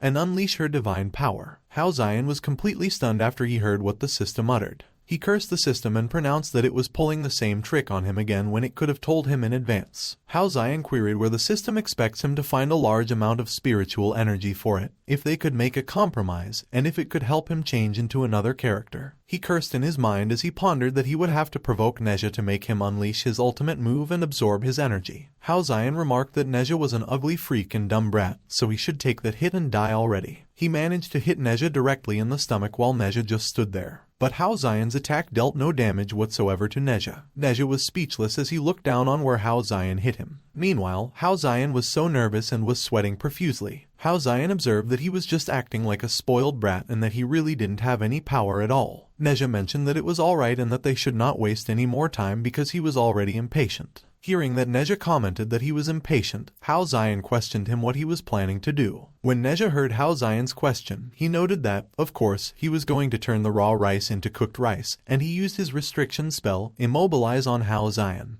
Hao Xian wondered what he was supposed to do at the moment and that it was the biggest crisis in history. A few moments later, Neza arrived at his residence. One of the guards noticed that Neza was approaching. He and the other guard immediately welcomed Neza. The two of them watched as Neza walked away without saying anything. One of the guards requested Neza what went on. He reported that Neza always conquered women with his charm, and it was the first time he had seen it, so he probed Neza why he resorted to force at that time. But Neza didn't answer him and just slammed the door, so the guard explained that it was strange. Inside, Neza threw Hao Xian on the floor. Hao Xian responded that Neza shouldn't come any closer because he told him that he was actually a man. But Neza just replied that Hao Xian should shut up, be quiet, and that he shouldn't speak. Hao Xian was surprised when he saw Neza's reaction. He observed Neza, and he noticed that Neza stood in a fighting stance. Neza was in a fighting stance and was nervous. He gritted his teeth as he braced himself. Neza nervously waited for an attack. The rank 10 of the Celestial Martial ranking suddenly came out of the ground behind Neza and conveyed that he was impressive. He expressed that Neza actually saw through his tracking, and as he demanded when it was and if it was in the martial arts arena, he added that it has only been a few years, but Neza has truly grown a lot. Neza quickly looked behind him. He was astonished when he saw the rank 10 of the Celestial Martial ranking.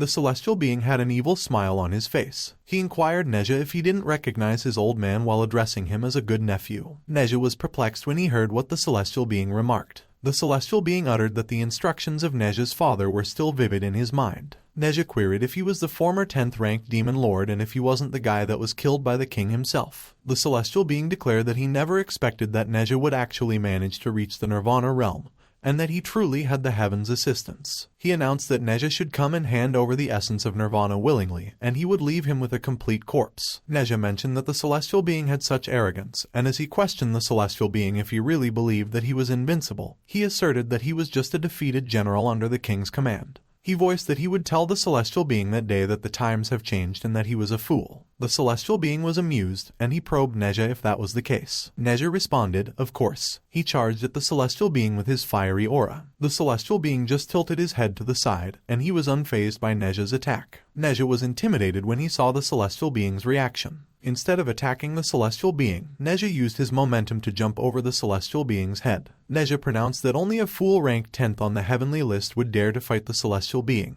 The celestial being glanced over his shoulder as Neza continued to run. Neza conveyed that the celestial should wait for him, the young master, because he will surely avenge that day's grudge in the future. Suddenly, the celestial being summoned a huge fist. It hit the fleeing Neza directly on the stomach. The punch was powerful that it sent Neza flying, and he crashed on the floor. Neza wondered what the hell was going on. The celestial being interrogated Neza if he really assumed that he would recklessly come to catch him unprepared and who he supposed he was. He exclaimed that Neza should hurry up and hand over the essence. The celestial being explained that although the Nirvana realm cannot kill Neza, he could trap and torment him. He noted that with the combination of the essence and his own blood-spirit resurrection body, it won't take 10 years, and not only will he restore his peak strength, but he could also seek revenge on Neza's father. Neza scoffed, and he pressed the celestial being if it believed that a mere barrier could trap him. He started bombarding the barrier with his attacks. The celestial being remarked that he would advise Neza not to waste his efforts because it was no ordinary barrier. He announced that it was the most prized treasure of his lifetime, the ultimate masterpiece, and the energy contained within it was immense that it could even create a separate small world. The celestial being insisted that even if the Buddha himself came, he would never be able to break the barrier, and he inquired Neza if he understood that it was absolutely impossible to break. But suddenly, the barrier began melting. The celestial being was puzzled when he noticed what happened. He noticed Hao Xian, who stood on the side. Hao Xian used the Fox Saint Daji's skill to absorb the energy within the barrier. In an instant, the barrier disappeared, and they were back in the room. The celestial being was stunned when he saw what happened. He demanded what the heck was going on there. Hao Xian finished absorbing the barrier, and nothing was left. The celestial being inquired what the hell was going on and who Hao Xian was because he didn't even notice him. He cursed and remarked that even though he doesn't know what strange technique Hao Xian used, it doesn't matter, and he queried Hao Xian if he liked to absorb. The celestial being pronounced fine. He declared that Hao Xian should let him absorb enough from him, and he used his manifestation beyond the body, Blood Dragon. The fierce Blood Dragon appeared right beside the celestial being. The aura of the Blood Dragon was powerful, and it spread around Hao Xian. Hao Xian stated that it has such a powerful pressure. The celestial being commented that Hao Xian should come on and keep giving him more to absorb. He voiced that he would see if he could make Hao Xian burst. The Blood Dragon began gathering its powerful aura in its mouth. It fired the aura it gathered and directed it towards Hao Xian. Hao Xian raised his hand with his palm forward and got ready to absorb the Blood Dragon's attack. He stared ahead intently, anticipating the Blood Dragon's energy. The Blood Dragon's attack was huge, and it neared Hao Xian. Hao Xian began absorbing the Blood Dragon's attack. The celestial being observed that the feeling was not right. At that moment, Hao Xian was almost done absorbing the Blood Dragon's attack. Hao Xian's absorption was strong that he even started absorbing the Blood Dragon itself. He finished absorbing everything and was unfazed. The celestial being stood there, and he was in a daze and was speechless. He cursed, and as he questioned if even his dragon got absorbed, he noted that it was unfair. On the other hand, Neza was taken aback by what he saw. Meanwhile, Hao Xian pondered that it was an energy-gathering prelude.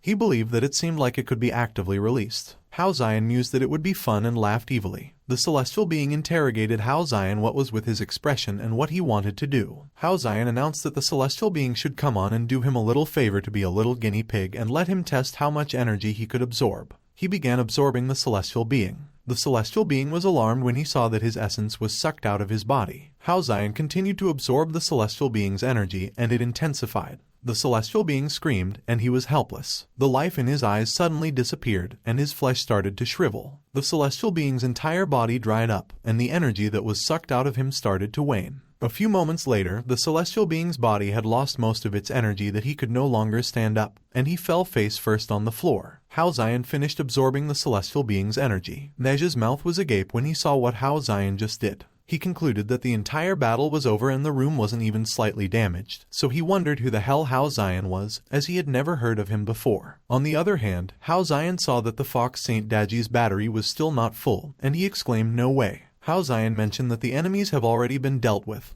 but she hasn't absorbed enough energy, so the absorption rate was too outrageous, and he pressed himself if Fox Saint Daji was that strong too. He wondered what he would do because the system didn't even hint at Neza's potential increase, and it must be because the impact wasn't strong enough. And as he affirmed that the celestial being has become a human, he probed where else he could find energy. Hao Xian uttered that he should wait a minute and that there was still a little bit there. Neza was alarmed when he saw how Hao Xian looked at him. He quickly demanded Hao Xian what he reckoned he did and articulated that he only acted that way towards Hao Xian earlier to confuse the enemy, and it was really a misunderstanding. Hao Xian expressed that Neza shouldn't be so nervous because he just borrowed a tiny bit of his energy, that was all. Hao Xian stated that Neza should come on. He began absorbing Neza's energy. Neza gritted his teeth, and he did his best to endure Hao Xian's energy absorption. He cursed and mentioned that he was not as weak as the heavily injured guy and that Hao Xian shouldn't forget that he is currently in the state of infinite energy, the Nirvana realm. Neza declared that Hao Xian should take his attack. He inquired Hao Xian if he understood what infinite energy meant,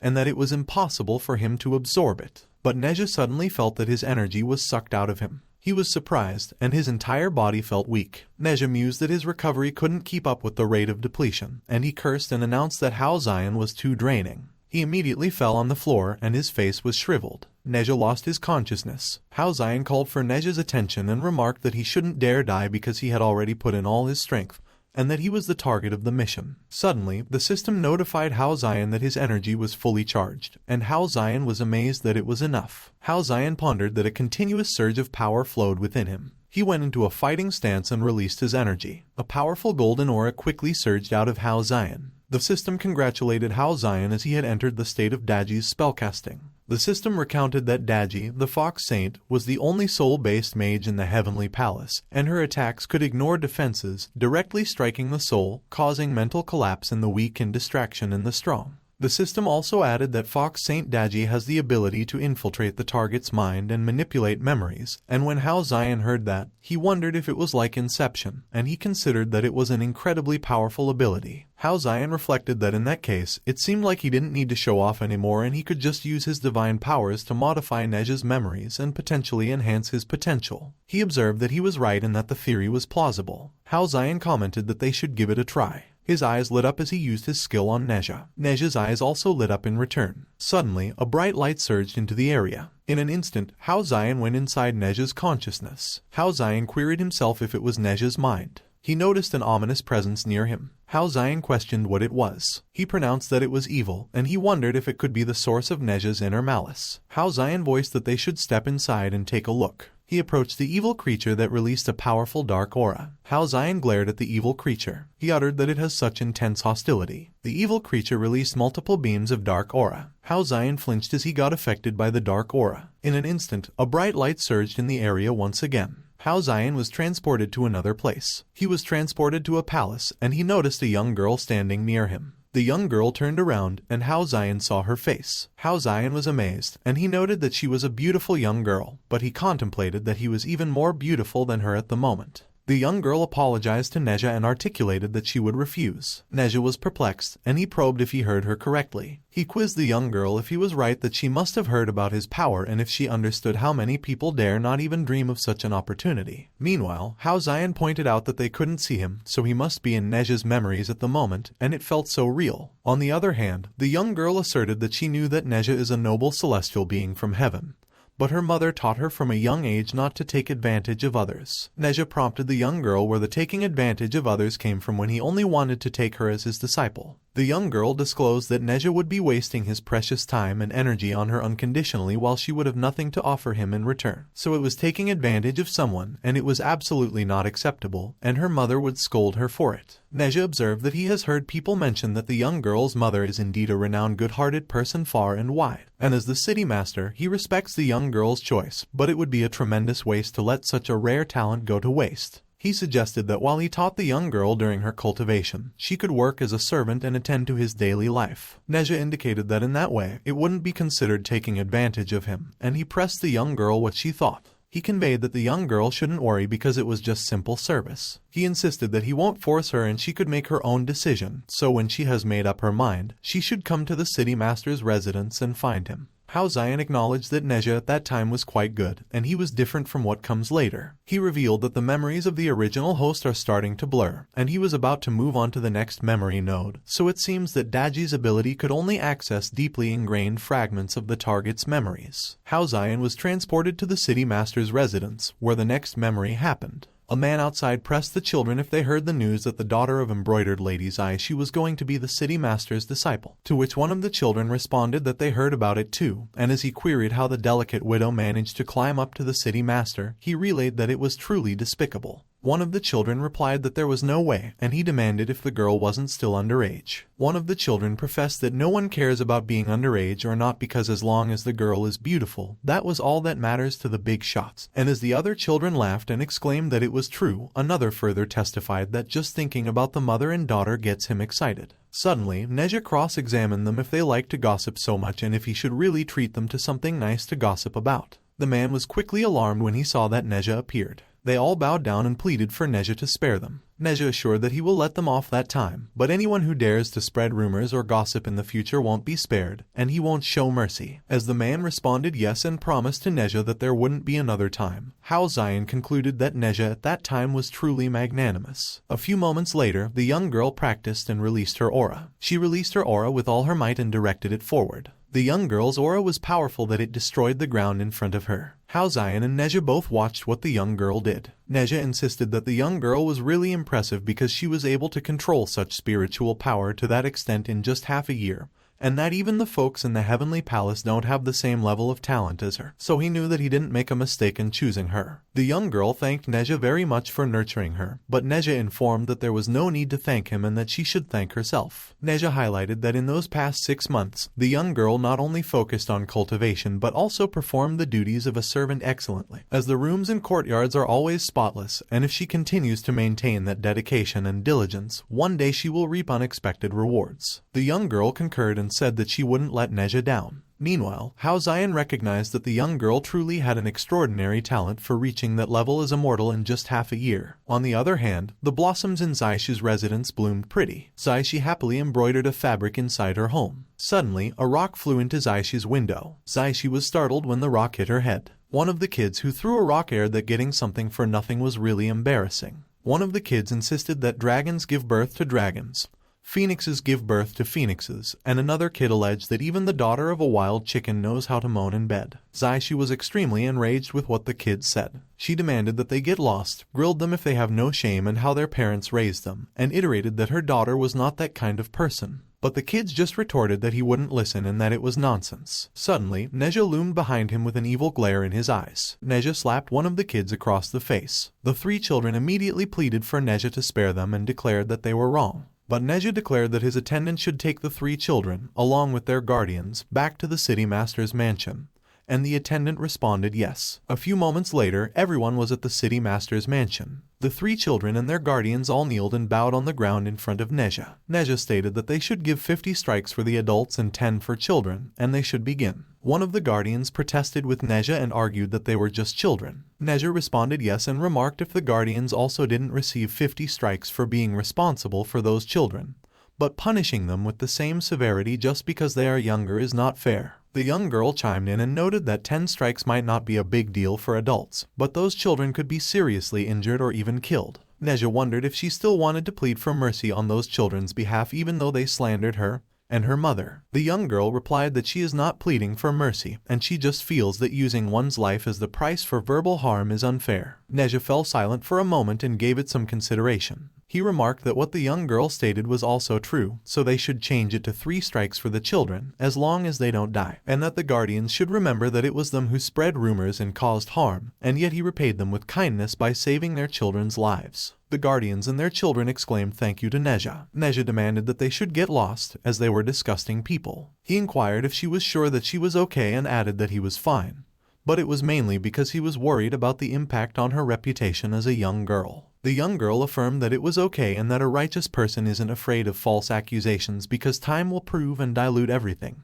Neza laughed and observed that those words really don't sound like they came from the mouth of a 13-year-old child. He suggested that they should go and start that day's training quickly, and the goal was to surpass the other day's limits, to which the young girl replied yes. However, the naive little girl is unaware that among the crowd, there are truly bad people, and most of the time, being righteous doesn't necessarily mean that one isn't afraid of false accusations. One of the guardians lay face down on a bed and trembled in pain. One of the men laughed and commented that he believed that the guardian was definitely done for at that time. The other man added that he too assumed the same and that the city master is quite magnanimous. The guardian cursed and complained that their society is really unfair. He remarked that it made it impossible to do anything, let alone speak. He insisted that it is outrageous because they allow the authorities to commit crimes while suppressing the common people. The guardian cursed, and as he challenged Neza for daring to hit his son, He declared that Neza should just wait because once he recovers, he will make sure the whole city is in chaos and Neza won't be able to hold his head high. 3 months later, the rumors between Neza and the young girl did not dissipate with time. Instead, they grew more intense and dirtier, and people only believed what they wanted to believe, and if they believed in the girl's luck, it seemed to prove their own misfortune. As Neza and the young girl walked down the street, Neza noticed the evil smirks on the faces of the men around them. Neza furrowed his brows and glared at them. He remarked that although those guys on the street haven't stated anything, their smirking expressions are really annoying, but there is no place to vent their anger, and it makes them appear narrow-minded instead. Neza queried if she was sure that she didn't mind.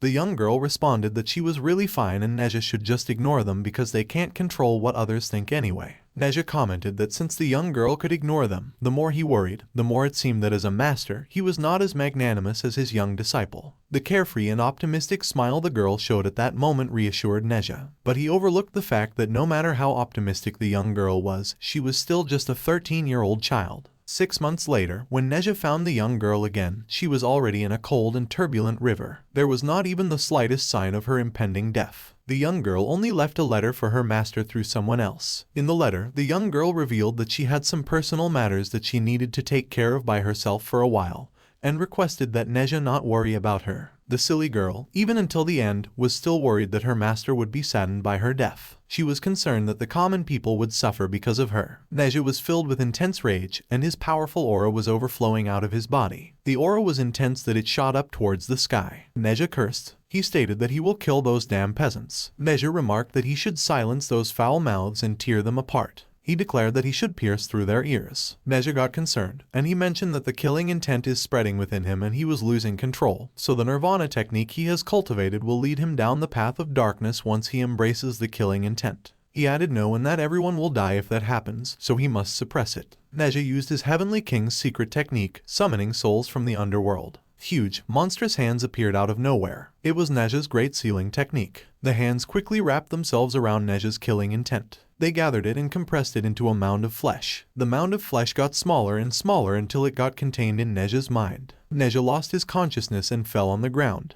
Hao Xian watched as everything unfolded. He realized that Neza used a secret technique to seal away that memory, and later, his ill intentions towards the people in the city were just remnants of that exposed memory. Hao Xian noted that objectively speaking, Neza did quite well because if it were him, he might not have been able to bear it. He was brought back to confront the evil creature in front of him. Hao Xian commented that in other words, all he had to do at that time was shatter that remnant of negative memory with a single punch, and it would help Neza eliminate future troubles and avoid going astray. But he inquired if it was really okay to erase someone else's memories like that. Hao Xian stared at the evil creature once again and pondered about it. He cursed, and as he voiced why he was thinking so much, he asserted that benefits come first and improving oneself is the most important. Hao Xian released his aura onto his hand and swung his fist. But as he released his punch, his aura disappeared, and the evil creature was unharmed. Hao Xian objected no and that he couldn't do it that way because if someone were to erase his memories like that, he would definitely hate them. But he claimed that if he doesn't do things that way, missing out on one peak is a minor issue, and the crucial thing was the loss of opportunities for advancement,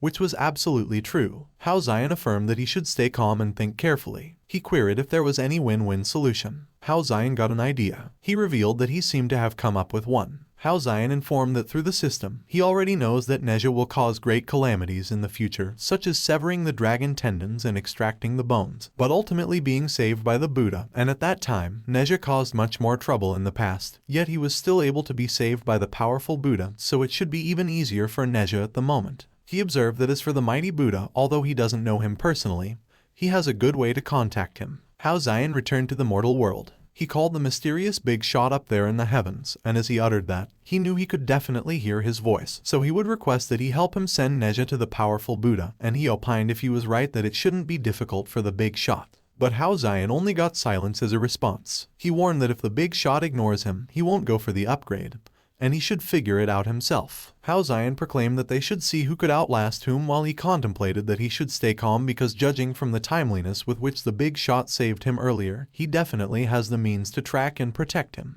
Hao Xian noticed that Lu Shi was climbing up through the window. Lu Shi testified that he risked his life to save Hao Xian. When Hao Xian heard that, he reflected that Lu Shi sure knows how to spin lies without hesitation. Hao Xian considered that Lu Shui's lies just flowed out of his mouth effortlessly. He presumed that since he followed Neza into that room, he noticed that Lu Shui followed along. Hao Xian believed that Lu Shui had been hiding under the window, and at that moment, he clearly had a cold expression on his face. He recalled that it was as if Lu Shui's face was saying that if he dies, he will immediately run away. Hao Xian figured that seeing the situation change, Lu Shui immediately transformed into a concerned and self-sacrificing appearance, willing to help at all costs, so he had to say that the kid is young.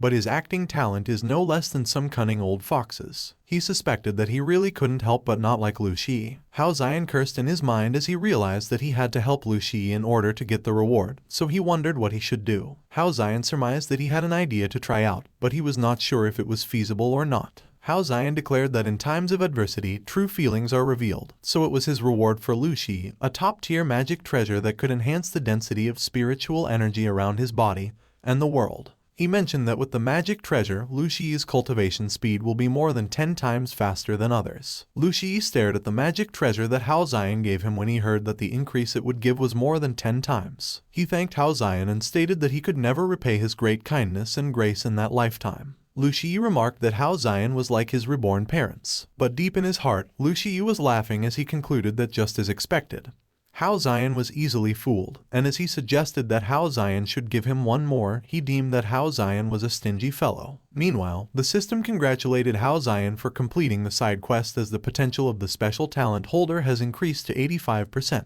Hao Xian obtained the item, Crimson Magic Bell. When Hao Xian saw that it was 85%, he reasoned that the increase in potential for immortal was significant, and that he should experiment with the next step. He informed that Lu Shui should give the magic treasure back to him. The system notified Hao Xian that the potential of the special talent holder was reduced to 5%. Hao Xian looked at the Crimson Magic Bell, which was the reward, and there was no change. He laughed and noted that just as he expected, even if the potential was reduced, they wouldn't confiscate the reward, and that way, all the problems are solved so he doesn't have to worry about any consequences. Hao Xian explained that the stage shooting was over and thanked Lu Shui for the help. He revealed that if fate allows, he and Lu Shui will meet again, and he has other things to attend to, so he won't insist on keeping him. Lu Shui was confused about what was going on and was frozen in place after he heard what Hao Xian conveyed. In that lifetime, Lu Shui will never realize how much opportunity he missed due to his bad impression, and his inn also got destroyed. 2 hours later, Hao Xian repeatedly held the view that he should stay calm because based on the previous behavior of the person in the sky, the method will definitely work. He reflected that he should believe in his own judgment. But he just didn't understand why the big shot was hesitating when helping someone without losing anything. The sky turned dark, and a golden light appeared, which surprised Hao Xian. A powerful golden pillar of light came down to the ground. The light was taking Neza towards the sky. Hao Xian laughed and observed that he knew it. The big shot in the sky proclaimed that Hao Xian only has 3 strikes and he is on his own in the future, and even if it is a matter of life and death, he won't help him anymore. Hao Xian wondered why and if there was some hidden secret. The system congratulated Hao Xian on completing the main quest, which made Hao Xian wonder why it was fast and if it could be that the person in the sky was none other than the Buddha. The system notified Hao Xian that Neza's malicious thoughts were eliminated in advance, avoiding a detour of 300 years, so his potential value increased to 32%, and the reward was the peak card, Queen Mother of the West. Hao Xian voiced if it was serious and indicated that it was another female, so he felt so tired. He sighed and voiced that he can't worry about that anymore because the next mission has a time limit of only 5 days, and he needs to hurry. But Hao Xian remembered something and uttered that he almost forgot it. His face turned serious and sinister. Hao Xian expressed that although Neza has left, it wouldn't be appropriate to let those rumor-mongering fellows go without any punishment. A half-month later, the news claimed that within the city of Tai, ancient immoral cultivation ruins had emerged, with a vast array of treasures unearthed spread like wildfire, and the more it spread, the wider its reach, and the more exaggerated it became. A curious and idle cultivator ventured to investigate on-site,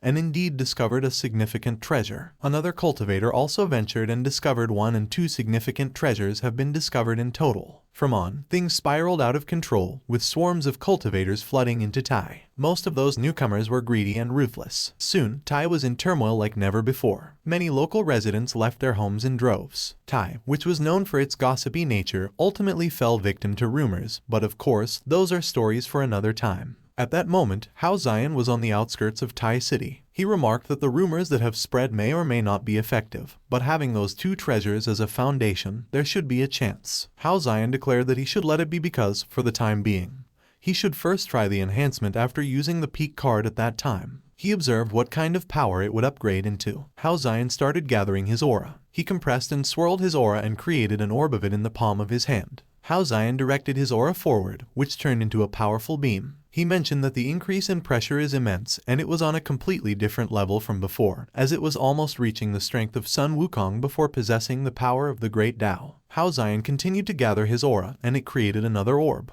The orb emitted a powerful bright light at that time, unlike the one from earlier. The orb threw itself forward. Hao Xian was stunned when he saw that his attack stopped midway. He commented on what was happening, and as he voiced that, the spell stopped on its own. He muttered how it could stop by itself. The orb started growing spikes in multiple directions. The orb transformed into multiple glowing cute creatures. Hao Xian stated if he was dreaming at that moment. The leader of the creatures looked at the rocky mountain ahead of them. He expressed if they have any good plans for the current target. The cute creatures started gathering around and were having a meeting. One of them indicated that he believed they could send their forces first for a deep strike. Everyone would explode from within, maximizing the destruction, to which another creature agreed. The leader noted that he deemed it was feasible too, so it was decided that he would take the lead and the others would all explode further inside, and everyone responded yes. Everyone watched as the leader charged ahead. He crashed on the mountain and created an explosion. A huge hole was left on the mountain by the leader. The others charged ahead just like they planned.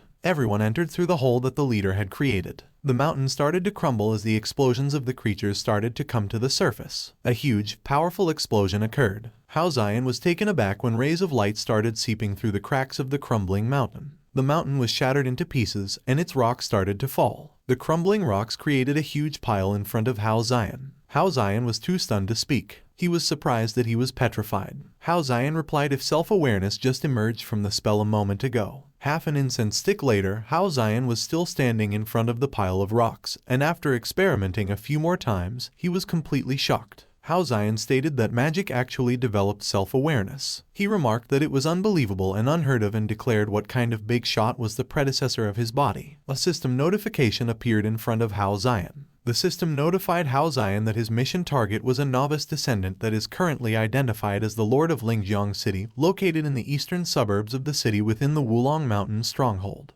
Hao Xian mentioned that it was Hui, another city lord, and he voiced why he ran into the stronghold. A few moments later, Hao Xian went to the Wulong Mountain stronghold at Lingjiang City. Three men were talking to each other while they were guarding the gates of the stronghold. One of the men expressed why their head summoned everyone back. The other man proclaimed if he hadn't heard about it yet, and as the man responded no, he noted what exactly happened. The other man observed that some brothers in their stronghold found the Lord of Lingjiang severely injured in the woods. The two men he was talking with froze in surprise. The other man commented that their boss plans to extort ransom from the Lord's mansion, and once they get the ransom, they will quickly scatter and run, and from on, they won't have to worry about food and clothing. The man uttered that their boss indeed has courage for extorting the Lord's mansion. On the other hand, Hao Xian believed that Hui was captured by bandits while severely injured, so it was no wonder that the location is in that remote village deep in the mountains. Hao Xian considered that from that point onward, his task was to first infiltrate beside Hui, understand his true nature, and take appropriate action, but to truly understand the target,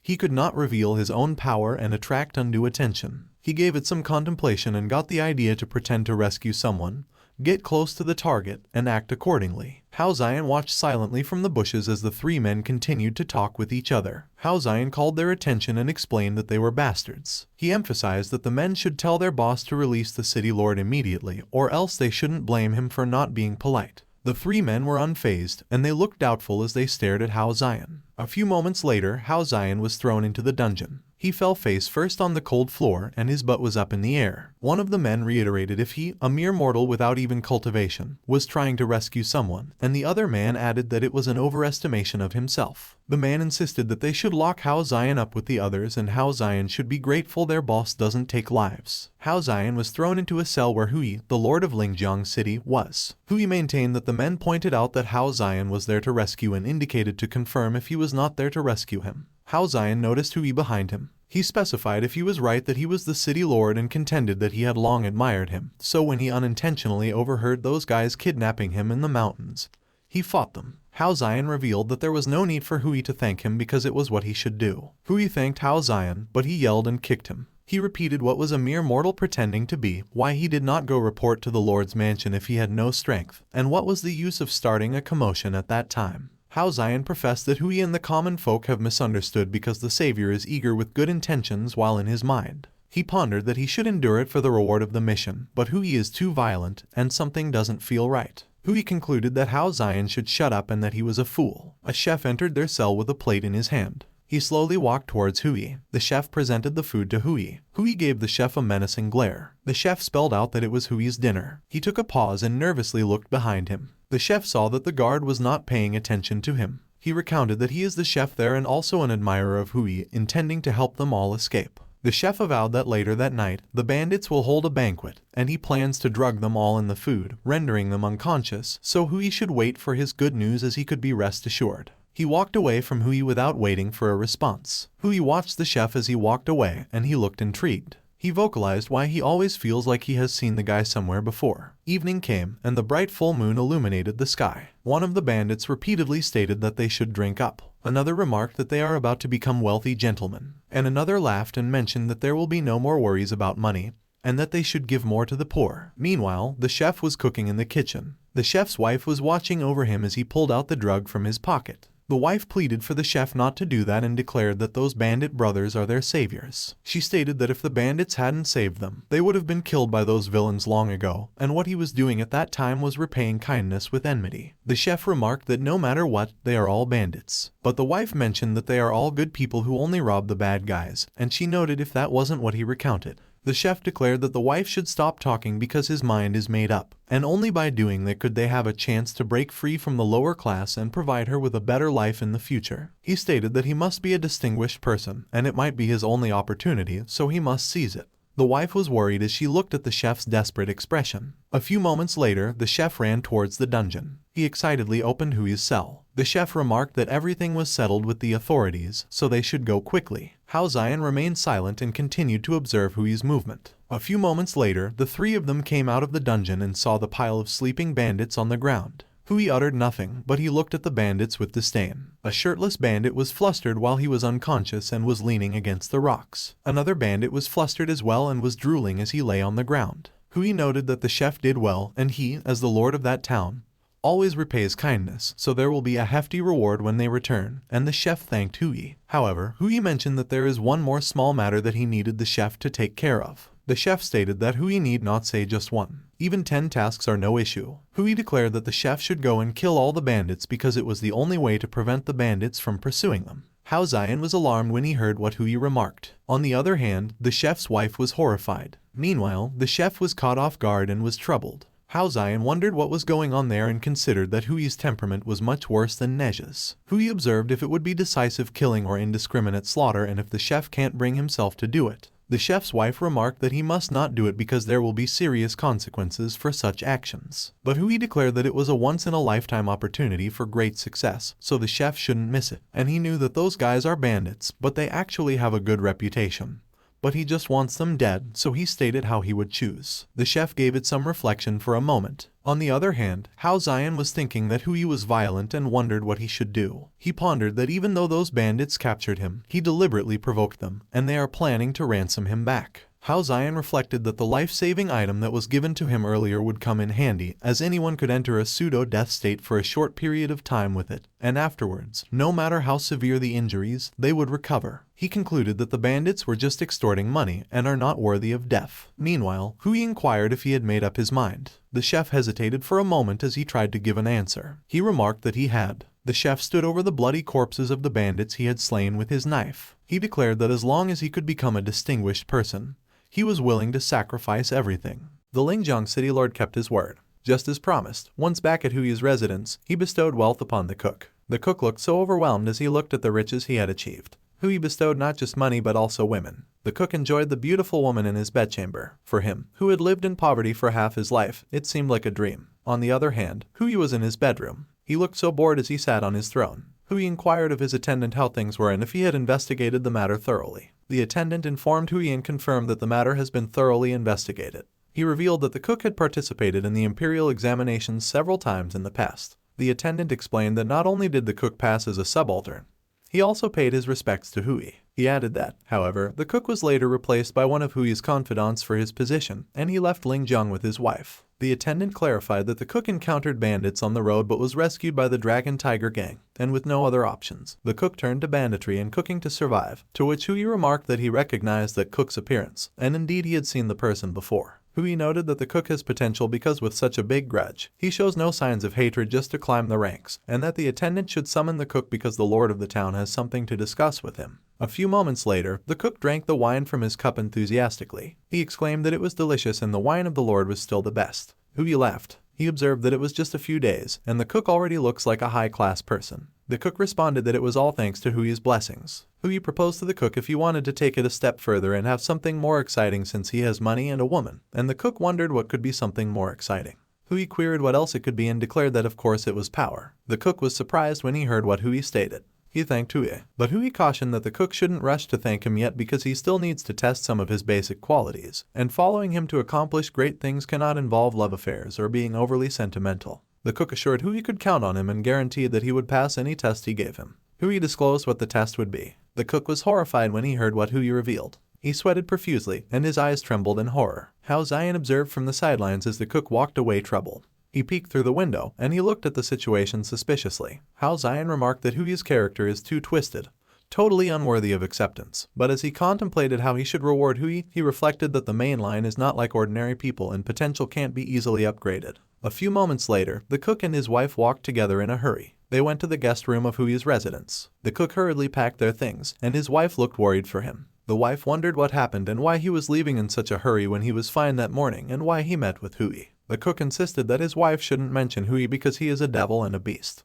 The wife pressed on about what on earth happened, and the cook urged that they should talk on the way because they should leave first. The cook emphasized that he really didn't want to stay a moment longer in that ghostly place. A few moments later, the cook and his wife arrived at the outskirts of the city. The wife implored the cook about what was going on, and he could already tell her. The cook revealed that the beast mentioned he wanted to give them official positions, and the wife wondered if that wasn't good. The cook snapped that it was as good as his foot because Hui claimed that he was still too sentimental, and Hui wanted him to kill their daughter-in-law and for his wife to bear witness. The wife was horrified when she heard what the cook explained. The wife assured that it was okay. She added that they don't need those riches if it comes to that, and no matter what, she will always be with the cook. The cook complained that Hui has no idea what they have been through together, and he just casually talks about killing his wife, so he is a beast. The wife consoled that it was alright and that the cook should calm down because it is not worth getting upset over someone like Hui and the official position wasn't anything special. It was just the same daily life. The cook scoffed and suggested that they should go and leave that wretched place. A few moments later, the night had fallen, and the cook and his wife slept in the forest. The cook had a dark aura looming over him, and his eyes were cold and determined. He sat up and rummaged through his baggage. The cook pulled out a knife and looked at his wife with his cold gaze. As he was about to stab his wife, he was surprised when she started to wake up.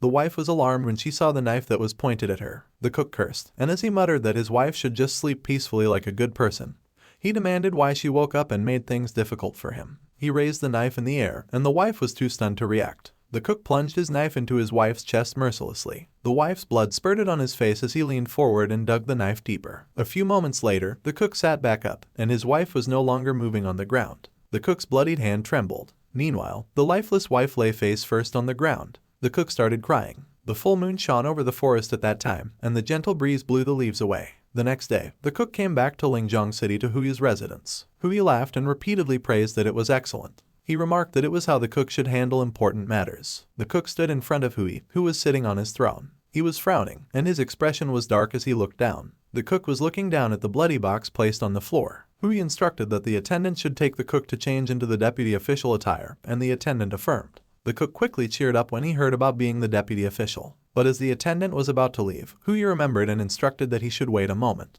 Hui recalled that there was one more little thing. He inquired if taking someone's life is a violation of the laws of Lingjiang. The cook was stunned as he quickly understood the implications behind Hui's words. He immediately confronted Hui about what he meant by that and asserted that it was Hui who ordered him to do such a thing. A few moments later, the cook was tied on a wooden cross, and his body was covered in blood. The cook demanded Hui why on earth he keeps targeting a mere servant like him. He admitted that he didn't understand. Hui explained that since the cook was already on the brink of death, he would explain a bit more to him. He clarified that he is targeting the cook because he was too much like him. Hui revealed that he was born in the noble lord's residence. He disclosed that he is the lowest born illegitimate child, with no connection to the position of the lord, but he is not one to accept a lowly status. Hui declared that he aimed to rise up and cultivating immortality is his way to achieve it. He confessed that for that goal, he could do anything and pay any price. Hui admitted that along the way, he has killed many people, guilty, innocent, men, women, and children. He confessed that he killed many, including his brothers. Hui revealed that he also killed his father. He stated that the throne forged in blood is what has brought him to his current achievements. The cook implored Hui what that has to do with him. The cook stated that he has no conflict of interest with Hui either. Hui remarked that among his brothers, there were some who spoke the exact same words as the cook. But he declared that he has killed them all because hungry wolves like them will never be content with being beneath others. Hui inquired of the cook whether he was not right. He summoned fire into the palm of his hand. Hui threw the fire towards the cook. A powerful flame quickly set the area ablaze. The cook was immediately devoured by the flames. The flame continued to intensify and covered the area. The cook's flesh started to disintegrate as it got burnt. The flame continued to devour his flesh and showed no signs of mercy. In an instant, the cook's flesh was completely devoured by the fire, and only his bones remained. Hui grinned evilly after seeing what the cook had reduced into. The cook's burnt body fell on the floor, and the fire slowly disappeared. The entire body was completely burnt and was black. On the other hand, Hao Xian was observing what was happening from behind. He explained that the cook's wife has already been saved by him and the box was an illusion created by magic, but he just can't bring himself to forgive those two. Hao Xian complained that for something unrelated, not only did he not receive a reward, but he also had to waste a card, and it is not worth it. Suddenly, Hui called Hao Xian and demanded that he should tell him if he had enough of watching the show. He presumed that Hao Xian must be more than just a mere mortal. Hao Xian walked out from the poles where he was hiding while glaring at Hui. Hui declared that he doesn't care about Hao Xian's status and they should go die together. He lunged towards Hao Xian, but Hao Xian was unfazed. A huge explosion occurred. Hao Xian skidded on the floor as he dodged Hui's attack. He glared at Hui as he started to release his golden aura. Hao Xian stated that in that case, he doesn't need to forcibly find reasons for himself either, so they should see if he could solve the situation with his own strength. He mentioned that his current body is far stronger than before, but Hui mocked that it was just primitive methods. He released his powerful aura. Meanwhile, Hao Xian released the squishy creatures he summoned before. One of the creatures repeatedly insisted that they should be fighting. Another creature exclaimed that it was delightful. The other creature repeatedly urged that they should hurry and that it will go first. On the other hand, Hui used his skill, 1,000 arrows through the heart. He directed his skill towards Hao Xian. Multiple powerful orbs of aura rained down towards Hao Xian, but Hao Xian was unfazed by Hui's powerful attack. He instructed the creatures he summoned to make their move. The creatures quickly moved towards Hui's attack. They moved so quickly and hit each and every one of Hui's powerful orbs. Hui wondered what kind of technique it was that all of his attacks shattered so accurately. All of Hui's powerful orb exploded in the air, and the sky slowly cleared up. Hao Xian couldn't help but curse and exclaim that it was like a red flag anti-aircraft missile defense system. Hui challenged that Hao Xian should look at his move and questioned if he could still defend against it. He noticed the creatures that Hao Xian summoned. They were swirling above him. Hui inquired when it got on top of his head. He accused Hao Xian of wanting to launch a sneak attack and condemned that he was despicable. Hao Xian swore that he didn't do anything, and they recorded it themselves and countered if he didn't believe him. The creatures merged and viciously swirled in the sky. They lunged towards Hui. Hui became alarmed when he saw that they were coming. A huge explosion occurred. The ground was destroyed. What was left of Hui's body lay in his own pool of blood. Golden light surged out of his body. Hao Xian was observing him. He pondered what was going on and doubted if he was already dead. It was impossible, so there must be some kind of conspiracy. Half an hour later, Hao Xian crouched in front of Hui's body. He muttered that he was really gone. He has become much stronger, but not so much that he could instantly kill a target without using a card. Rather, there was another possibility, and he speculated if it was simply that Hui was too weak. A few moments later, Hao Xian stood over Hui's body. He was using a spirit stone test. Hao Xian wondered if an early-stage golden core was really that weak. It was his first time meeting such a weak target, but it was alright, and he would just consider it a waste of time. He turned away from the body. On the other hand, Hao Xian and a younger Hui were floating in the sky. They were silently observing what was happening below. Hao Xian smiled as he glanced at Hui. Hui looked troubled as he continued to look down. He questioned what exactly was going on. Hao Xian explained that his treasure could let him see himself in a future timeline, but he could only see it and couldn't intervene. The treasure was the previous DLC reward, Scarlet Demon Bell. He revealed that the pathetic weakling who died a miserable death is the future timeline after he chooses to grab the City Lord's position by any means necessary. Hui fell silent. Hao Xian probed how it was seeing such an ending and if he would still choose the path of securing the City Lord position by any means necessary. It was 10 years, yet he was only at the Golden Core stage early cultivation, and he queried if the gap from his expectation was huge. Hui responded that he still has no choice but to choose that for the time being. Grabbing the city lord's position by any means necessary is the optimal solution for securing resources, and cultivation is competition, so it was absolutely correct. Hao Xian remarked if that was the case, he should let him show him something different. Hao Xian released his golden aura and wrapped it around his hand. He placed it over Hui's forehead. He smiled.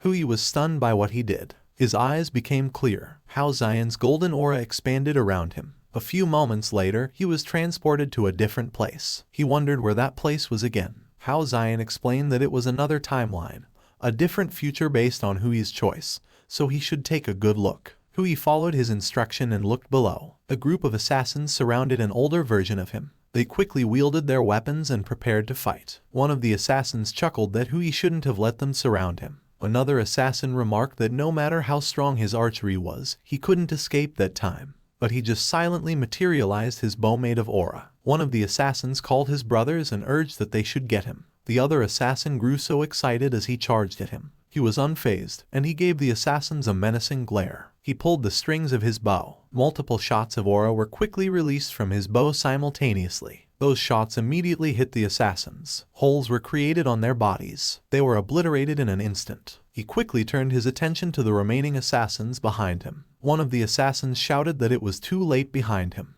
but he immediately summoned a golden spear. He pointed it at them. They were stunned when they saw that. He attacked them so quickly that it looked like he was throwing multiple spears at them. They coughed up blood as they got hit. Holes were also created on their bodies. They all dropped to the ground like flies in an instant. He swung his spear to remove the bloodstains on it. He questioned who told them that he only uses a bow and arrows. He just prefers them. He pulled back his arm while still holding the spear. He threw it at the remaining assassin. The assassin quickly summoned a shield to protect himself, but the spear effortlessly broke through it. The shield shattered, and a hole was created on the assassin's body. Hui dusted his shoulder. Meanwhile, Hao Xian inquired how it was and pointed out that 13 half-step immortals were taken down in 3 moves. The strength is on a completely different level compared to the previous timeline. He wondered if he wanted to know what the difference between them was. Such realistic mirror images, habits, and surrounding details were a perfect match, so it can't be fake. Hui looked at him and he smiled. He expressed that he wanted to know, and while addressing him as Great Lord, he requested that he tell him why. Hao Xian responded that there actually is not much difference. It was just a few different choices. Hao Xian remarked that in that timeline, Hui did not choose to fight for power in Lingjiang City but felt it was meaningless and chose to leave completely. Later, his extraordinary talent for controlling weapons was discovered within the top sect. He was taken as a disciple by a master of weapon control from the Celestial Palace. At just 30 years old, he reached a level that even the geniuses of the same age in the Celestial Palace looked up to. Looking back at his previous future timeline, he inquired if he still believed it was because he lacked talent. He was stunned as he pondered about it. Hao Xian explained that the deep meaning of the saying water benefits all things and does not compete. He didn't expect him to comprehend it in his current state. He just wanted to mention one thing, and it was that he should at least try to get close to truly excellent people and open up his perspective. He shouldn't waste his life in a narrow-minded and decaying small place for some meaningless things, as it would be such a waste of his true talent. Hui responded that he believed he understood. The system gave Hao Xian a peak card. It was Yang. He was in awe as he stared at the card. He exclaimed that it was awesome as he possessed 2 peak cards already. But the system notified him. He questioned what the true form of the main body was. He was surprised when the system shined a blinding light on him. He started floating. He was sucked up by a golden pillar of light towards the sky. Fear of the unknown reflected in his eyes. The golden pillar of light dissipated. His body disintegrated. Only his torn clothes and bones remained. The golden pillar of light suddenly intensified. It created a huge explosion as it hit the ground. The ground shattered and destroyed. The explosion was so strong that it affected Hui. He braced himself as he was about to get hit. He was terrified. His body disintegrated as well. The explosion left a huge hole in the ground. The people in the city were alarmed when they saw the golden pillar of light. There was a tear in the sky. Looking at it closely, there was a light that shone more brightly amongst others. Hao Xian stood near that light. He was staring closely at it. He looked around, confused. The light intensified, and he fell. It hit him and passed through his body. He seemed to recognize the power. The light fired him back to the ground. His body disintegrated into bones again, but his body regenerated. A powerful swirl of golden aura burst out of his body. His hair turned white, and a golden ring hovered behind him. Golden orbs encircled his wrist. A fiery aura wrapped around his shoulders. His body was completely transformed. His main body was Pangu. He opened his eyes. Hao Xian inquired if Pangu, who separated heaven and earth, was his true body. It could be that the system sealed his original power. He realized that in his previous life on earth, he often dreamed of separating the clear from the turbid and the scene of creating heaven and earth. He questioned if there could be some connection between those two lives and why he always had an extremely bad premonition. But his head hurt. A voice suddenly addressed him as Brother Pan and remarked that he finally somewhat recovered. He looked up at the sky where the voice came from. It stated that he should consider Medusa a welcome gift for his initial return, a little practice. She was in a fetal position inside a glowing orb. She peacefully slept. Suddenly, she opened her eyes, which appeared menacing. She released her aura to escape from the orb. The voice mentioned that it would leave her to him, so he should have fun. Medusa looked pissed as she glared at the hand that disappeared in the sky. She cursed that it trapped her for so long, but it just slipped away like that. She noticed Hao Xian. She declared that it was the brat's aura, so she would take her anger out on him. He should die. She released a powerful beam of aura towards him. Hao Xian realized that he already sensed there was no need to dodge at all. The ground was destroyed again by the explosion caused by the impact of her attack. But as the dust settled down, it was revealed that he remained unharmed. He believed that there was not even a scratch on the skin. Medusa questioned how it was possible and remarked that she clearly fought him before. Something must be wrong. She released multiple lightning bolts and bombarded Hao Xian with them. But he remained unharmed. She was stunned and terrified. She exclaimed that there was no damage again and assumed that something was definitely not right. A wise man knows when to retreat, so she decided to retreat first and use her strongest attack as cover and retreat immediately. Hao Xian remarked that he should make his move too. He could feel that with his strike, Medusa would be completely annihilated. The feeling of controlling everything was really too strange. But he was surprised when a portal suddenly appeared behind him. He wondered what was going on and if there were any accomplices. Medusa observed that he was distracted, so it was a good opportunity. She directed all her attacks at him. Suddenly, Sun Wukong emerged from the portal. The pressure caused by his presence was too strong, and it blew Medusa away. He released a powerful golden light as he stood beside Hao Xian. Medusa became more terrified. Meanwhile, Hao Xian calmly glanced at Sun Wukong. Sun Wukong exuded a monstrous amount of aura. He addressed his master and conveyed that he was out. He missed him so much. Hao Xian glanced over at Medusa. He expressed that they should catch up later because right at that moment, as master and disciple, they had a big fight ahead of them. Sun Wukong confirmed if it was Medusa and remarked that there was no way because he could feel like he could already handle her alone. She repeatedly wondered what she should do and how they all became so strong after just a few days. But Hao Xian denied it and pointed out that the big guy was over there. A huge shadow appeared in the sky. Sun Wukong questioned when a person appeared there and remarked that he didn't notice at all. Medusa nervously looked over her shoulder to see what they were talking about. A person in full armor exuded a very dark aura above her. Hao Xian summoned his sword. He admitted that he was so excited because the new version was about to start early.